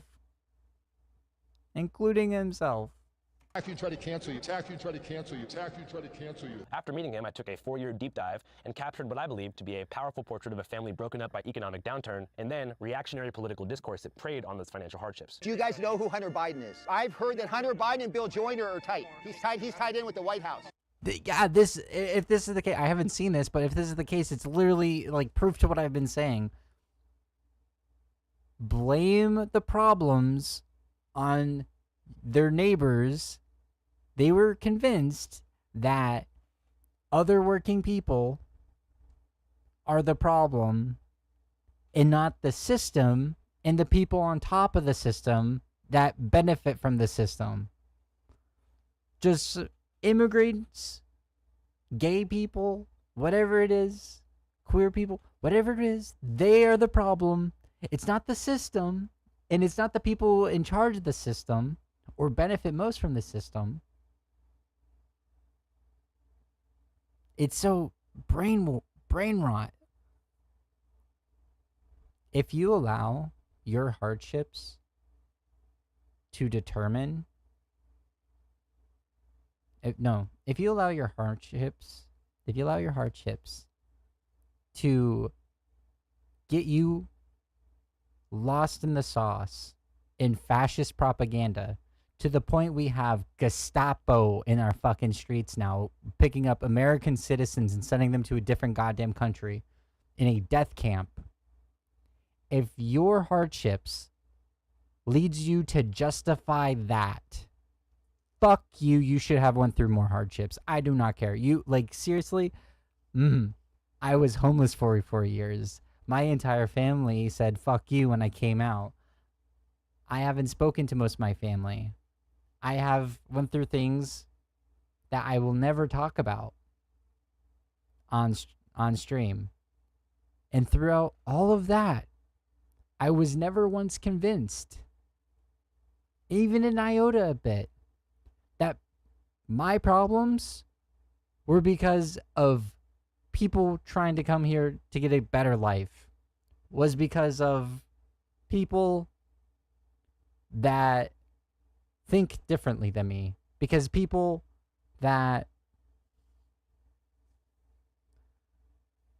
worship a god. Do my problems stem from some of those people because they actively advocate for my rights to be removed? Yes, but they are a symptom, not the problem at large. Because they themselves are idiots that have been convinced to demonize their neighbor instead of actually targeting the thing that is broken, not targeting the thing that's the problem for everyone that's a working class person, that's not a millionaire, billionaire, owner, bourgeois, whatever. If you have such low IQ and willingness to hate your neighbor to the point where, like, you fall for this shit, fuck you. I will make fun of you. I will make fun of you. You chose this. You voted for this. And throughout all of it, you're still choosing to support it. Fuck you. Everything that could have actually helped you, you cry communism or socialism. Brain rot, dude. It's like I'm looking at someone hitting themselves in the head with a fucking hammer, and I'm like, dude, stop hitting yourself in the hammer. And they're like, you're canceling me. Why won't you let me hit myself with a hammer? It's like, okay, fuck you then, you dumbass, hitting yourself in the head with a hammer. What am I supposed to do at this point? Oops, careful. If you go this way, look out for Bill Joyner. If you want to watch Dear Kelly, it's not on YouTube or anything like that, but it's currently available on streaming for a $5.55 rental fee at www.dearkellyfilm.com. And I'm being pretty badly sued over the film right now for reasons that you'll come to understand if you watch it. Fuck Bill Joyner. So I have a way to watch this, but I do have to go to the restroom again. So when I come back, I will definitely have some commentary probably, but I'm going to just watch stream on my phone to see what I missed while I go to the bathroom. To be transparent, I can use as many streams as I can possibly get right now. I need to And go. For those of you who are in the physical media, we also have a limited quantity of around 100 Dear Kelly DVDs here in the office right now. I'm pretty stoked about these. We just had them made, and those are actually listed for sale right now at www.dearkellyfilmdvd.bigcartel.com for $25.55 with like $3 or $4 shipping. It's not just a film. If you've already seen the film, this could also still be beneficial to you because it has multiple deleted scenes and then a whole new director's cut with full commentary from me, Uncle Pill, and our buddy Elliot. So if you want to see that, if you want to watch the movie at dearkellyfilm.com, or you want to cop a DVD, I'm going to put the link to both those things in the pinned comment and the description box of this video. Anyways, when talking to Hunter about Dear Kelly, I was explaining that in addition to tracking a through line directly from the 2008 financial crisis up to January 6th, the film also explores exactly how batshit conspiracy theories begin to fester in the darkest corners of the internet, like from a human perspective, asking the question, who's telling them this shit? Who is feeding him this information? Who is using him as a pawn to forward their own agenda? Who's taking advantage of whatever grievances or economic or social insecurities he has to make him think this way? And so I think that the evil, and maybe that's kind of a simple term, I would call it the sort of nihilistic, capital-driven, self-interested crowd who just want to grow their own profile and make as much money as they can by giving people misinformation. That is where I'm more critical of. So what I was curious about when I met Kelly is, what are your media consumption habits? Where do you get your information from? You're able to understand the informational ecosystem, and then you can kind of get to the bottom of it. And so I was really curious, going back to when those contents of the laptop first leaked, I want to help the audience understand the anatomy of a smear. Because we know that there was nothing in those files that was significant enough to hold you liable for any criminal prosecutions. But how does it work? Because we know that it went from the repair shop man to Giuliani. Who were the first journalists to take that story and make it the massive story that it was? Miranda Devine at the New York Post. Miranda Devine is on the case in her book, Laptop from Hell. Has made an entire cottage industry in 2 books, and her own podcast now. And she's an Australian journalist. I don't know when she came to the New York Post to work for the Murdoch Empire for, I think, in some form or fashion between Australia and the United States. So those two things are interesting. So you have New York Post, which is definitely based upon ad revenue and clicks as more of a tabloid. And then the Murdoch family is a bit of a deeper agenda with more committed investors. Yeah. Were they different, or were they together? I don't know enough to know the level to which the Murdoch family involves itself in whatever choices the Post or Fox News is making about the stories that they're going to tell. I just don't know, and I don't want to speculate, but I do know this, is that it's all a business. So what I figured out really quickly is that everybody that is, by the way, really smart people that have been in the business of politics and communications and media for a long time, people that I trusted, that said that I trusted in the past for good reason, because they're smart and they care, and they have a great track record, said, look, it's going to pass. The only way that the story continues is if you feed it by responding to it. No, that's bullshit. They will never let it go. As long as they can use it to distract their voter base, they will constantly always use it. And I think the interviewer said a really good thing, like a very intelligent thing. The enemy is the people who is distracting the people with the bullshit and not actually talking about the real issues at hand and what we can do to alleviate those issues. Right? Oh, man. Yeah, no, but like I think this interview is good because they're going to use you can't be in silence. You can't like hide away when you just got to come out and like I said this at the very beginning 4 hours ago.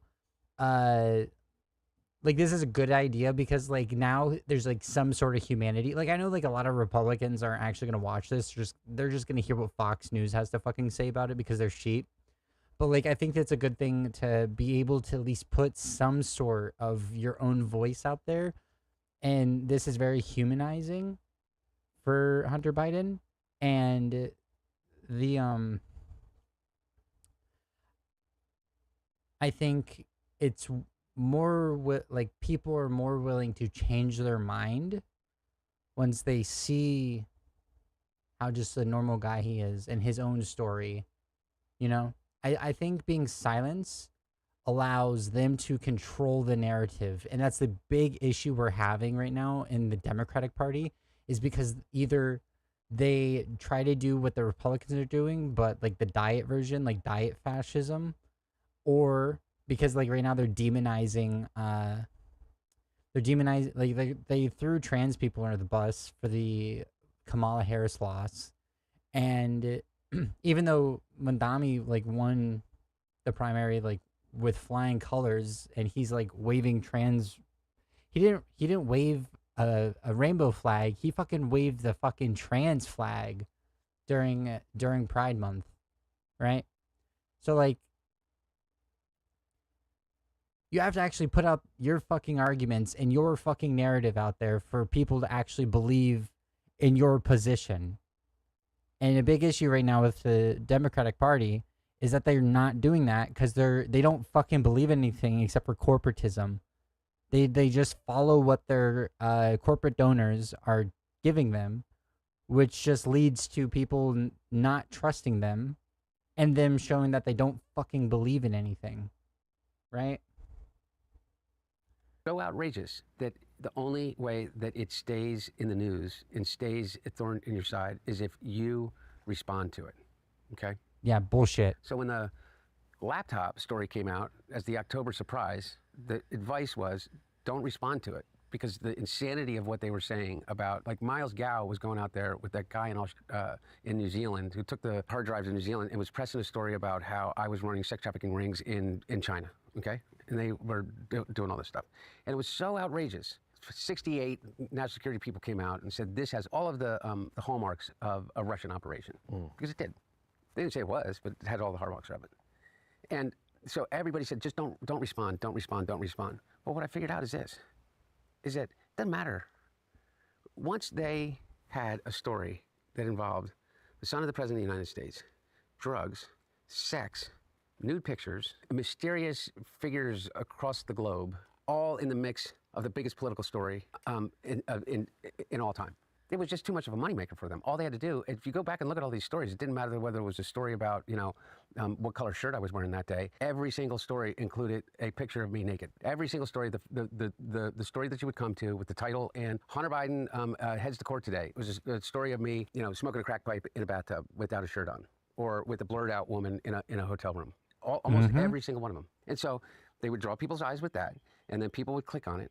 And so instead of doing one story about me a day, they would do 2 stories about me a day. And then the Daily Mail picked up on it. You know how many times the Daily Mail over the course of the last 6 years has reported that I was from witnesses that I am in rehab, or that I was seen at an Airbnb, or that I had bought a home in Beverly Hills and crashed a Ferrari. How many times? 500? I mean, I'm really not joking. I mean, dozens and dozens of times. Okay. Yeah. So maybe 30 times. Yeah. It just became a moneymaker for them. Yep. It just became, Maybe our information sources shouldn't be based upon profit. Maybe that's not how you get a good sense of what's actually going on, because they don't talk about things that people won't click on, and they don't talk about the truth anymore. They talk about things that will catch people's eyes and attention. Whoa, who would have guessed? Profit once again. Profit over human needs. Who would have ever thunk? I think Miranda Devine said it's the #1 revenue generating story in the history of the paper. Yeah, because you also, like I was saying, you have the individual egos and pockets of these journalists who are looking for a juicy story to make a name for themselves. Yeah. And meanwhile, it became this thing. And, I really don't mean it like, oh, poor, woe is me. But it became this thing. Where do I start with my defense? Do I start with my defense about the fact that, yeah, the special counsel charged me? Yeah, I didn't pay my taxes on time. Yeah. But then I paid with penalties and interest. But then this happened, and but wait, what about the gun? And you were a crack addict, right? And when were you a crack addict? And there was cocaine found in the, oh, wait a second, you were doing business in Ukraine? What about that bioweapons lab in Ukraine? And don't you have some connections to George Soros? I mean, Which the bioweapons lab is literally a Russian conspiracy that they made, that like they literally threw everything at the wall. They said that there was a Ukrainian bioweapons lab that was trying to make a virus that only targeted Russians to kill all the Russians. You have to be completely fucking stupid to not understand how there's not a single Russian DNA. There's not like a one, like, that's not how DNA works. That's not how immune systems work. Like, these conspiracies are like whoever falls for them just really shows how absolutely and utterly fucking stupid they are. You can go down that chain, like I said before, from the reality-based kind of conspiracies that are trumpeted by Steve Bannon all the way down to Alex Jones, yeah, and below. I mean, I just feel like maybe this isn't a woe is me thing, but I mean, it's just kind of sad. Like, I don't want to, make you play the victim here or anything, but you got a year plus sober. You've just married the love of your life. Things are starting to look up, and all of a sudden, all of your private messages and photos for 2 decades are now owned by the political opposition of your father and are being published by a sort of horrible ecosystem of these like carnivorous journalists who are just looking to destroy and dissect every element of your private life. Do you feel like sobriety became harder after the October surprise? You would think the answer was yes, but what it ended up doing is that it ended up, I had for the first time ever to truly make a choice in sobriety, like in full sobriety, a month of sobriety, for the first time in my life to make a choice whether to live or die. And what I mean is that I knew there would be no coming back. If I lost it then, at that moment in time, the level of shame and guilt that I would have had in blowing it for everybody, I would have rather have died. So there was the first time in my life in which I was able to literally say, are you going to get up in the morning, get out of bed this morning and exist without a drink or a drug, or are you going to kill yourself? Because that was the real choice. Because how could you ever make it back from that?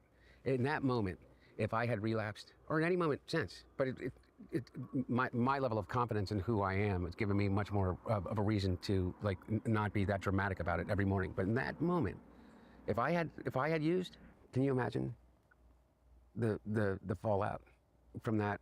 It would have been a failure that I know and that I truly don't believe that I could have recovered from. And by the way, potentially a lot of the people that I loved, I don't know whether they could have recovered from that. Yeah. And so the incredible gift that they gave me was a freedom that I had never known, which is to fully comprehend the choice that you have in life. Is that you can wake up and live, or you can wake up and die. And every day since then, to a varying degree of success, I've chosen to live. And I know that sounds hyperbolic, or maybe it sounds a little melodramatic, but I can tell you from my perspective, it has not been melodramatic or hyperbolic in any way. And I've chosen to live every day since then.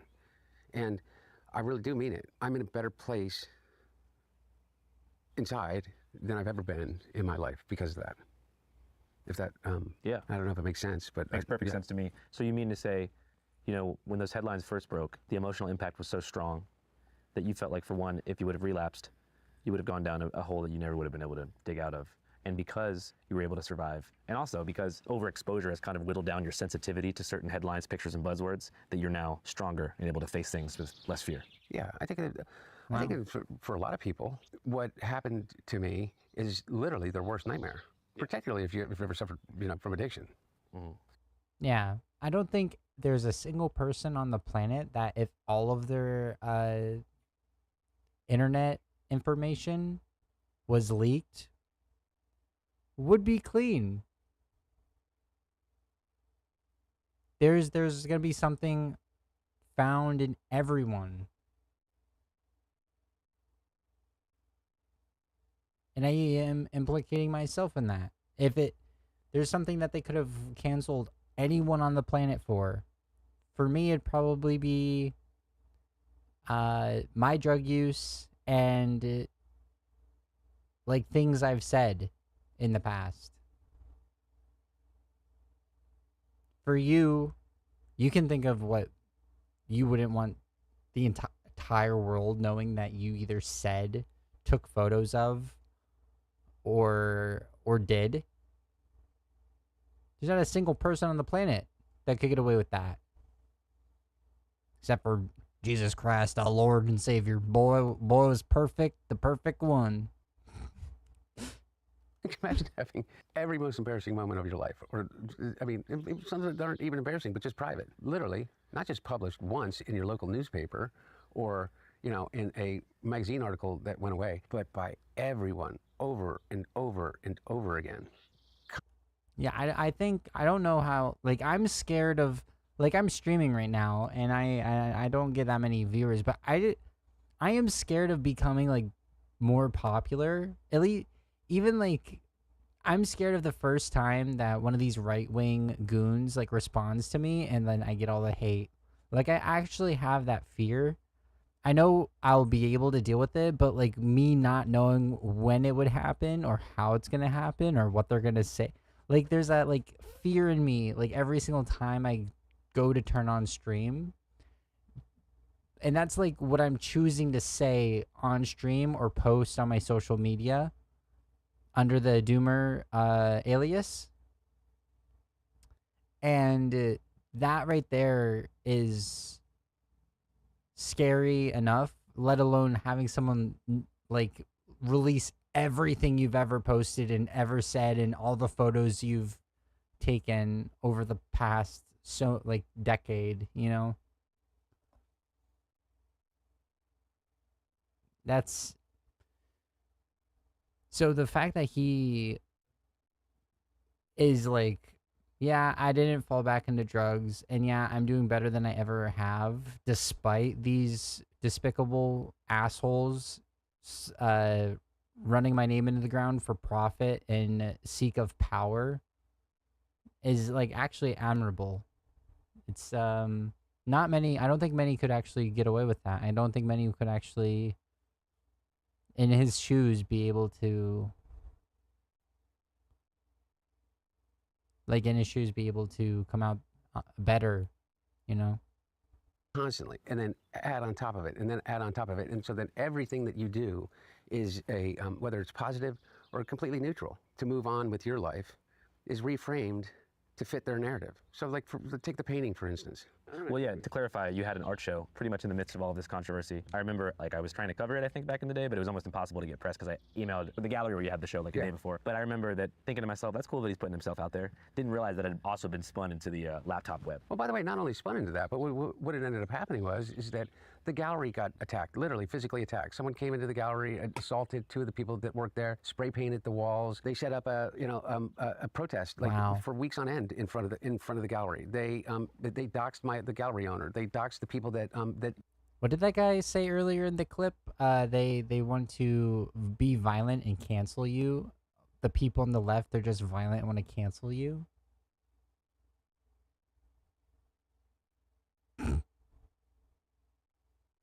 Okay, if we're both the same, that's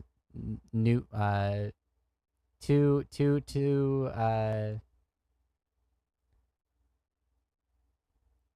negatives cancel each other's out. So let's talk about policy. What are the outcomes of your beliefs versus our beliefs? There was known that purchased the playbook. They got subpoenaed. My gallery owner had to spend close to $500,000 to defend himself before Congress. I came to the conclusion that one of the reasons that I didn't choose a life that is as an artist at a younger age, because I didn't have the courage to do it. Well, like you were kind of scared to put yourself out there in a way that's not like traditionally. Yeah, exactly. You know, so I took a different route, and I went to law school, and I became a professor, and I opened up a law firm, and and by the way, I think I did all of those things pretty successfully. But when it became the only thing that I could do to not sink into absolute and complete despair was to fall back on the thing that I loved to do the most, was to paint. That's what I painted. And then somebody came by just by happenstance one day, who had a gallery in New York, literally a friend of a friend. He said, "You should do a show." And I said, "I would love to do a show." And then I was scared to death when I did it. In the first show that I had in LA, I didn't offer anything for sale. I just did the show. It wasn't even for sale. And immediately it became this thing, you know, like I realized that, you know, that also gave me a gift, which is this. Is that I don't give a shit.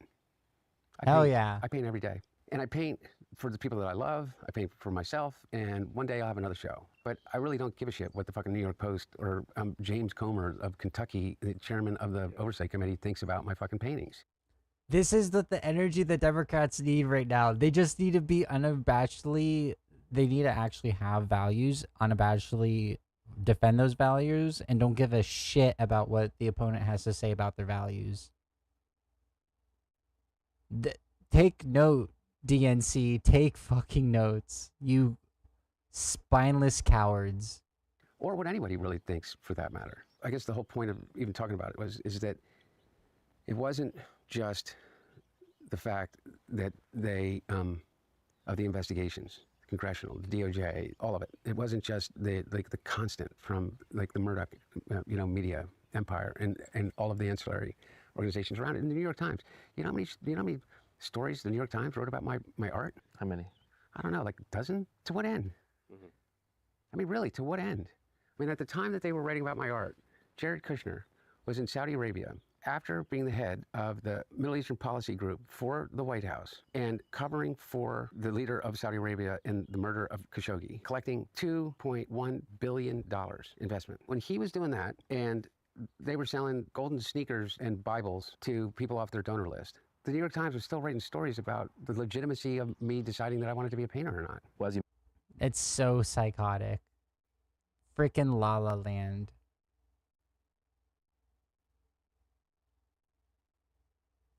Freaking La La Land. We're all a little mad here, I guess. mentioned, it's a business. Businesses are profit-driven, and they know that there's a bigger appetite, a larger media market that's going to prefer to hear about Hunter Biden's potential artistic career after the scandal versus a typical, Kushner, Trump family corruption thing possibly happening in a different country. They know that, Trump's audience is going to be more hungry for anything about you than about, it's a classic diversion thing, too. It's like, don't look at what I'm doing, look at this guy. One of the things that's interesting is that when we first talked, I said to you, and we had a brief conversation about whether we'd do this or not. And I said, I suspect that many people in your audience, like your kind of, for lack of a better phrase, your loyal listeners, would kind of have probably looked at me over the past 5 years and said, we don't know if Hunter Biden is the villain that they say that he is, but kind of a sleazeball. No, I never said he was kind of a sleazeball. I always defended Hunter Biden and be like, oh, he's a fucking gangsta Chad that that fucks bitches. I always laughed the people off that were crying about Hunter Biden by being like, oh, you mean the evidence that proves that he's a fucking that he gets laid and you don't? Is that why you're mad? Because you don't get laid? Unlike Hunter over here. I didn't take them seriously. It's like, yeah, no, I care more about the guy that literally admitted to sexually assaulting women on mic. Just grab them by the you-know-whats. Because you're rich and powerful and you can do that when you're rich and powerful. And then was found guilty of sexual assault. And then was bullied and silenced someone else that accused them and was going to take them to court for sexual assault through the Epstein allegations too. Yeah. I care more about that than some person that's not in politics that did crack 6 years ago. It's priorities. Priorities, man. Have your priorities. I recognize that. And the question that I have is like, also like the lawmakers, like, oh, Matt Gaetz. Oh, another Christian pastor found guilty of assaulting minors. Another Republican found guilty of CP or assaulting minors. But we have to worry about the queer people, right? Look at what they're doing. Look at what they're doing. They're doing the thing. They're the pedophile. I'm not the pedophile, I promise. Oh, the Trump derangement syndrome guy passes a bill. Oh, we're gonna have Trump derangement syndrome.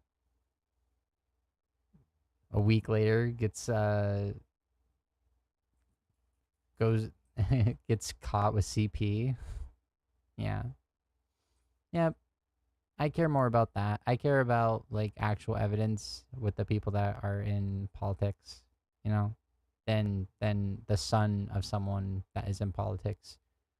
If they found some dirt on Biden, then I'd be like, yeah, that's bad. Probably should go to prison if it's prison worthy. If it's a crime. Like I would do with anyone. How do you move forward in this world if every discussion you begin is a defense of, I know why I went on the board of a Ukrainian natural gas company. A lot of it had to do with money, 100%. I had an organization that was willing to pay me for a service that I was 100% qualified to do. I went to Yale Law School. I served on dozens of boards before this. I was an expert in corporate governance. I have a encyclopedic knowledge of the region. I had served on a major infrastructure company's board and had done work in global aid relief throughout the entire world. Dude, this is like young Biden. This is crazy. Also, Have you ever heard any of Trump's children be this articulate? I haven't. They I don't know. This is like he seems like a guy I could have a beer with, you know? Sorry. He seems like a guy I could have a cup of juice with and have a chill chat with. None of the he seems like a down to earth, like actual human being in comparison to like all of the interviews I've seen for any of the Trumpers or any of like the MAGA people in general. This is just a dude, you know? And I feel like I would learn something and like it'd actually be a worthwhile, fun experience and conversation from anyone on the MAGA team. May that be the politicians or the talking heads, the propagandists. I don't feel safe being in the same room of them, let alone having a drink, open covered drink around them. You know?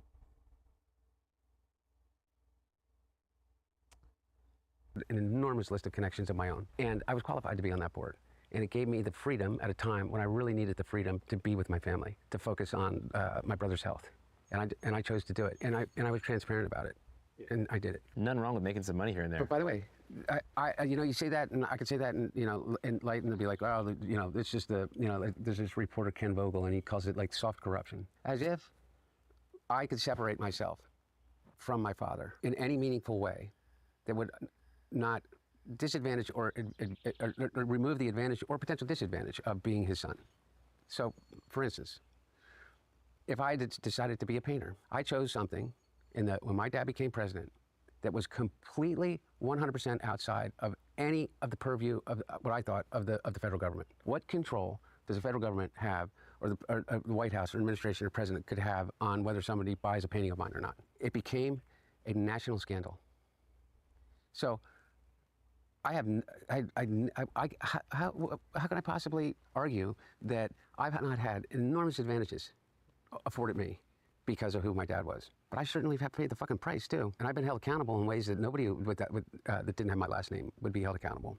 And I've been afforded options as it relates to that accountability that nobody that didn't have my last name would be afforded that. Mm-hmm. But then I'm not looking for sympathy. It's just interesting. I mean, the way you put it, just a fact of life. The way you put it's actually.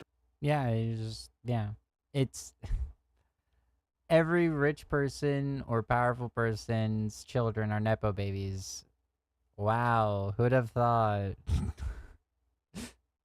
Who'd have thought? No way. Maybe you should criticize a system that does that if that's actually an issue to you. Or are you just saying this because it's a convenient excuse to justify something you already believe?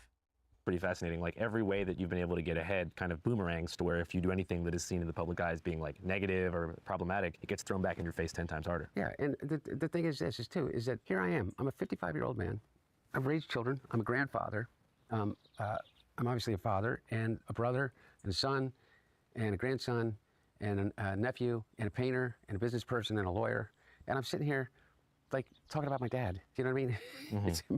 It's like Jesus Christ. I don't know if that makes any sense, but my point is, I interviewed Tom Hanks' son once. Yeah. And he's got a similar dilemma. He's a rapper. He's a weightlifter. Yeah. He's also in recovery. He does a bunch of cool stuff, but still, you know, people want to ask him, "Hey, man, can I meet your dad one day?" Or he still has to comment about what it's like being Tom Hanks' son. I remember he said he was getting a haircut, and the guy.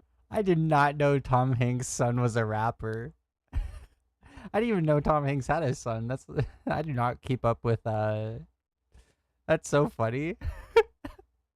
I do not keep up with the Hollywood scene like at all. Like I don't care about it. It was like, "Yo, tell your pops I love Forrest Gump." He just walked out because it was round 1,000, and I take it that you've had a similar experience. Yeah, I can't judge anybody else's relationship with their dad. Is that all I know is this, is that I am more proud to be my dad's son than anything in my life. I mean, truly mean that. I don't know, I'm not exaggerating. I haven't seen somebody depicted in fiction, in a movie, in a book, story from a friend, real life, my own experience, that anyone that is as good as father as my dad is. It's just that, the one single thing that I aspire to, what I don't know whether I'll ever achieve to the degree that he has, is the way in which he has been a father to me, to my brother, to my sister, and a grandparent to my children, and a father to so many people that you'll never meet. There is story after story after story that will never be told of the kid that he met on the rope line that stuttered, and he was 12 years old. And you do know ones, but I'm telling you, there are dozens. My dad, any given moment, you turn around and he's on the phone with somebody you met on the train whose brother just died, and they're having a hard time because their mom's drinking again, and he'll slip him his number. As President of the United States, as Vice President, story after story after story, while still... Trump would never. Trump would bring it.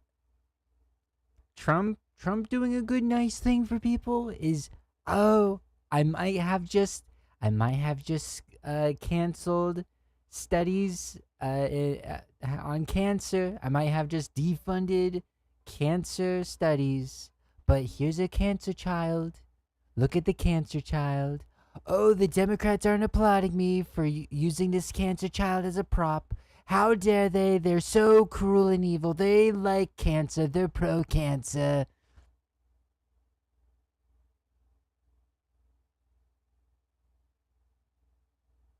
And you fall for it.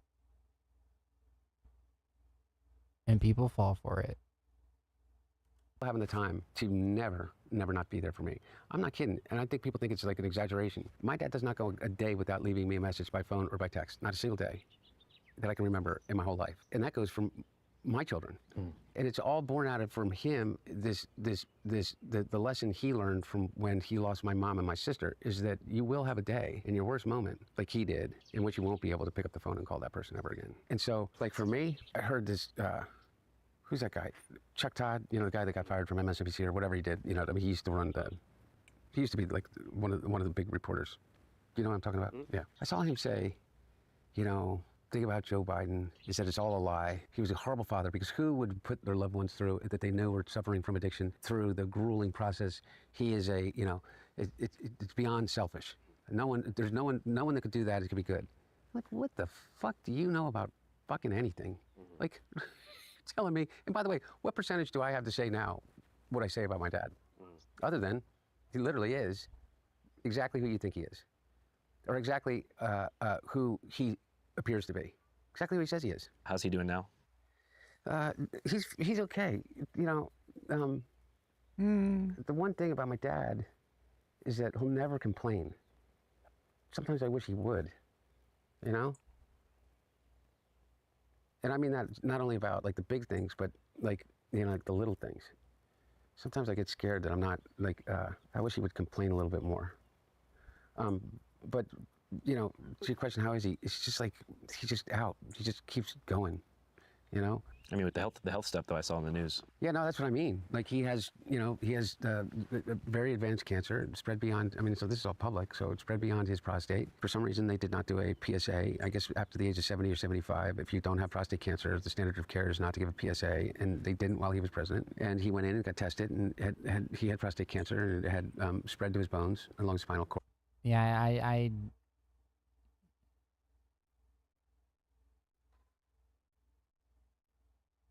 I think, like, this is kind of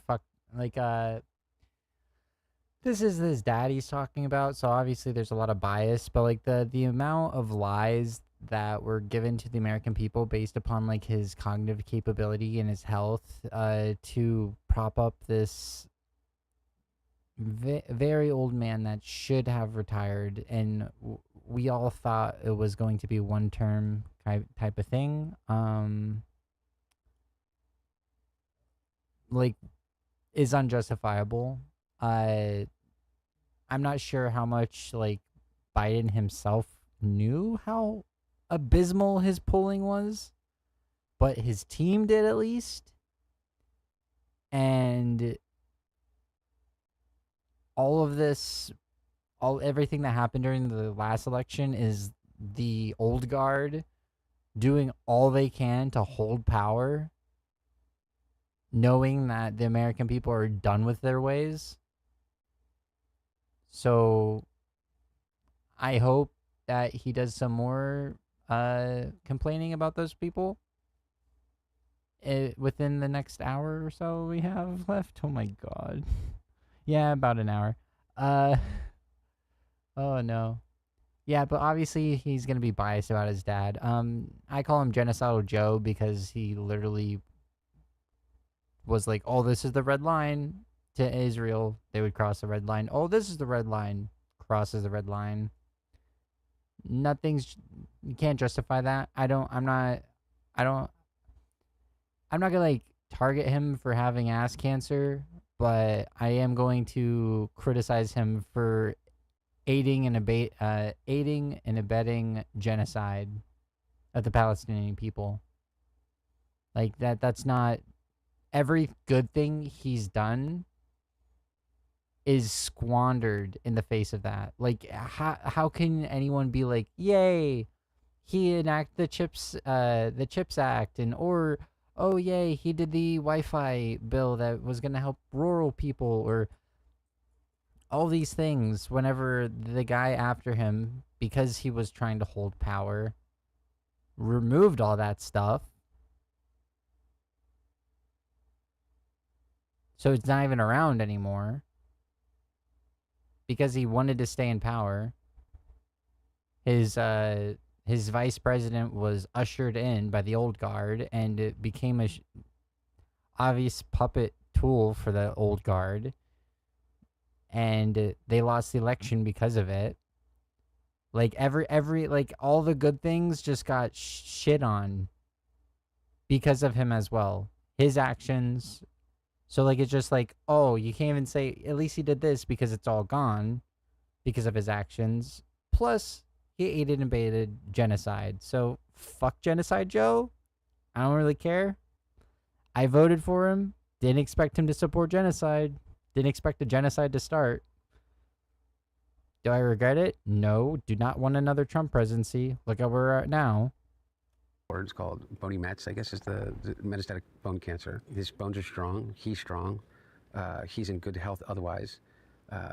He's in great health otherwise. And they can treat it, but it's not curable. And so that's all. Yeah, this is what I mean by, like, he's obviously, like, this is his dad he's talking about. He's going to be, like, empathetic and caring for his dad, and he's going to not make any sense, because how can you be like, hey, my dad is my extremely elderly father, doesn't only have ass cancer, but also bone cancer, but he's in really good health otherwise, you know, like, yeah, I don't know. All the public knowledge of it, but I think that is literally everything that there is to know about it. They do this thing called hormone therapy, and and it makes you tired and stuff like that. But seeing him day to day, he's doing well.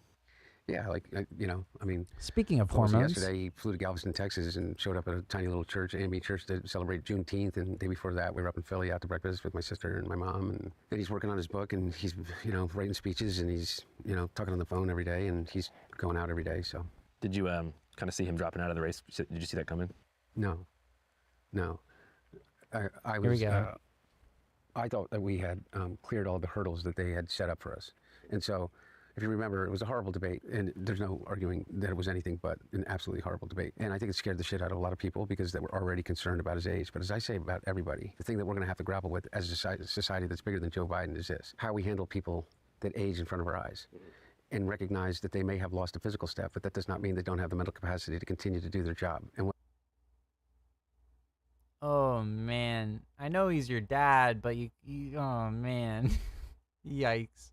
Whether there still should be to be valued. So my dad grew old in front of everybody's eyes, and the difference between whether or not you thought that he was politically viable based upon your own biases, or whether you thought that he was politically capable based upon his accomplishments. Well, it's kind of a good thing that he did drop out, because in his first year, in his second term, we'd have all learned that he has cancer, and he'd have to deal with cancer. And then he's not going to last long. Like, having cancer in your bones is already pretty much a death sentence for an 80-plus-year-old man. Like, it's his dad, right? So he doesn't want to. He went on earlier about like how he's not going to like with his brother, like his brother like kept living despite the cancer, and he didn't tell anybody because like what are you gonna do, like give up on life and just like not try to live? You know, he went on that speech about his brother, so he's that kind of gives us more insight of why he's saying what he's saying now. But it's a good thing that he did drop out, right? If only we had a candidate that took his place that either the Democrats, the Democratic voter base could have voted on, and also, or Kamala Harris didn't show that she just was a yes man to the corporate stooges of the Democratic Party and actually cared about like her values and advocated for her values. And because all that energy, I was like, what the heck? Why is this so Bernie-esque at the beginning? And then slowly it was, oh, I can't criticize the Biden administration. Oh, I can't criticize my own party. Oh, I can't. I'm going to just be the same thing that we faced in the last 4 years, which people weren't excited for. People were excited at first because it felt more like a Bernie movement, like a democratic socialist movement, which is what the voter base apparently wants, because look who they voted for in New York, and look at how many people are, at least Democrats, are positive about who they voted for in New York. Who the other people they're winning across the nation that aren't as big, socialist after socialist is showing up. Just remember, Joe Biden got 81 million votes. And it wasn't because of Donald Trump that Joe Biden got 81 million votes. Joe Biden got more votes than anybody that's ever run for president in the United States before, by a large margin. I mean, just think about it this way. The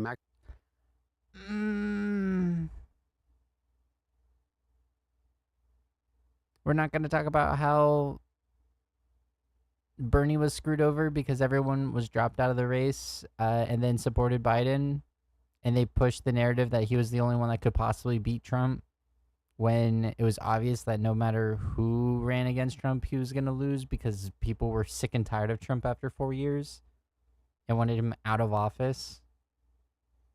With those votes, it's obvious that people were willing to vote against Trump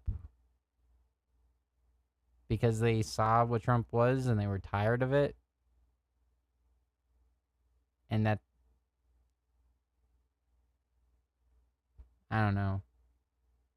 Like the things he's about to say, right? I feel like he's about to like complain about, he alluded to something. I feel like he's about to complain about like the Democrats. But like everything he's about to say applies more to Bernie than literally anyone else. maximum number of votes that Barack Obama got just 8 years earlier was 69 million. Okay, population hasn't grown that much. They had the highest voter participation of any presidential election since 1901.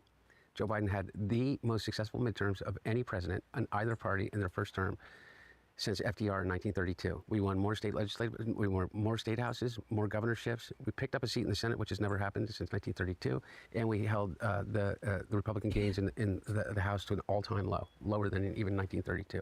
Then, with the slimmest majority of any president ever, with a 50-50 Senate and a 4 or 5 vote majority in the House of Representatives, he passed more legislation in 2 years than any president has in 8 years since Lyndon B. Johnson. Yeah, but then as soon as the genocide started,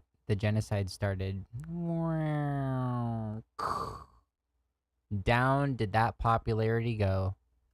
Including the Investment Reduction Act, the Recovery Act, including the PACT Act, which was troops health care, the first gun legislation that has been passed in a generation, and the list goes on and on.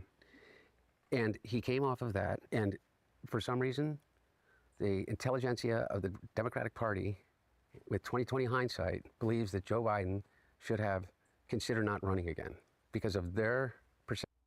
It doesn't matter how good the dude did. He was old as fuck and now he has cancer.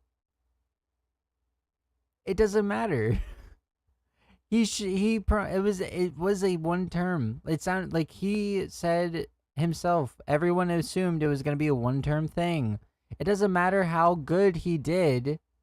All of that's been squandered. All of it's gone.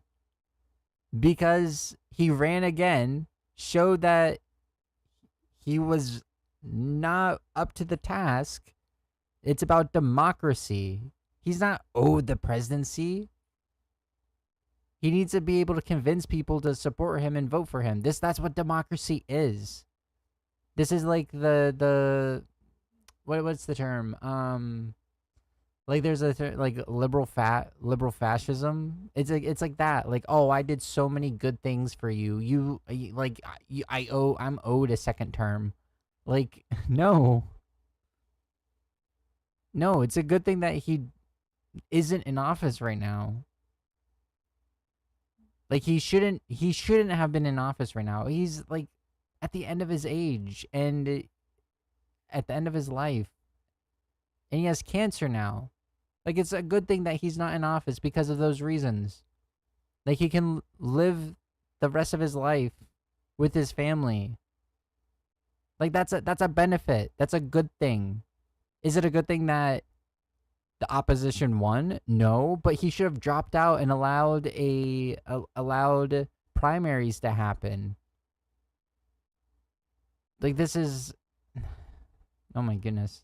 Perception that he was too old, and so yes, then he was. The drumbeat began, and the New York the New York Times, on a near daily basis, egged on. Yeah, like this is cringe. Like obviously he's gonna obviously he's going to shill for his dad because it's his dad, but like this is like any rational person that doesn't have this bias can see like the light of day and understand that bro was not up for the task for another 4 years. By the Pod Save America saviors of the Democratic Party, with 4 white millionaires that are dining out on their association with Barack Obama from 16 years ago, living in Beverly fucking Hills, telling the rest of the world what black voters in South Carolina really want, or what the women in the waitress living outside of Green Bay, Wisconsin really believes.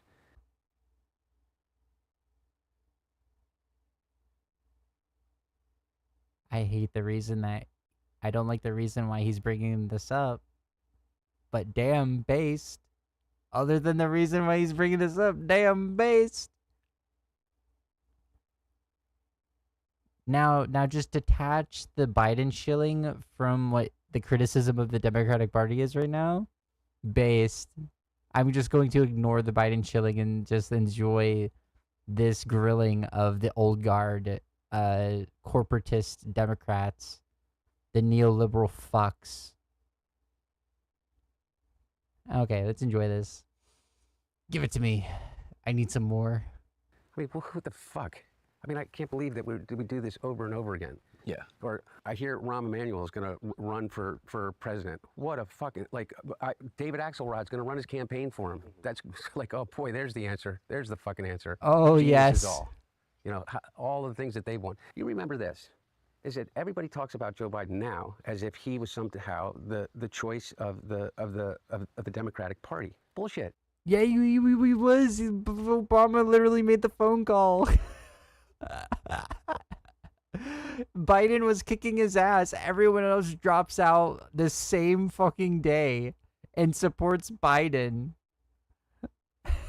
And that's the only reason Bernie didn't win. And Obama made the phone call. The guy that you just criticized made the fucking phone. Bro, your father was handed the keys to the White House because of the people you're criticizing right now, dude. Oh, man. We lost Iowa. We lost New Hampshire. We came in second in Nevada. David Plouffe and David Axelrod went on TV. They said that there's no way Joe Biden can get the nomination. Dude, the polling showed that even the Democrats didn't want fucking Biden. The polling showed it. It wasn't like It wasn't like, oh, people that people started believing it because the news organizations said it. People saw it for their own eyes and were like, bro, like, no, please, anybody except for this corpse, please. Oh man, dude. Chance in the world. Mike Bloomberg's going to crush him in California. Elizabeth Warren's going to beat him in Massachusetts. There's going to get wiped out in Texas. He doesn't have the money to run. A lot of rural voters said, fuck you, we love Joe. A lot of urban voters said, fuck you, we love Joe. And they voted for him overwhelmingly. And not only that, everybody said, well, he'll never be able to beat Trump. And then they said, well, he'll never bring us out of COVID. And then he said he'll never be able to pass bipartisan legislation, and he doesn't know what the hell he's talking about, and he's living in a different generation, and he's living in a past time, and over again. David Axelrod would go on and say, you know, the thing about the president is that he is just a man who time has passed by, and he doesn't understand Congress. We passed bipartisan legislation more than any presidents in Lyndon B. Johnson, and who had a supermajority in both the House and the Senate, with Joe Manchin and Kristen Sinema. And who did that? That didn't happen by magic. That didn't happen in the Obama administration. That happened because Joe Biden got on the phone with Kristen Sinema and Joe Manchin and Chuck Schumer and the rest of the party and Republicans in the party, and he passed the fucking bill. Also, remember, this is when Republicans had their tails between their legs because of what happened at January 6th. The fact that there was no arrests because of the court, like there was no arrest of fucking Trump or his goons that orchestrated this whole January 6th thing and spread the lie of the January 6th thing. Big fault of your father's administration, bro. Big fucking floppadoo on that one.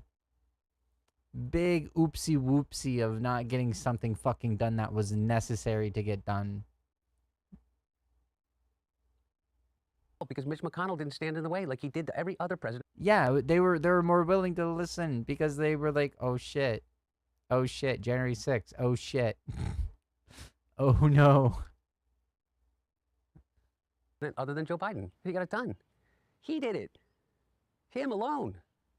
And then they said, well, look, it's all going to come down to this State of the Union speech. It's going to come down to the State of the Union speech. That was it. And he knocks it out of the park. And it was that one debate that caused the full backslide. Yeah, man. And I'll tell you what, I know exactly what happened in that debate. He flew around the world, basically, the mileage that he could have flown around the world 3 times. Yeah. He's 81 years old. He's tired as shit. They give him Ambien to be able to sleep. He gets up on the stage, and he looks like he's a deer in the headlights. And it feeds into every fucking story that anybody wants to tell. And Jake Tapper, with literally how many... Your dad literally has cancer. Why are you defending the fact that he did not he dropped? Like, what are you doing right now? Like, he shouldn't have ran a second time. There was no midterm.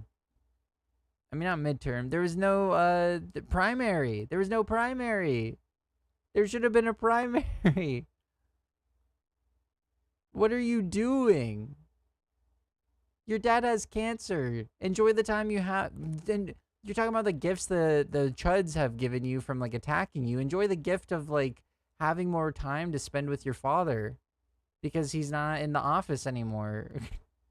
and come to the realization that like, bro, yeah, he has cancer. He's really old.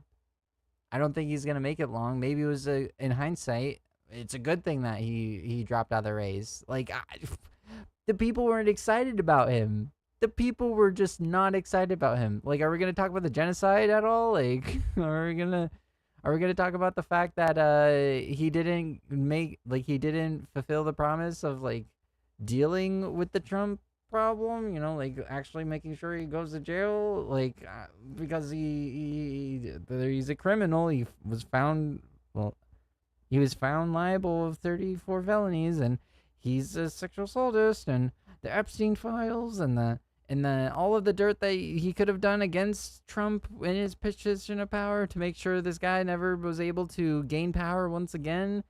Like the polling showed at when he was running, like people were not excited about it. People were not in support of it. People were not gonna vote for it again. Like, it sucks to suck, but that's how it is. That's just how it is. Like, just criticize the establishment without having to, without defending your genocidal father, please. That'd be cool. That'd be based.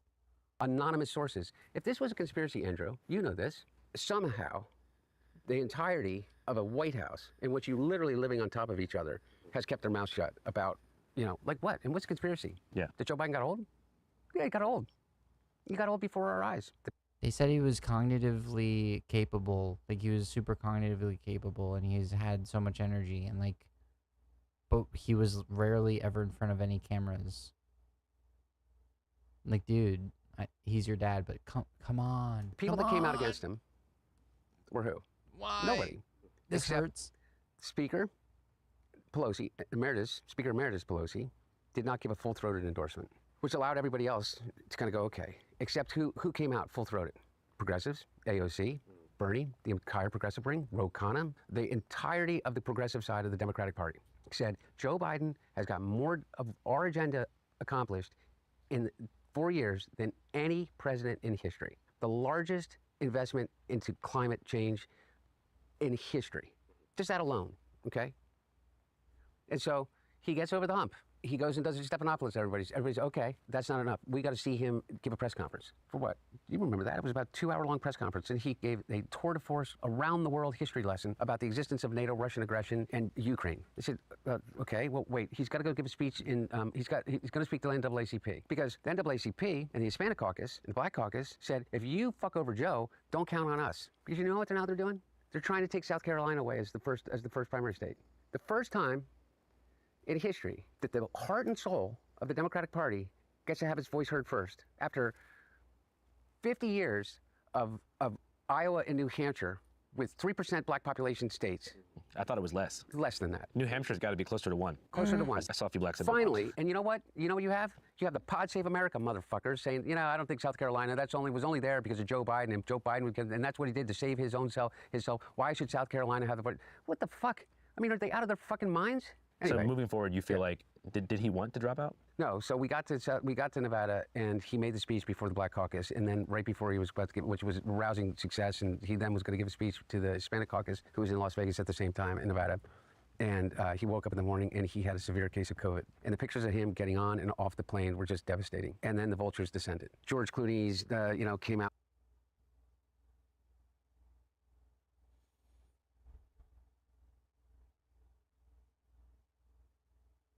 Dude, your dad funded and enabled a genocide. He was extremely old. He has cancer. I know he can't hear me, but like, I don't know, like, this is just...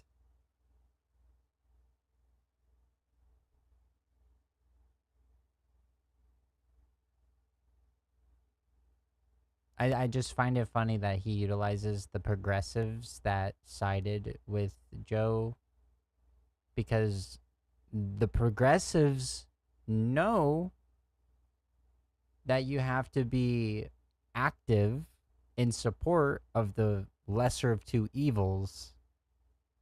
It wasn't necessarily because Joe is Joe. It was because it wasn't Trump. It wasn't a conservative. It wasn't a fascist.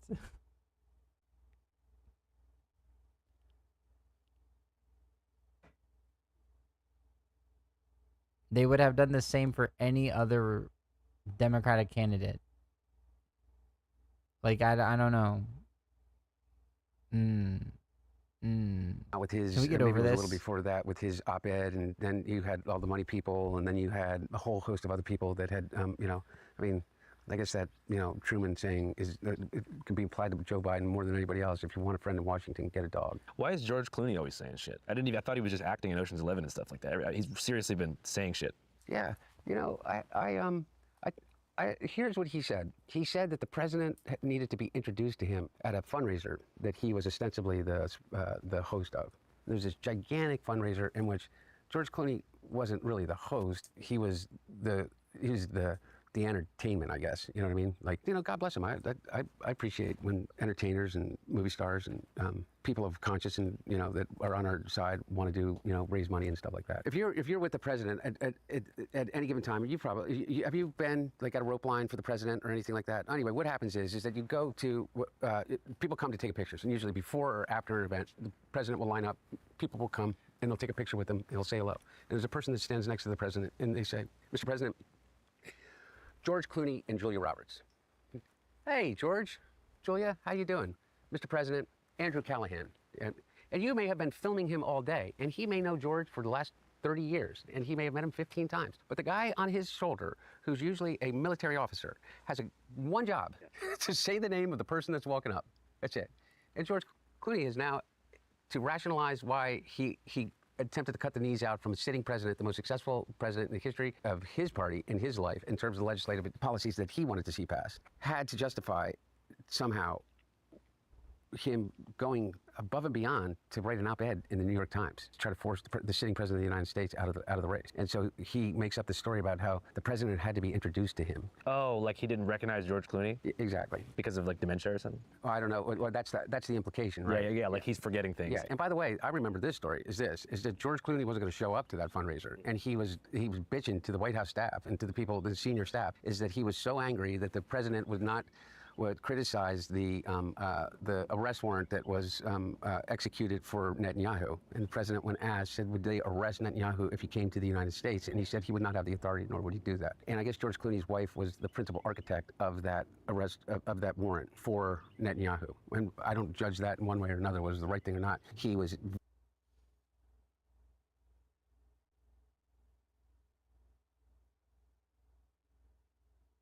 That's pretty eye-opening.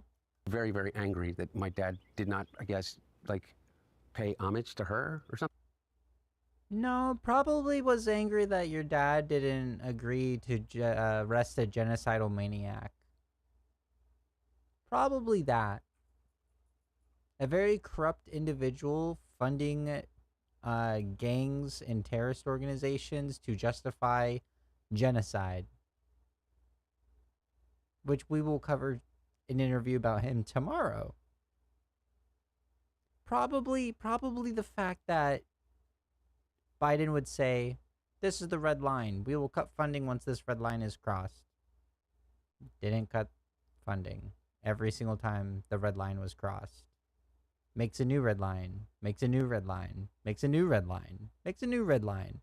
Doesn't criticize the genocide, doesn't call it a genocide. Says that it's anti-Semitic to criticize Israel. Openly calls himself a Zionist and a supporter of the Zionist cause. Probably that's what's made him upset. Maybe I'm thinking here, and I think maybe it's the support and funding towards a genocide that might have made him upset a little bit. Not the fact that his wife's name was attached to it or anything to do with his wife. You can spin it that way if you have to justify not arresting someone committing genocide, or your father saying he wouldn't arrest someone that's committing genocide. You could spin it that way. You could do that. But still fucking stupid. I understand, defending your wife or something, but I mean, I No. saw the text messages that he wrote, reams of text messages, like, how dare he do that? And he kept promising that he was going to embarrass the president and pull out of the fundraiser. Before we continue about the vultures, I have a George Clooney story. Hopefully we can leave it in. My only really famous Hollywood friend is actor Jack Black, from School of Rock. And so we used to be neighbors in Los Feliz. And so Tenacious D did a concert in Sydney, Australia. This is a day after they tried to assassinate Trump in Butler, PA. And I guess Jack Black's guitarist or whatever jumps up on stage and he yells something to the effect of, hey, next time you try to shoot Trump, aim a little bit closer. Don't miss Trump next time. Oh, hello. George Clooney. Hello, new person. Is blowing his phone up. Yeah, no, no one can say that I've just been sitting here stealing this content. First off, it has 5 million views. Not 5, but 2 million, almost 3 million. Holy shit. 3 million views. Way more than I ever could get. Also, it's a fucking 3-hour video. It's been 5 hours, almost 6. Oh my god, it's almost been 6. Yeah. I was gonna cover other things. I didn't realize this was this long, so I'm gonna cover the other things tomorrow. But hello, new person. And like, if you don't kick your band member out of the band and like publicly denounce this guy, like, I don't know what the consequences were, but it was kind of like, you're out of what, we don't know. And so his hand was basically forced to be like, oh, sorry, my band member has serious mental health problems. We're breaking up the band for now. The tour is canceled. And so, I mean, it is cool to see Hollywood actors voice more progressive opinions, but Fuck him. Fuck him and everybody around him. I don't have to be fucking nice. Number one, I agree with Quentin Tarantino. Fucking George Clooney is not a fucking actor. He is a fucking, I don't know what he is. He's a brand. And by the way, and God bless him. You know what? He supposedly treats his friends really well. You know what I mean? Buys them things. And he's got a really great place in Lake Como, and he's great friends with Barack Obama. Fuck you. What do you have to do with fucking anything? Why do I have to fucking listen to you? What right do you have to step on a man who's given 52 years of his fucking life to the service of this country and decide that you, George Clooney, are going to take out basically a full-page ad in the fucking New York? It's like watching two assholes fighting, I guess, because all of this is in the name of his dad. All of this is in the name of like Genocide Joe. But at the same time, he does make points. Times to undermine the president at a time in which, by the way, what do people care about the most? Why do you think that the Republicans have an advantage over us? Dude, he is angry. That's a vein.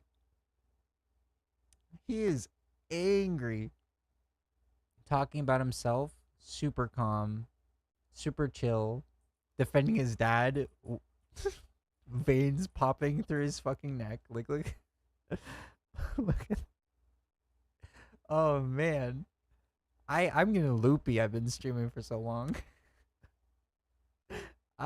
Because they're unified. They will go along with anything. I wasn't asking anybody to go along with anything. I was asking people to go along with this. The most successful administration in my lifetime. And He was old and now he has cancer. Good thing he's not our president, because now he has time to be with his family in his last years. That's awesome. Cool. Enjoy that. Shut the fuck up. Stop crying about your dad. No, people didn't want him. That's what democracy is. He's not owed the presidency because he was successful. People didn't want his ass. He didn't convince people to want his ass. including the Obama administration, I'm including the Reagan administration, I'm including every administration in my lifetime. We have gotten more done for the agenda of the things that your generation and my generation cared about than any president in history. And we didn't get... Yeah, I said this earlier. I think this is a really good thing. I wish this was done sooner, but maybe it's good now that it's more died down and they're in office. But like, this humanizes him more. Like, he's actually very, like, you'd think like he'd be a little fried from his drug use and everything. He's actually very articulate and a very intelligent person. Obviously has his biases because of his dad in this situation, but up until this point, like, I've been just saying based repeatedly over and over and over to the things he says.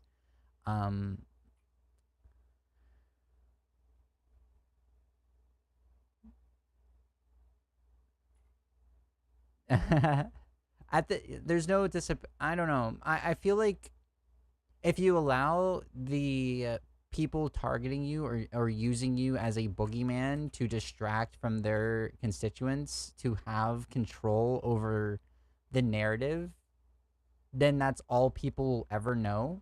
I think it's a good thing to show your face in the light of that, in response to that, and not allow them to have the only say in who you are as a person.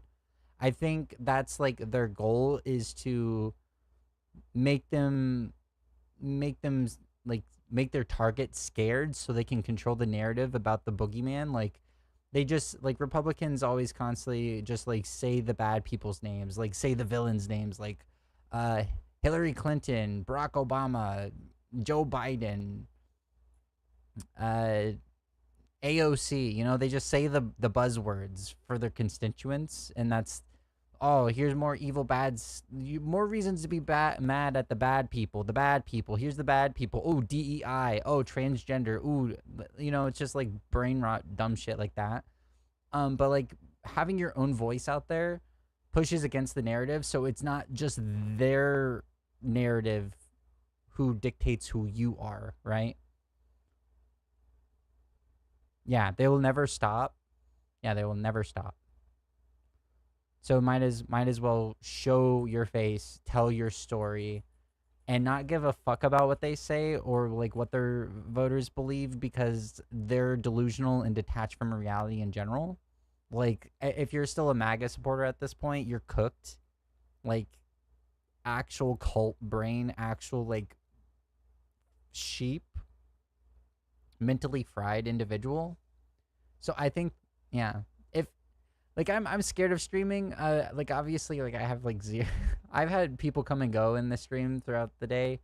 A lot of them don't chat, but, like, I'm actually kind of scared to get anybody to pay attention to me because like, the first time a chud, like a chud uses what I say or, like, me as a way to make content, that's going to be spooky. But I think the fact of, like, I don't know when it's going to happen and I don't know what they're going to utilize and say about me or against me, I think the not knowing is scary, but once it's happening, it'll be easy to, like, just face it kind of deal, right? But, like, I don't give a shit what these people think anymore. They're cooked. Yeah. Yeah, it's all for, like, Hunter went into detail about, like, even so-called liberal, yeah, they are statistic. Even so-called liberal people, like liberal platforms, like media platforms, they're profit-based, so they will just take a narrative and run with it because it gets them clicks, right? Yeah, I've found this very eye-opening. This last bit right here is pretty cringe, but yeah, let's continue it because I really need to get done with this video. I wanna go touch grass sooner than later. It all done, but more than anybody else, with the slimmest majority ever. And everybody said that there's no way that he's ever going to be able to do that. And you know what George Clooney did? Because he sat down, I guess because he was, like, given the blessing by the Obama team or the Obama people and whoever else, and David Axelrod and whoever the fuck else, they used to go, okay, yeah, you know what? We are going to insert our judgment over yours. Me and James Carville, who hasn't run a race in 40 fucking years, and David Axelrod, who had one success in his political life, and that was Barack Obama. And that was because of Barack Obama, not because of fucking David Axelrod. And David Plouffe, and all of these guys, and the Pod Save America guys, who were junior fucking speechwriters in, on Barack Obama's Senate staff, who have been dining out on the relationship with him for years, making millions of dollars. The Anita Dunns of the world, who's made $40, $50 million off the Democratic Party. They're all going to insert their judgment over a man who has figured out, unlike anybody else, how to get elected to the United States Senate over 7 times. That's not the problem. That's the reason this is hard, because, like, he's saying base stuff, but it's all in the all in the name of defending his genocidal old ass dad, you know, that nobody wanted to vote for. He's saying a lot of base stuff, but it wasn't what they believed over. The problem isn't what they believed over what Joe Biden believed, or, like, it's not that. It's those corporate institutional Democrats forcing their way over what the constituents are asking for. That is the issue. Are we not talking about democracy anymore? Why are we acting like Joe Biden, like, was owed the presidency? Why are we acting like this is like, oh, how dare you disagree with the Lord and Savior of my father? Like,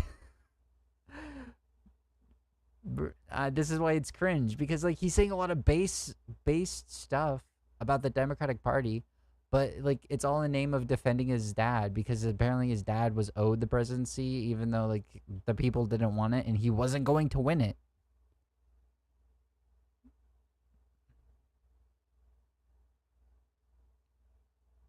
Like,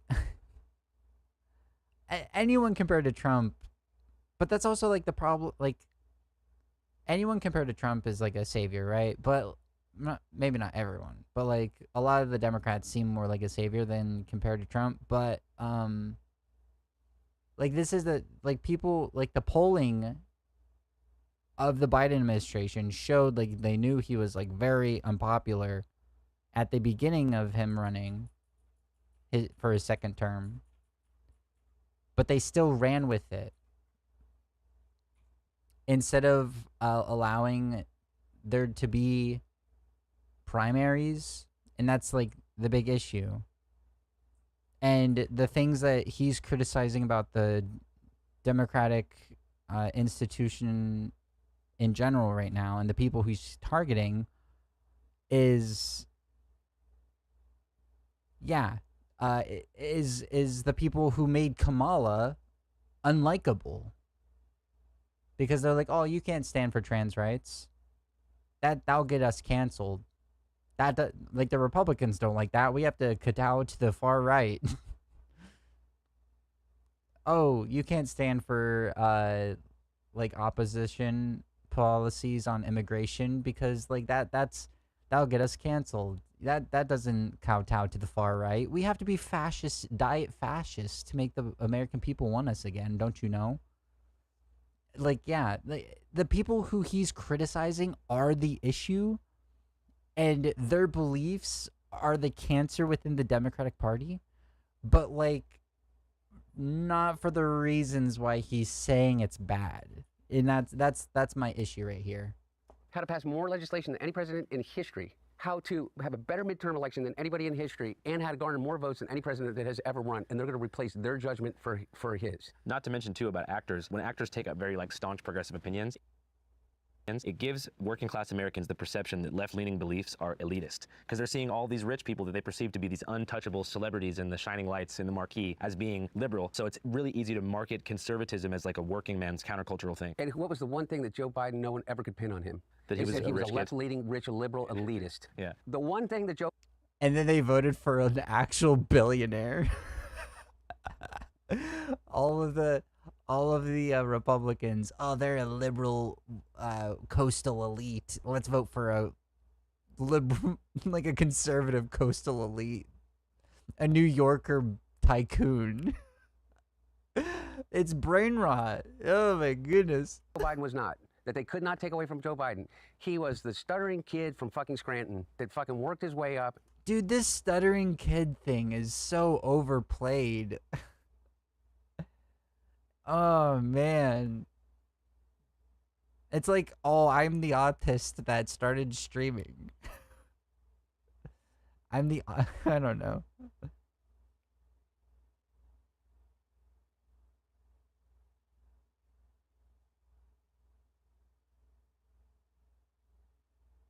Oh, that's literally what the kind of messaging that I do. I think you might not like me. I don't like. There's no kowtowing to the right wing. The people that support Trump, there's no kowtowing to them. There's no like getting them to change their mind. If they're like still in support at this point, there's no changing their mind. Like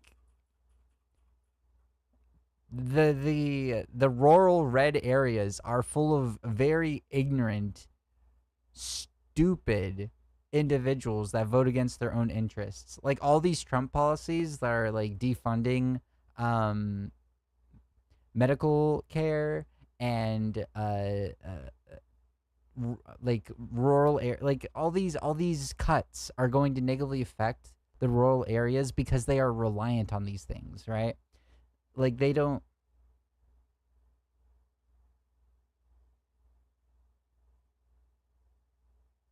No, I'm saying like I think that rural people are inbred dumb fucks that need to be criticized and make fun of more, and I don't give a shit about like if you're like I used to live in I used like my entire family on my mother's side is from a rural area, and like I lived with these people. They get their information from Fox or like radio talk show news. They don't like, the only time my family members left the state, like the only time my grandmother has ever left the state that I was raised in was to go to a wedding, and that was once. Like they live in isolation. They are so cut off from the rest of the world that they don't know fuck all. Like, and that's like a normal thing around there. Like all of the, especially the elderly people in that area and the young people that are being raised by those elderly people, Like it's just brain rot. They haven't ever interacted with non-white people. They've rarely ever interacted with LGBTQ people. They just don't know what the real world is like. They don't know what like outside of their fucking woods town is like. And they get all their information from Fox News or like right-wing talk show radio.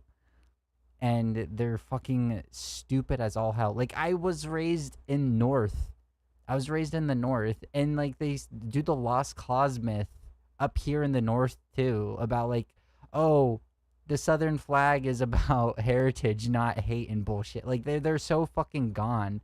And like you try to have a conversation with them and they have a thought ending cliche to justify all of their beliefs that they want to believe because they already believe it. It's not like, hey, I've looked at the evidence and I'm coming to this conclusion. It's I've been engraved with this conclusion my entire fucking life, so I'm finding everything to justify it, you know? Like rural people, fuck them. They're stupid, they're dumb. I like they're worth like they're going to deal with the most harm from the Trump administration than more than any other city, any other blue city.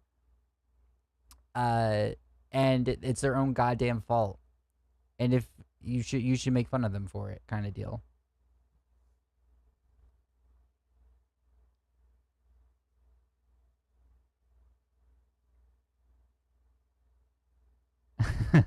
Okay.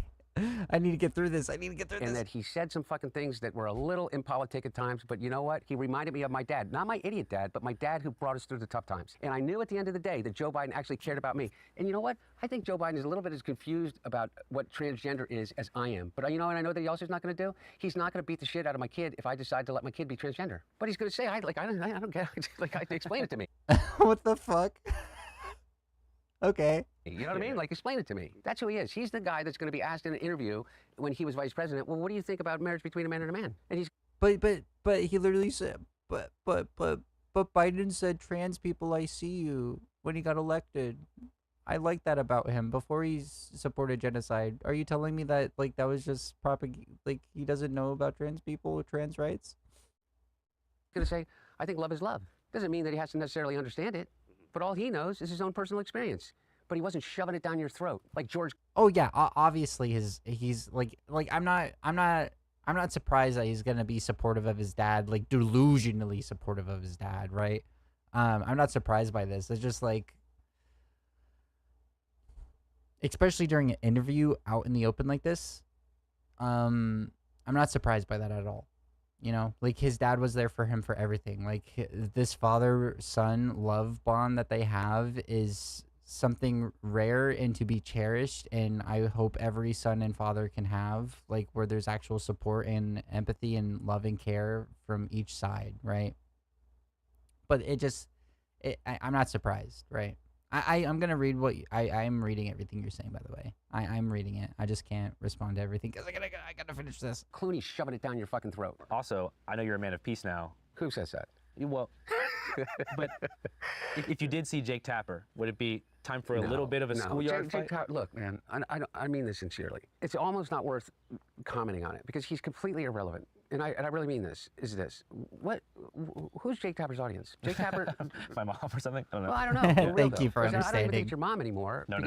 By the numbers, what influence does Jake Tapper have over anything? He has the smallest audience on cable news. And beyond that, I think that the book is right now on Amazon that he put out. I mean, his ratings just went to shit after he put the book out. You know, they did a 2-week infomercial for it. I mean, it was such a money grab, such a disservice to everybody that he serves with, the journalism that he purports to take part in. And he's very personal. He has a real problem with me. He does this whole rant about how I was the acting chief of staff and that I took control of the White House and I orchestrated this cover-up of my dad's health and well-being at the same time as who would ever trust a person like me that was a crack addict that got their sister-in-law addicted to crack cocaine, things that he has no notion of or idea about in personal, you know, like, Jesus Christ, Jake, grow the fuck up. Well, a lot of these dudes now, you can... Really? Is this a personal thing with me? I feel like this is the Trump era now. You're seeing a lot of, like, liberals and progressives kind of start to shift a little bit right, or at least capitulate to right-wing tendencies because they're following power and capital. Yep. Like, I don't know if you've seen this A24 movie recently called Warfare. It's a really good movie, but it's borderline like valorizing the Iraq war veterans, which I think I respect veterans in general, but like with no context as to like what was going on in Iraq, like why we were there, and sort of like paints the locals as these sort Is of this like, based off the book I think that so. he did, that he said that he wrote, he would take 15 minutes with his coffee and he wrote a book in like 6 months because he's some kind of fucking genius? But the point is, like, A24 is the same company that made Moonlight and was making movies that were all about like trans issues 4 or 5 years ago. So now you're starting to see, you're seeing money move right.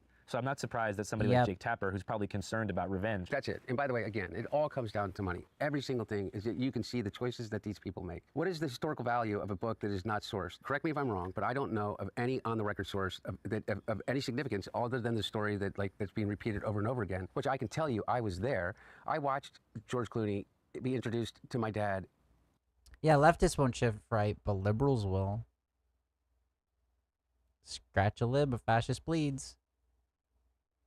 They're already trying to they've been trying to throw trans people under the bus for why Kamala didn't win. They have no policy position against the Republican policy position when it comes to immigration. There's so many like things that they should have a platform for, but they just fucking don't. They don't, because they're too busy twiddling their thumbs pretending to do politics by trying to hold power as much as they possibly can, because it's the old guard that's in charge. And the people are done and tired with it. It doesn't make any results. This whole liberal movement that has been in charge for such a long time has led us to where we are, as much as the MAGA movement has.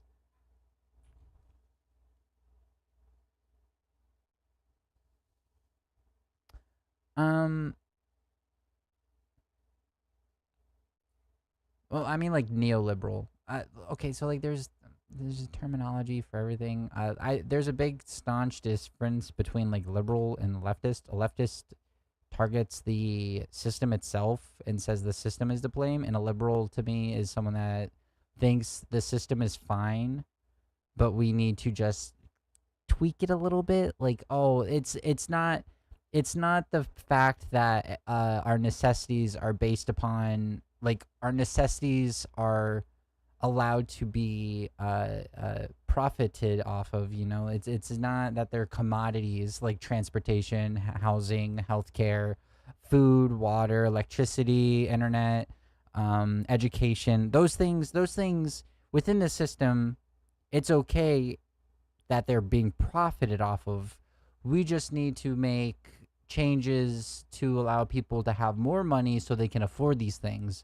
And then the leftist is someone that says these things are not something that people should make profit off of. It's not only immoral, but it also is detrimental to the citizens by being harmful. And, you know, like the policies are a little different. Like, there's a big difference between like a Bernie Sanders type in office and like a what is that guy's name? The head of the Senate, fucking Mr. Low Glasses himself. I don't know. I wrote a very stirred letter to the president. That guy. I can't remember his name off the top of my head, but there's a big difference between those two people. All right.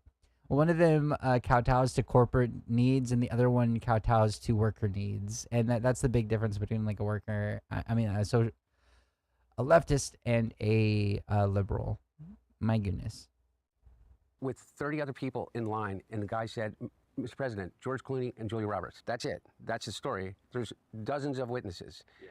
Other than that story, there's literally no sourcing. So what's it about? It's about money. It was a money grab. Jake decided, I could basically do this infomercial. I'm going to pick up the entire right wing because they're going to want to read this book, and they're going to do exactly why they're not reading it. They're not buying the book, and they're criticizing them. But what they're also doing is they started a congressional investigation, and now I have to deal with another fucking subpoena because Jake Tapper has decided that he's, through anonymous sources, going to create some conspiracy of a crime. And here we are. To what end?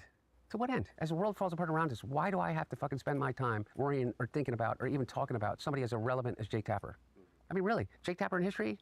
Where does he stand? I don't know. I saw him in the streets of Ukraine, in Lviv, during the war, and I think he thought that I was a right-wing sort of troll or something. So I was like, "Hey Tapper!" I don't know why I said "Hey Tapper." I just thought he would respond, and he just like started fucking walking away as fast as he could.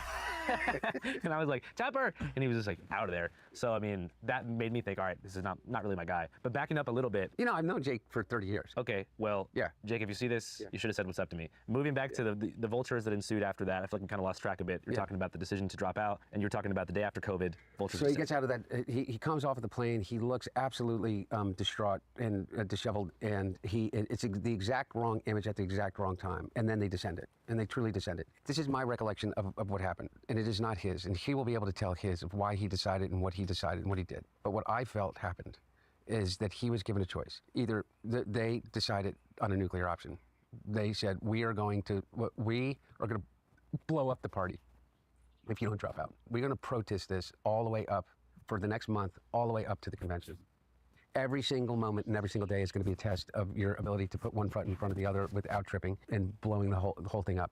We're going to hold you to such a microscopic accountability in terms of your health that if you have an off day and misspeak, if you do one of the Dude has cancer. Like, obviously he wasn't doing well. We all saw him. Every single time he spoke, he had no energy. Like you can't get people to support you. You can't get the voter base to be excited about you when you're literally Sleepy Joe. Like, you can't get people to be like, yeah, let's, like, I would have voted for him no matter what, but not everyone is like me. I understand the mission. I understand the goal. I understand, like, hey, every election is about lesser of two evils. I will always vote for the lesser of two evils.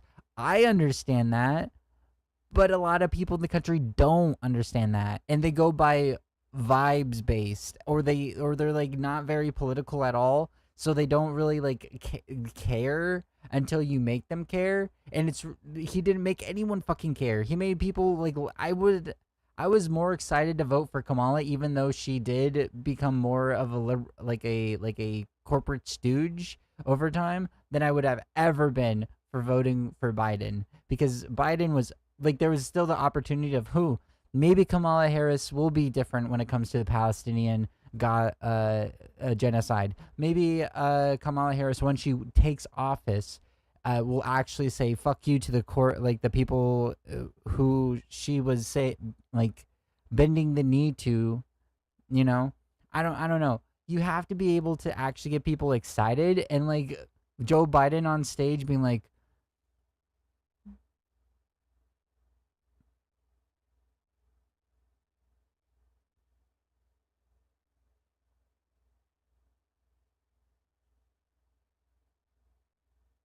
isn't gonna make anyone happy. Like if the person watching, was that fun to watch? Did you, comparison to how I am right now, did you feel inspired?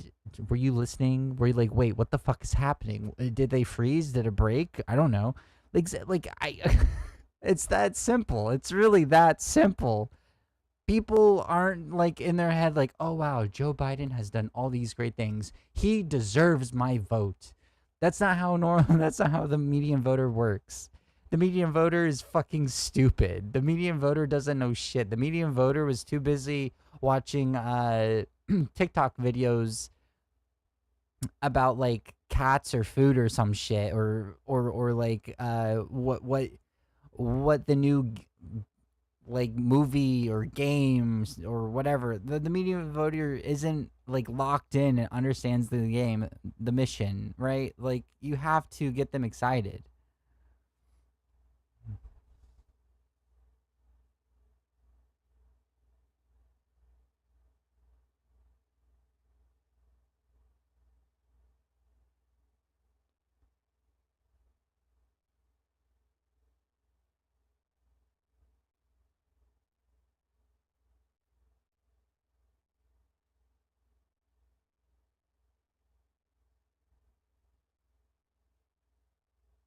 I don't know who you're talking about. I know I have family member, like I've had multiple family members, and I've talked to multiple people way back in 2016, before like their brain was completely rotten at this point, that said that they would have preferred to vote for Bernie Sanders, and they believed the whole conspiracy of like the Hillary Clintons and the Clinton like evil cabal, you know?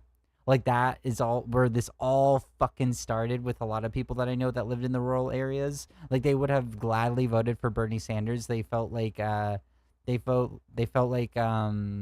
like Bernie was a great option in comparison to Trump. But then when Hillary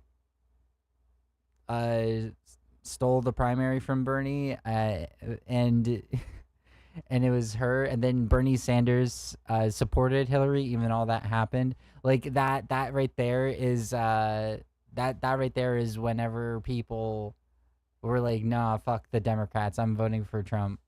You know? A lot of people that I know started out that way, and now they're just full fash. A lot of people that I've interacted with, especially back then, especially in the rural areas and online, you know. And that's where this all started. 2016 Gamergate, let's go. We've been stuck in it for how many years now? Will it ever end? Oh man, it's almost been 10 years. It's almost been 10 years. Oh no. It feels like a lifetime. Things that Donald Trump does 35 fucking times a day.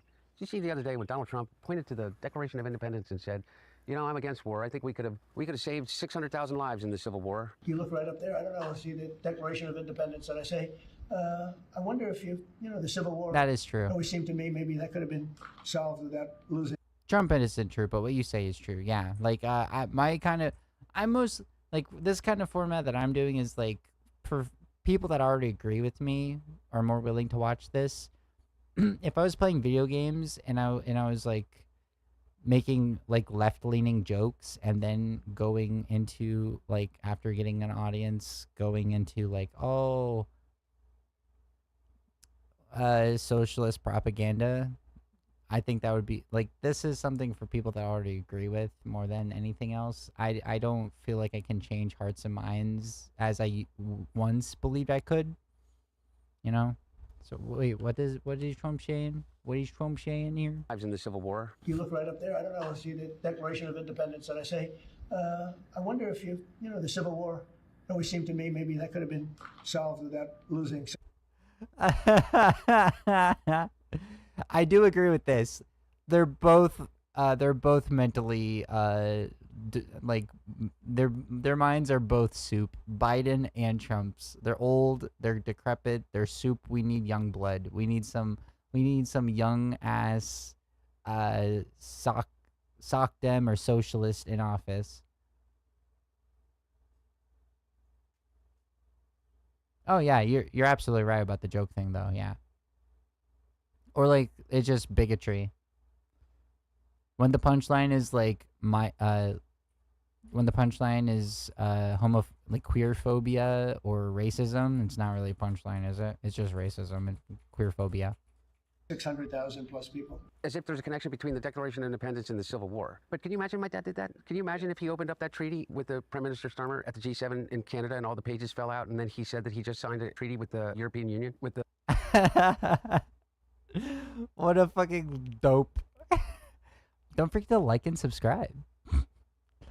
Also, if you look in the bio, there's a link tree to all of my social medias, including my Discord. The Prime Minister of the UK standing next to him. Can you imagine? And then if he got on a plane and said the reason that he was going home early from the G7 is because he had a major announcement the next day, and then the next day he put up a flagpole. Can you imagine any of those things? So you're saying... Where the fuck is Jake Tapper? Where the fuck is George Clooney? Because money.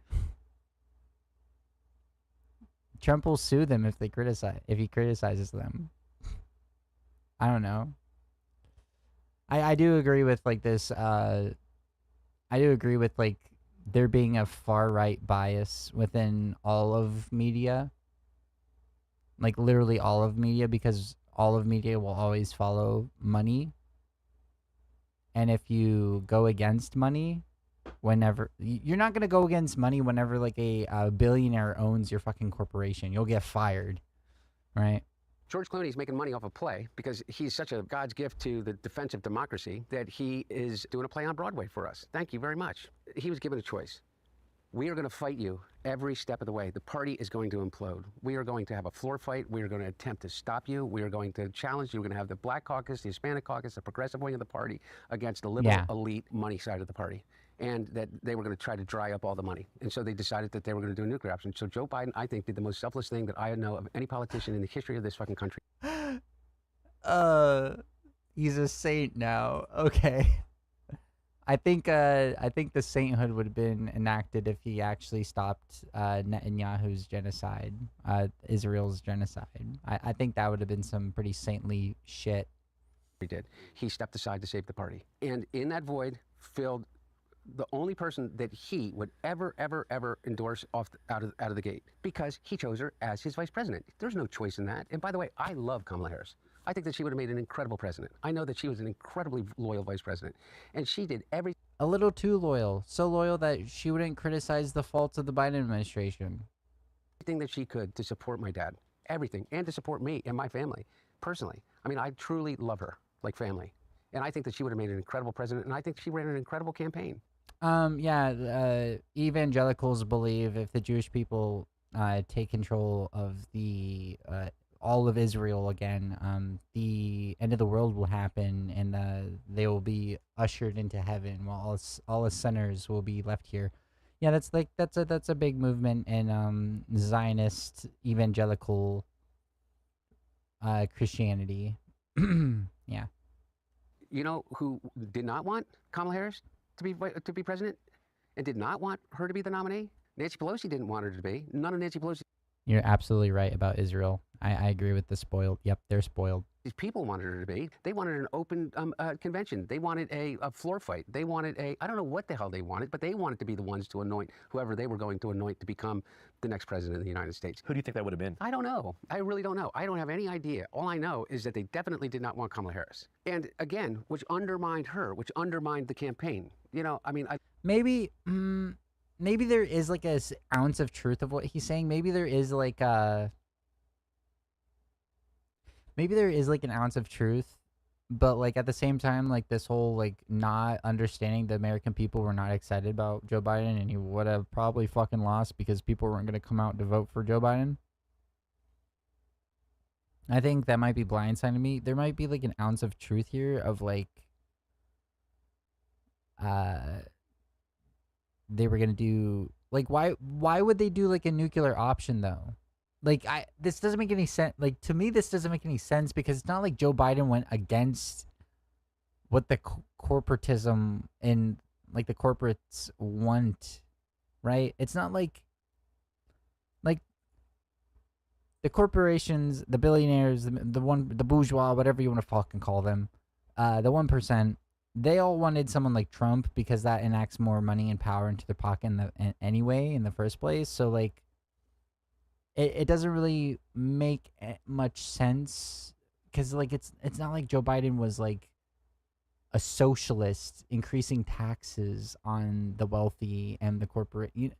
This whole like, oh, they were willing to do a self-destruct button, but like why? Like what information am I missing that would make this truthful? Or is this just like his way of trying to justify why people didn't want his father to be in the running anymore, and why they like removed him or like told him to like, you need to get out. You know, I think it really is like that was the motivation. Like they knew like, oh shit, we're gonna fucking lose if this guy is staying in here, so we're gonna remove him. But like at the same time, like I don't know. I really think that's it. Like, oh, we're gonna lose, so we're going to bully him out because this old fucking man, this guy won't fucking leave. Like, grandpa, you came here for Thanksgiving. It's already fucking Christmas. When are you going home? like kind of shit. Like I'm going to lock you outside of the house if you do not leave. I love you, Grandpa, but I need you to go back home. Grandma misses you, like kind of shit. Look at these people and talk about like, well, where were they? We had 100 days. She got 100. She literally was handed $100 million check. She ran her ass off. She had an incredible organization, incredible grassroots organization. David Plouffe took over the campaign. You know, what did they do? Where'd they spend their money? Those camo hats, they thought were going to make the kids go crazy, but most of the kids are pretty Palestine pilled. Look, I'm telling you. Oh shit, yeah. He said it. He said it. Hell yeah. Hell yeah. Okay, so he brought up the fact like the same people who he was criticizing before ruined her campaign. Okay. But she allowed that to fucking happen. She could have said, "No, you're not running my goddamn campaign. Get out of here. I'm not going to follow what you say. You're not my boss." Like she allowed it. She fell for it. The same people in the Biden administration that was fucking that over was part of her her campaign, and they fucked her over, and the people he's criticizing now is also the people in charge of that, and they also fucked it. It's just the establishment. The establishment's cancer. Get rid of it. It's dead. It's gone. No one wants it. You're gonna lose. You're gonna lose. There's no. You're gonna lose because democracy is gonna work itself out, and people are gonna vote you out, or you're gonna lose because we're gonna lose this fucking country, and democracy is gonna be dead, and you're gonna be facing a wall. Pick and choose. Would you rather just not be in political power anymore and not have to face the wall eventually? Or do you want to face the fucking wall because the fascists are in power? Pick and choose. You choose. You choose. It's your choice. It's literally your choice. You can hold on to that fucking rope as hard as you want, but eventually you're going to slide down and you'll be facing a wall eventually. Right? Or you can just climb up and get out of the way so the new people can be around. It's that simple. It's that really fucking simple. One of the reason I think that whether, I'm not a conspiracy theorist completely, but I don't know what happened in that election. I don't think that it was her fault necessarily. I don't think that it was. Not criticizing the fault of the Biden administration, her fault. Kowtowing to the Democratic institution, her fault.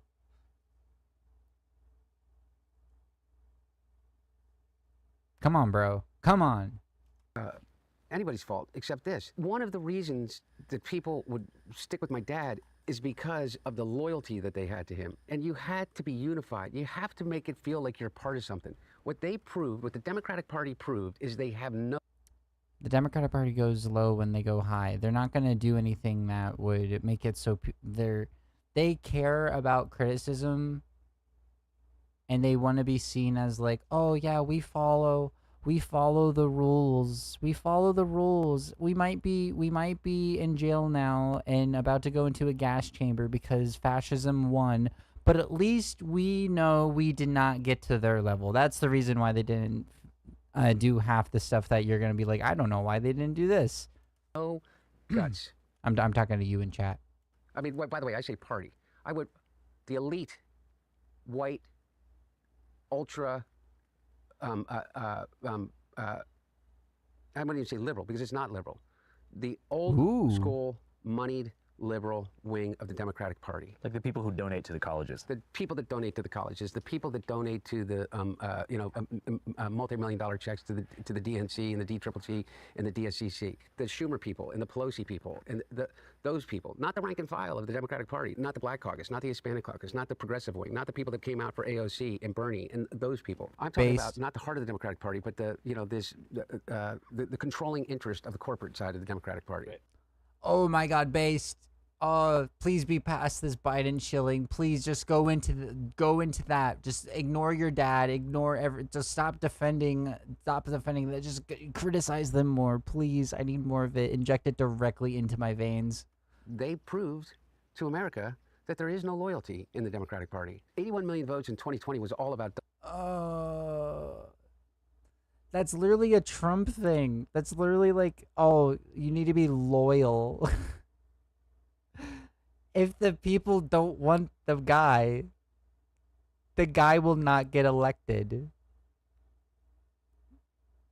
I thought we were a democracy. What is this fucking talk about loyalty? Your dad ain't owned shit. Genocide Joe ain't owned shit. Donald Trump and nothing about Joe Biden. I'm asking this question. If that's the truth, Yeah, Kamala Harris showed her loyalty. Look where it got her, not the presidency. then what?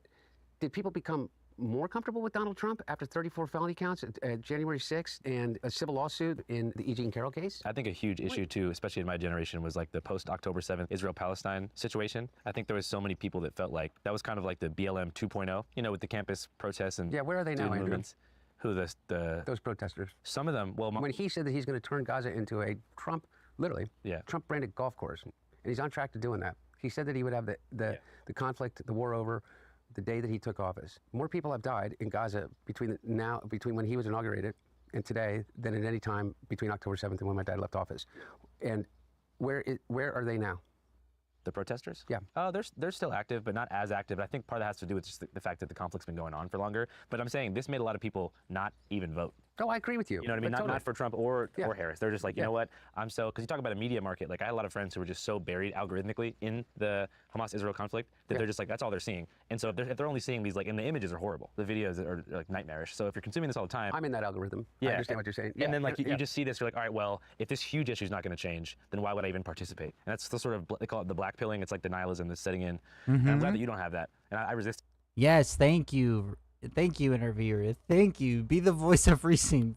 Get him on focus. Make him think about, like, maybe my dad shouldn't have been Genocide Joe. Maybe my dad lost the young vote because of that. Maybe Kamala Harris for not wanting to criticize the Biden administration because she would have to admit to her own faults, but she could have easily used the excuse of, I am just the vice president.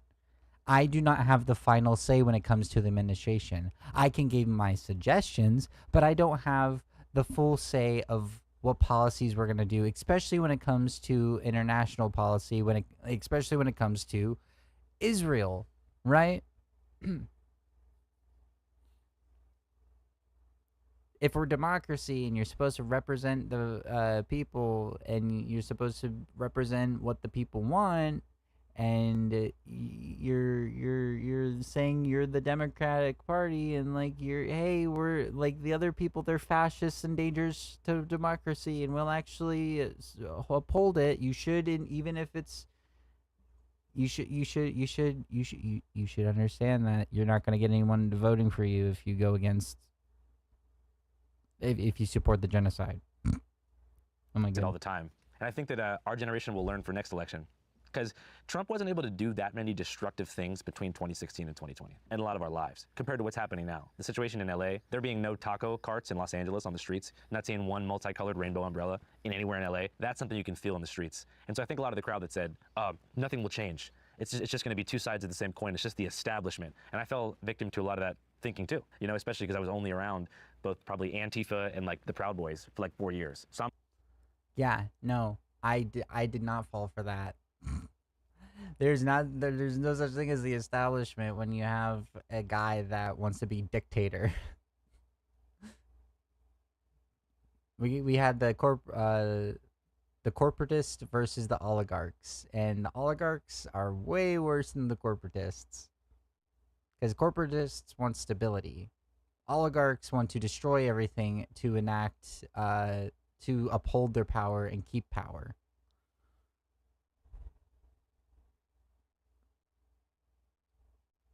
Yeah, these midterms are gonna be fucking wild. Like, these midterms are gonna see such a blue wave.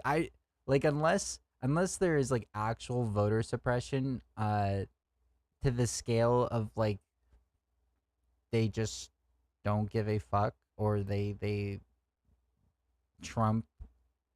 I don't know. This midterm is just gonna be like such a blue wave. I cannot imagine people supporting the Republican Party. Even like the sycophants, they're always going to be a supporter, right? But like they're the people in the middle that are willing to go either way, they're not there anymore. They ain't there no more. And more of the Republican Party, like the constituents, not the party, There's less of them now because of this whole Epstein shit, because of all of the I've seen interview after interview after interview where it's like, oh, I voted for Trump and Trump got my job removed, or I voted for Trump and now I don't have health care. I voted for Trump and now my wife is in El Salvador. But it ain't my, I didn't vote for this, and I think it's not his fault necessarily. They're so fucking stupid.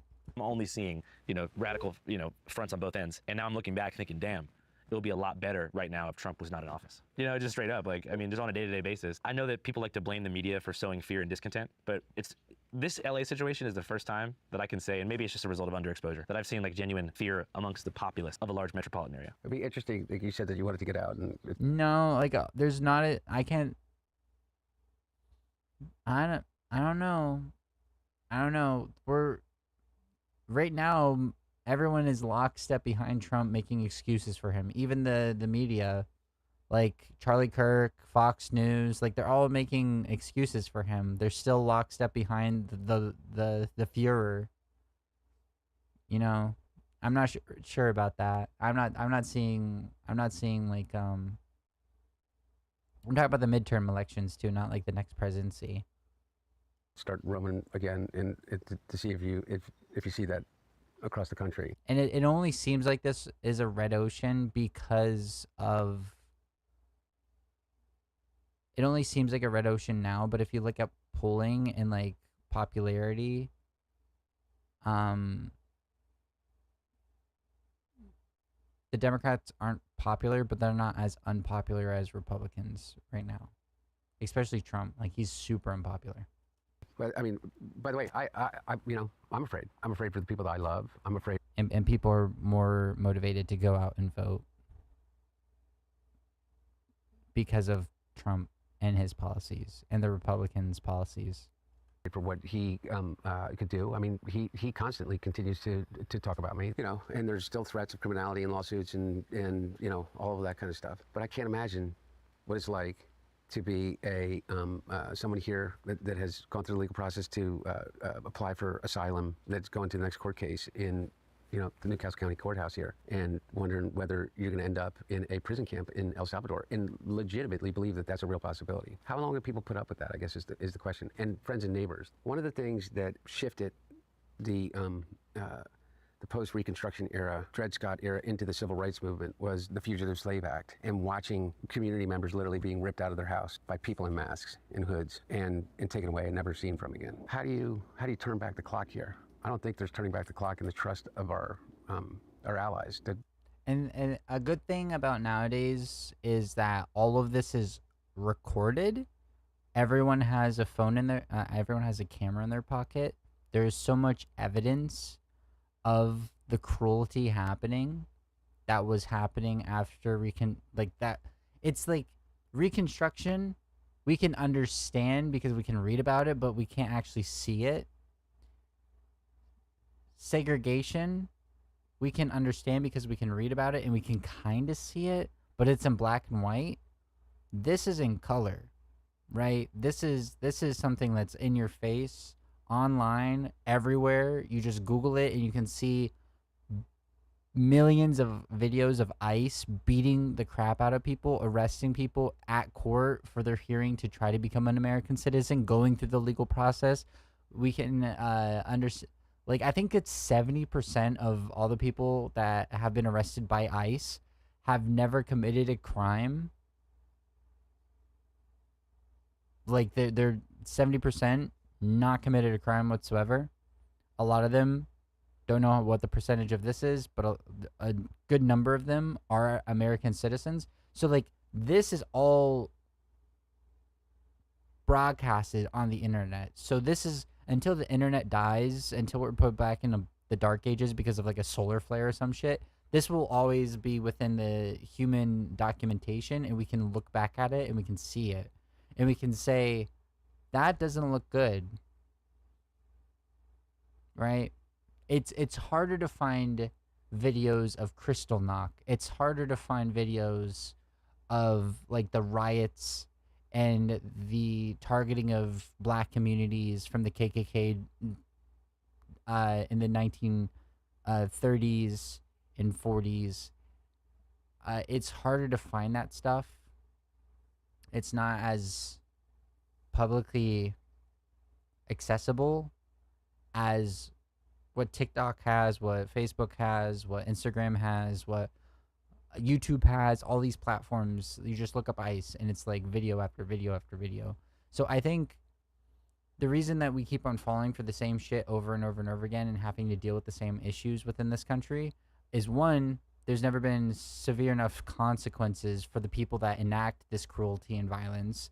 Like, go to jail because you're a traitor and you're just following orders. That wasn't a good enough excuse for the Nazis, right? So first off, there needs to be like severe criminal punishment for the people that are doing these things, that are a threat to the Constitution, that are breaking laws. And also there needs to be like a change in our education system that teaches like correct history and making sure that this is a part of American history. Like being able to see the violence and understand like these things are the outcome of these beliefs and talking points, right?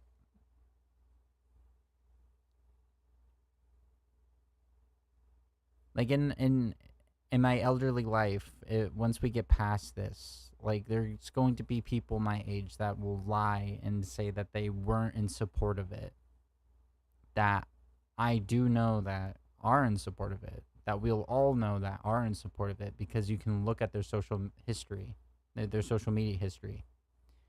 When it came to segregation, there was no social media back then. So a lot of the elderly of our time that were young during then, that hold signs that were racist about black people, there's not that social media history anymore, right?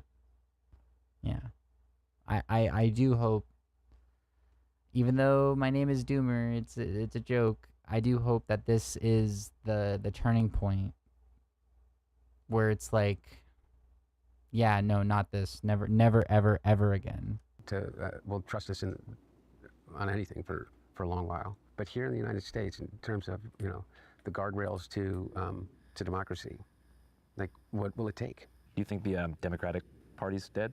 No, I don't think the Democratic Party's dead. I think that there's some really incredible leaders in the Democratic Party. Wes Moore gives me incredible amount of hope. He's incredibly dynamic. He's so goddamn smart, and he's truly a genuinely decent human being. I love Governor Moore. I think that Tim Walz is an incredible leader. I think that Kamala Harris is an incredible leader. Whether or not they can run again, I don't know. Or whether or not they want to run again, I don't know. I think that the Democratic Party, that thing that Will Rogers said, I don't belong to any organized party, I'm a Democrat, is that everybody in every election before a president or somebody is nominated to lead the party says the Democratic Party's in disarray, there's no leadership, nobody's doing anything, and everybody, that's always been the Democratic Party. But someone will emerge. There will be a leader that will emerge. Yeah, like, yeah. Please do something. Please, for the love of God, do your fucking job. The stakes are too high. Whether they'll succeed in this environment, I don't know. And that's the question. No. How far are people willing to go? And I don't mean violence, but in terms of putting themselves in jeopardy. The hope that I have is that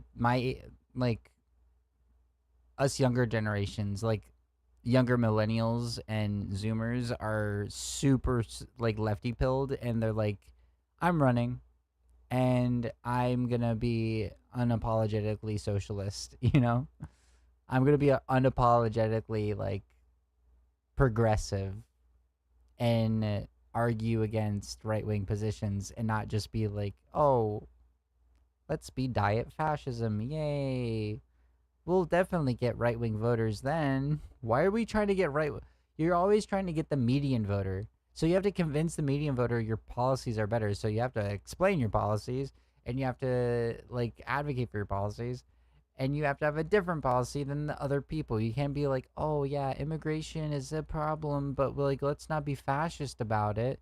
No. Immigration is a problem, yes, but in the way of like, they don't have an easy way to become a citizen. They're beneficial to our country. Like, they're more beneficial being here than not.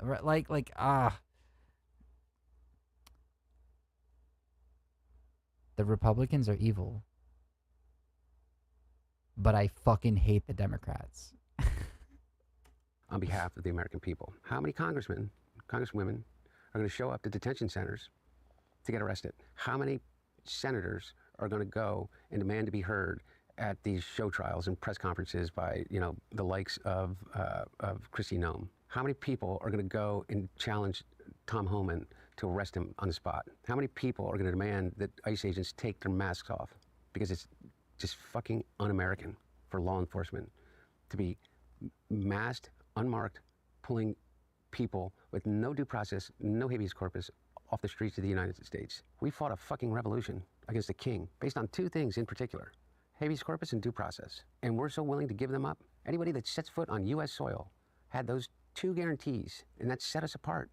We literally fought a fucking revolution over it. And here we are having a debate about whether we want to defend illegal aliens. I don't want to defend illegal aliens. I don't want to do this. You know what I want to do? I don't want to defend due process and the humanity of actually a living human being that fought his way to get here. That Tom Homan, individually, and Kristi Noem, of all fucking people, don't have a right, and Stephen Miller don't have a right to say, you're gone. You go to a concentration camp.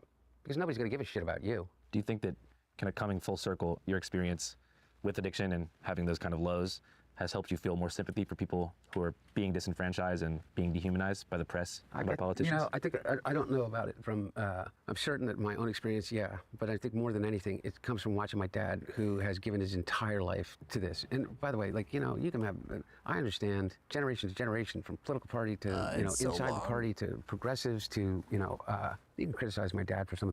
Dude, it's midnight. I started this at 5:30. It's freaking midnight. Why is it so long? I need to stop talking, but I don't want to not talk because then I'm just stealing content. Oh my god. Okay. Yeah, no, why don't we do both? Why don't we advocate for, show that these people are breaking the law, so that's a reason to arrest them, but then also advocate for a swift process for immigrants to become citizens or at least green card holders? We can do both. How about that? Oh my gosh. Then immigration, if we expedite these people and make it so like they're actually citizens, so they actually have citizen protections and rights, more so and there's not this ambiguity of they're not really supposed to be here because they're undocumented, then there's no issue anymore. How about we do both? We can do both, right? We can do both? Yeah, I think we can. The choices that he's made in terms of the things that he supported. Sometimes I do too. I don't agree with everything that my dad has supported, but I know this, is that at base, the one thing that you cannot challenge about Joe Biden is that everything that he's done was with the intent of making people's lives better, not enriching himself, not doing it for his friends and donors, is to, actually impact lives. Except for the death of Palestinians and his AIPAC support. To people in a way that, as you always talk about, the people that he grew up with, the neighborhoods where he came from, just making it a little bit easier to make it through the day, understanding that people sit around their kitchen table, if people sit around their kitchen tables and have time to do it anymore with their family and eat dinner and talk about how are we going to pay for college if you get into college? More than that, how are we going to pay for groceries next week? How are we going to pay for groceries? How are we going to pay for, how are we going to pay for baby formula? That's what people are fucking worrying about. 90%, nobody's sitting here talking about whether, what George Clooney wrote in the New York Times editorial or whatever. On a totally different note, you mentioned baby formula and babies and stuff. You know that there are some adults who identify as babies. Some days I identify as a baby. I didn't tell you that. But have you heard of this subculture? No, I have not heard. What the fuck? Why are we going here? I think he's just trying to make it light. I think he's just okay, we've been pretty serious as an interviewer. I got to make it light again so we can talk about something else. What the fuck?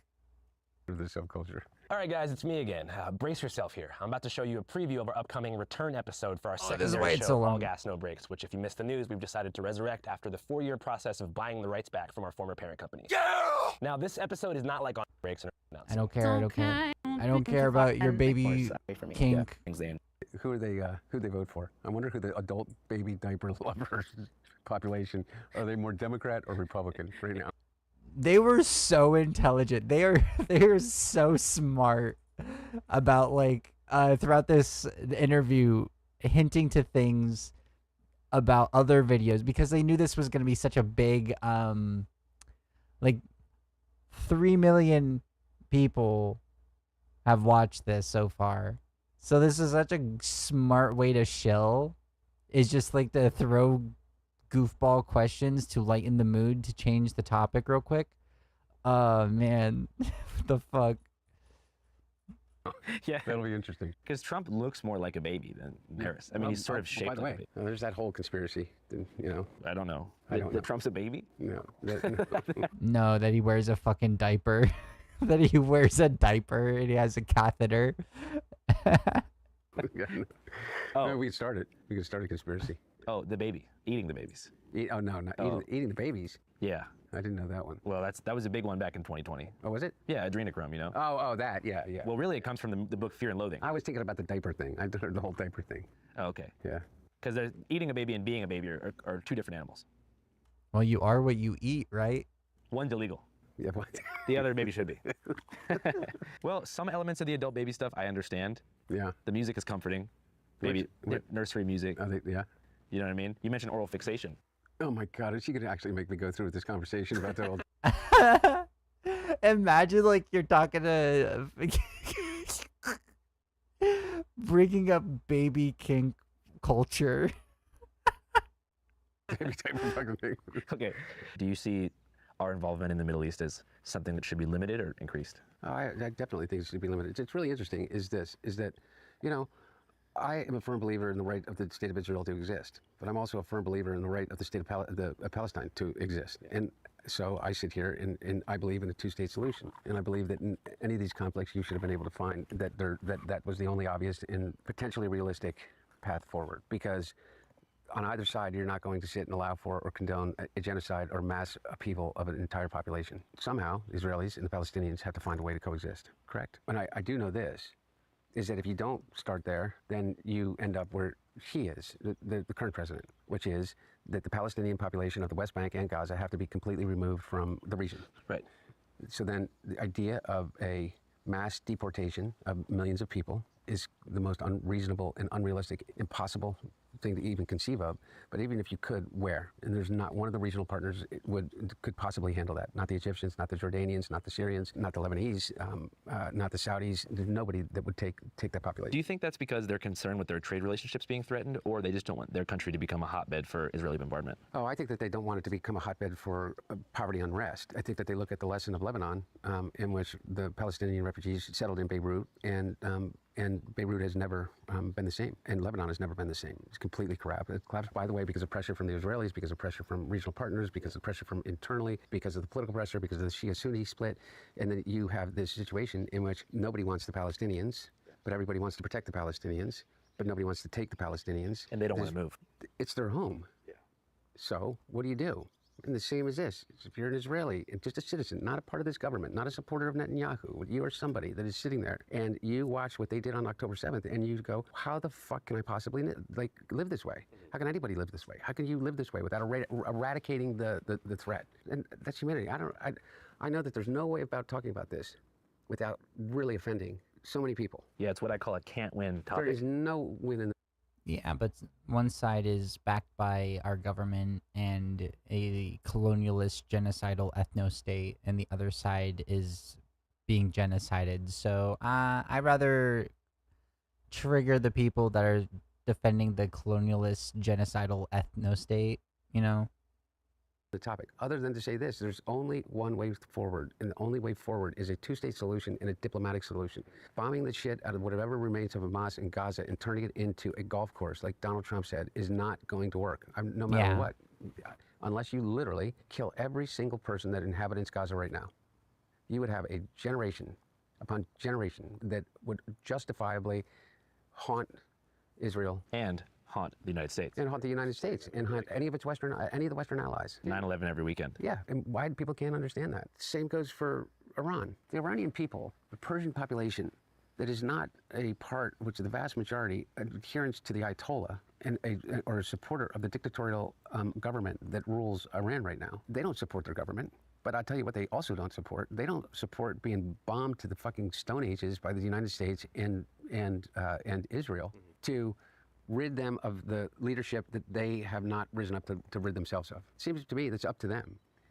And Bibi Netanyahu has been promising us that Iran was on the verge of a nuclear weapon for, what, 22 years now? Longer than WMD, they got the WMDs. Oh yeah, they have the WMDs. Oh, not. I promise tomorrow they'll make a WMD. They're gonna do it tomorrow. 5 years later, they're gonna do it tomorrow. WMDs. 10 years later, oh, WMDs are making WMDs. 20 years later, they're making WMDs. That's why we gotta fucking attack them.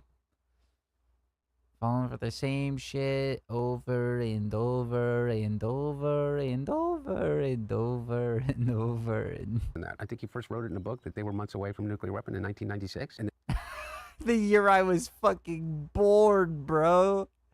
Oh my goodness. then he said it again in 2000, and then he did it in 2004, and then he did it during the Iraq War, and then he did it a few months ago, and then he did it a few weeks ago, and then he dropped bombs. But he's been wrong every time, but he's the boy who cried wolf, and one day the wolf is going to, the wolf is going to be pushed. They have no other option. If they do have the fissile material to be able to create a crude weapon, which, according to Secretary Moniz, former Secretary of Energy, they have enough uranium to create basically a crude nuclear bomb that can be transported by rail car or tractor trailer. Now, the ability for them to deliver that payload into Israel would be almost near impossible with the intelligence capacity and capabilities of the United States and Israel, because you would not have safe passage through Syria now without Assad. So even if they could do it, their ability to deliver it is almost zero. Does anybody think that Bibi Netanyahu is not doing this to save his own ass so that he doesn't end up in jail? Because he has a favorability rating inside of Israel of about 22%. That the Knesset is completely in disarray. Look, here's the real question I have, and it's got me in trouble, not to relate to anybody but Bibi Netanyahu. If the Mossad had the plans for the October 7th attack a year before it occurred, why were you not prepared? Why did... Oh my gosh, he's based. Oh, yeah. Oh, yeah. Maybe it was collateral damage to justify the starting of genocide that he was hoping for? Maybe, possibly? Did you not have soldiers in the southern part of Israel where the attacks occurred for like up to 7 to 12 hours? Maybe the same reason they didn't capture Osama after the Kenya bombings. Maybe, but I don't know the answer to that. But no one has been able to actually ask that question in earnest because we have still been in the fog of war, because we've maintained the fog of war. I don't know if you've read Tom Friedman. I think it's probably the most prescient thing that's been written about this in at least many months. Tom Friedman wrote a thing, is that They call it a war is such a liberal move, though. Oh my god. Like, such a stupid, like, oh yeah, we're in war, definitely. One side is literally being starved out and bombed to death. The other side is doing protests saying that they should be able to sexually assault their Palestinian prisoners. It's a war. Worst thing that's happened to the people, the Jewish people, is the Israeli government. Jewish people globally. Oh my goodness, yes. Oh my goodness. Based. Absolutely based. Yes. Anti-Semitism is on the rise because of the actions of the Israeli government. Absolutely. They want to say, oh, we're the only safe place for Israel. I mean, for Jewish people. And then they do things that make it so it's unsafe to be Jewish people and increase anti-Semitism around the world, so that becomes the fucking truth. So true, so based. Oh my goodness, yes. The threats to their lives, the anti-Semitism that it has generated, the implication that if you are a Jew that you support Netanyahu. By the way, not Israel, not the right of Israel to exist, not that you aren't a Zionist, as my father is a Zionist, not that you do not... Zionism is a colonial ethno-state position. This was always going to be the outcome of Zionism. The people who started the movement even said, like, we're going to do ethnic cleansing, and the people that we ethnically cleanse are going to fight back. And it's like just like we see in the like we saw with the native people of America, of the Americas. Like this was always going to be the fucking outcome. So if you're a Zionist, you're implicitly in support of this outcome.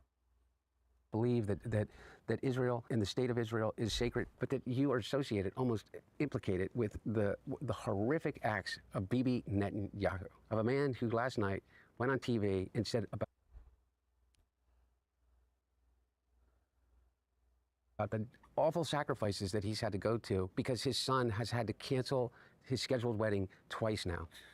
Oh no, Bibi Netanyahu bombed a country and they retaliated, so the wedding was canceled. Oh, that's so, poor Netanyahu. Wow.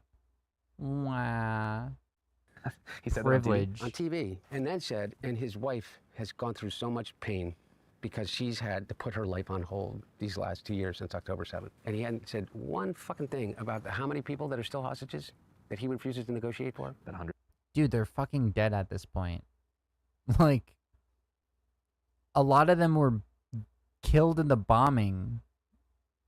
Israel, the IDF fucking shot some of them that, like, got away. They were waving white flags, speaking Hebrew, saying, please help, we surrender, like, we need help, we need help. And the fucking IDF shot and killed them. It's never been about the hostages. That to me is a monster. And I support Israel. And I definitely support my Jewish wife and my Jewish son. And I believe in the right of the state of Israel to exist. And if you believe in the right of Israel to exist as it is now, then you are inherently in support of a ethno-state. Ethno-states are bad. Ethno-states will never do good. It will always lead to fascistic thought. There is a reason why this ethno-state is enacting or acting in the same way that fucking Nazis do. Peace and prosperity. How do we talk about it without offending everyone? And I think my dad tried his hardest to be able to figure that out. The people that you said that stood up and, would just felt despondent because they didn't think that anything has changed. At least my dad was saying over and over again, the only solution is a two-state solution. We must find the answer to the two-state solution. What the fuck did he do to enact that? What did he do? He made a red line, they crossed it. He made a new red line, they crossed it. Then he made a new red line, they crossed it. He never called it a genocide. He never criticized Israel or their actions. He still supported them with weapons. When one side is Hitler and the other side are people being genocided, it doesn't matter what Hitler thinks. Solution without dropping bombs. He took away the bunker busting bombs from the Israelis. He tried to curtail Netanyahu. Oh, the bunker busting bombs. Wow. Too bad he didn't take away all of the weapon and all of the funding and pull out and sanction and say you need to stop. All this does is create more terrorists. All he did was any ounce of support and lack of criticism towards a movement that is committing genocide or doing violence to a populace is only going to be in support of that and justification for that. Violence and genocide. He forced Netanyahu to open up shipping lanes and aid lanes at the Rafah crossing to be able to get food aid in. He put pressure over and over and over again. And now, by the way, that is not even remotely happening. What is happening is they were bombing food lines. There's oh no, complete. At least my father only partially supported the genocide. No one in there to be able to record it. The World Food Program, the UNHCR, none of the aid organizations are able to make it in. Doctors Without Borders no longer can make it in. There have been more journalists killed at this war in Gaza than in any other war combined. and nobody's doing anything about it. And It's not a war. It's an ethnic cleansing. It's a genocide. How? This is why Zionism is brain rot. if you don't think that Donald Trump gave Bibi Netanyahu all the free hand he wanted to when he said, what I think is that I think it's great waterfront real estate and the U.S. will own it. Literally said that. And so I do really ask you, where are all those young people that I saw show up en masse on campuses in front of the White House every single day? There were hundreds of people outside of the White House chanting Genocide Joe. Where are they today? They're... Oh my God, are you really fucking doing this? They're being arrested by the Trump administration. They're criticizing the genocide still. They're still doing protests. They're just being arrested by the Trump administration. Are you really gonna fucking do this right now? Is he really fucking doing this? They're being sent to El Salvador. They're being picked up by ICE. Every anti-ICE movement protest, every fucking protest against Trump has had Palestinian flags. Are you really this fucking stupid? Are you really this fucking delusional about supporting and defending your dad that you're really you're doing this right now? Are you fucking psychotic? Like there's a line. Like I don't, this is cuckoldry at this point. Like holy shit. Like oh my God. Like, look at every left-wing protest that's happened since Trump has been in office. There's a Palestinian flag in the fucking crowd, if not like dozens of Palestinian flags. Even if the protest has like nothing to do with Palestine. The anti-oligarch movement, Palestine flags everywhere. Anti-ICE protest, Palestine flags everywhere. Are you fucking crazy? Because it's 10 times worse than it was, and the end is near. And so I think that the one thing that we all have to do, your audience, those people that you're talking about, those people that became despondent, the Muslim Americans, Latino Americans that all said that they're going to vote for Trump because they believe this, that, or the other thing, that are now in ICE detention centers or we're facing a world conflagration in Iran and the Middle East, you know, at the scale of which we haven't seen since Iraq. I think that we all have to fucking unite. And what they did to my dad in 2024, and the reason I think that we failed in November of 2024, is because we showed the world that we did not have the one thing that is required to lead, and that is unity. That there was a purpose to us getting up in the morning and being together. That there was a purpose for the black community to trust the Latino community, to trust the gay community, to trust the Jewish community, to trust the communities that were at risk. No, they didn't trust the fucking Democrats because the Democrats apparently didn't give a fuck all about immigration, because he was trying to pass the immigration bill that would have been a bipartisan bill that would have given support to the Republican Party. So like he threw the fucking left-wing Hispanics and like non-white people that are immigrants under the bus. He fucking supported a genocide, making all people that are like from the Middle East heritage-wise, they threw them under the bus. They didn't they didn't want to fucking support him because he went in the middle and was like, okay, I'll do bipartisanship. I'll do fascism light to kowtow. Like we can't have our values here. We have to agree across the aisle. Fuck that. No. Agreeing across the aisle with fascists, with fucking white supremacists? Are you fucking crazy? Do you not understand, like, that's the problem? That's the reason why people were not happy? Not only that he was fucking old and decrepit and a loser, like, fucking incapable of explaining himself, articulating himself to the American people when he's in front of cameras, but, like, also he fucking went across the aisle and shook hands with fucking Nazis? Like, are you really this fucking delusional because you have fucking love for your dad? Like, Jesus Christ. And Kamala Harris, not criticizing any of that, lost support too. Like I don't know how many times I have to repeat this. He's repeating himself and making the same stupid fucking mistake. So I'm repeating myself, and I'm just getting more angry and annoyed by it. Like, Jesus, dude. Like, can we just not talk about how your dad is a victim for not getting what he was apparently owed, which was like the presidency of the United States, because we all needed to be loyal to him because he did so many nice things? Are you fucking psychotic? That's anti-American. For transgender people to not be embarrassed to say that they're transgender or can be concerned about whether they're going to get beat up. One thing that we all have to do is just unify. I mean, there's so many more of us than... Dude, they drop... Oh, the guy that... the only person that your father fucking defended dropped transgender people like a fucking rag. Are you serious? She didn't say shit in defense of transgender people because she was told it was a nuclear topic. And if she defended them, people wouldn't have voted for her. But it was actually the opposite. It makes you look like you don't actually fucking believe in anything. Oh my God. You criticize the Democratic Party for its faults, and I say that's based, and then you enable and embody it in defense of your fucking dad.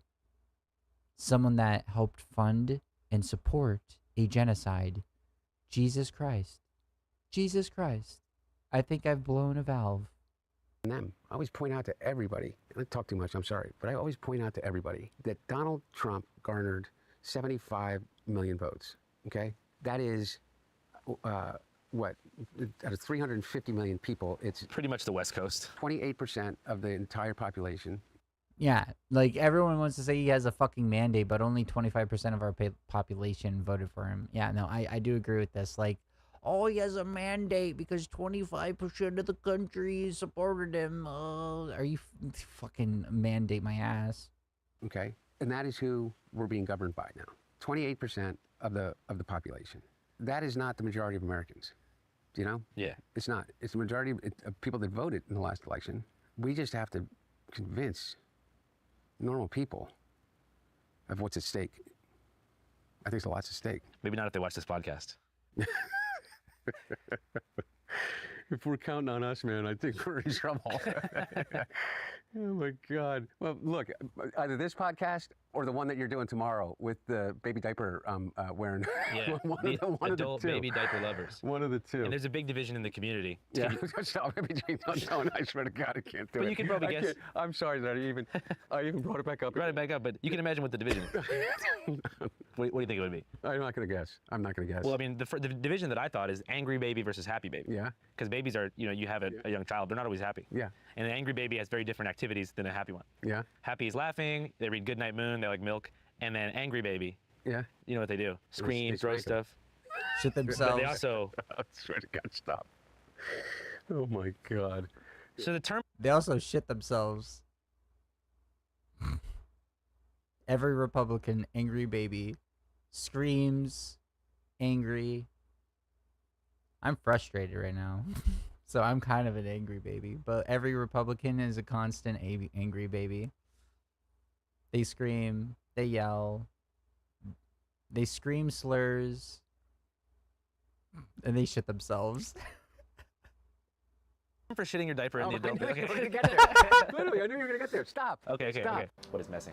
Is when you do number 2. For me personally, I don't allow poo-poo. No poo-poo. That's a big no-no. Oh my God. I'll tell you, but everyone needs representation. You have any message to the people out there, not adult babies, but just people who might be struggling with addiction or have an uncertain future ahead? Yeah, I do. And in earnest is that getting clean and sober is the fucking easiest thing you'll ever do. All you got to do is change everything. But if you do, you know what? I promise you, there is literally, and I'm here to attest, that there is no problem too big that, come here. Is that his grandkid? He's this like, speaking of babies. Come here. Come here. Come here. There's no problem too big that that being clean and sober doesn't make it 1,000 times easier. You think that it's easier to do with the program, or do you advise people to just try doing it by themselves at first? Oh no, I always try to get support. The best part, look, there's one thing, is that regardless of what you think about the program, it saved my life in so many different ways, and it saved the lives of nothing is a silver bullet. Nothing is ever a silver bullet. But I'll tell you what, having a place to go to know that you're not terminally unique, having a place to go. Did the kid just wander off onto set and was like, "What's going on?" and like off camera, either their mom or his wife is like, "Get over here." What are you? I said don't interrupt. Get over here. I don't know, bro. Maybe it was staged. Maybe it was all staged, and they ushered the kid on the set for a prop to show like, oh, he's a good dad, grandpa person. Ooh, conspiracy. It's all a lie. He actually is the arbiter of the anti-Russian virus. He's a reptilian. To like say, one time realize that there's 6 other people in the room that are listening to you or that you're listening to. They're like, hey, me too. I'm not so awful, or I'm not so unique. I think one of the things that addiction does to us is that regardless of how many people may be around, it isolates us in the most awful ways. It isolates us and makes us feel as if that we're completely alone. And one of the things about being in the rooms it gives you is a knowledge that if you're fucked up and you can't pass a drug test, it's harder to get yourself on a better track. So it's like a self-defeating cycle. And like, what's the point of getting better when there's no hope? Even if you do get better, might as well just keep on doing the thing that makes you feel good, even though like it also is the thing that is holding you back from getting better. But there's no point in trying of getting better because it's not going to work out. That kind of mentality. Yeah, I understand that. You're never alone. A different piece of advice to somebody out there who might find themselves in the midst of a scandal of any kind that involves media attention, whether it be warranted or unwarranted. What's your advice to them? That's a great question. I don't know if I have any advice to give other than this. No matter how awful it is, always remember that you are in control of your life. I mean, what somebody else thinks about you can't affect you unless you let it. Whatever it may be or whatever being said about you, whether it is true or not true, or whether you need to make amends for it, or whether you need to be able to stand up for yourself about it. Until lunatics show up to your art show and start assaulting workers there and graffitiing the place, or show up to your house and gun you down, like right-wingers like to do, they don't affect you. Is the fact of the matter is that the only people that matter in my life, the ones that I know at the end of the day, the only thing that I can rely on is what I think about myself based upon what the people I love the most in the world think about me. And the only way that I can garner their esteem is to do esteemable things. So one of the things that we learn in the program that part of it is just try to do the next right thing. That's all you can do is just try to do the next right thing. I don't know if that makes any sense. Yeah. Super good. Yeah. So prioritize like acts of service and kindness to the people closest to you. That's what I tell everybody about the program, is that at the end of the day, there's only one thing that you're told that you will achieve and that you need to continue to do over and over again, is to get to a point in which you will have the ability to be able to serve those that are still sick and suffering. And the only thing that takes you out of yourself, the only thing that ever takes you out of yourself, is to be of service to somebody else. Whether it's somebody that is in need in the program, or whether it's your family. There's that great quote from, I don't know if she actually said it, but Mother Teresa, if you want to save the world, go home and love your family. You have any advice out there to... Ah, yes. Mother Teresa. What a saint. I'm being very sarcastic right now. Irish Americans from the Philadelphia area that have a hard time with vulnerability and are scared to open up to their friends and family. The only advice I have is to fly, Eagles, fly. That's it. Would you sponsor Jake Tapper? Would I sponsor Jake Tapper? Of course I'd sponsor Jake Tapper. I don't think Jake Tapper has that problem, though. And he's got one good thing going for him. He's an Eagles fan, so really he can't be that bad. Yeah. All right. Well, thanks so much for the great interview, man. I really appreciate it. Yeah, thanks, buddy. We're finally done. Oh my gosh. 7 hours. I spoke too much. No one can say that I stole this content and did not add anything to it. No one can ever fucking say that shit. I made a 3-hour-long video into 7 hours. Oh my god. Alright, well, I didn't expect this to take 7 fucking hours. We will cover these two videos tomorrow because I am also off tomorrow. And these are about the same length. And I don't think I'm gonna cover the full amount of this one because I've heard like I haven't watched either of these two. I don't think I will cover the full amount of this video because I just want to see like I don't know. It seems like these two were way out of their wheelhouse, and what I've heard is like these two are way out of their wheelhouse, and they fucking ask some stupid shit like oh do like the Big Mac, you know, like they're fucking dumb as shit, and they don't ask like serious questions, and like this guy just gets to pretend that he's a human being and not a bloodthirsty genocidal freak. So yeah, we'll probably cover a little bit of this one. And we'll cover all of this because I really want to like add some commentary to this one because this one is very important. Like if anything, this is like the one that I actually really wanted to cover today. But we'll do that tomorrow. So I don't know. That was pretty interesting though. I did not expect him to be so, I don't know. I didn't know necessarily what to expect, but I didn't expect him to be so like intelligent and at least when it doesn't come to his father intelligent. Because there's like that emotional bias, like that's your dad, so you're gonna stick up for your dad if you have a good relationship with your dad, I guess. But yeah, that was pretty eye-opening. I think the Democrats could absolutely take note of like that kind of media right there because we need more of the Democratic Party like out speaking their mind, being, I don't know, what they would think is problematic because they're a bunch of fucking cowards that want to hide away and not say anything and just like, oh, I'm here to vote for policy and do bipartisanship, and I'm not gonna actually advocate. I'm not gonna do the most important part of my job, which is advocate for policy positions that my constituents want and are beneficial towards them, and go against my opposition. You know? Ay. So yeah, I think it's 1 o'clock in the morning. I started this at 5:30. Jeez Louise, I'm gonna go to bed now. I hope every one of you have a stupendous day. If you watched all of this, holy crap, just go watch the actual video. Why did you watch me? I don't know. Thank you for watching me. Like and subscribe, like and subscribe, like and subscribe. Every like and subscription is helpful. I am a nobody. I'm new. I'm stupid. I'm working on it, figuring out this whole streamer thing, but we're getting there. Bumpy starts, bumpy roads, but here we go. All right. I probably should have just found clips and watched that, but I think of it as its entirety was pretty fun.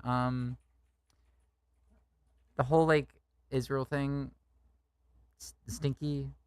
The whole vote Joe Biden, stinky. Criticism of Democrats based. Human. Other things like immigration, the right-wing media sphere, and talking about addiction based. Other than that,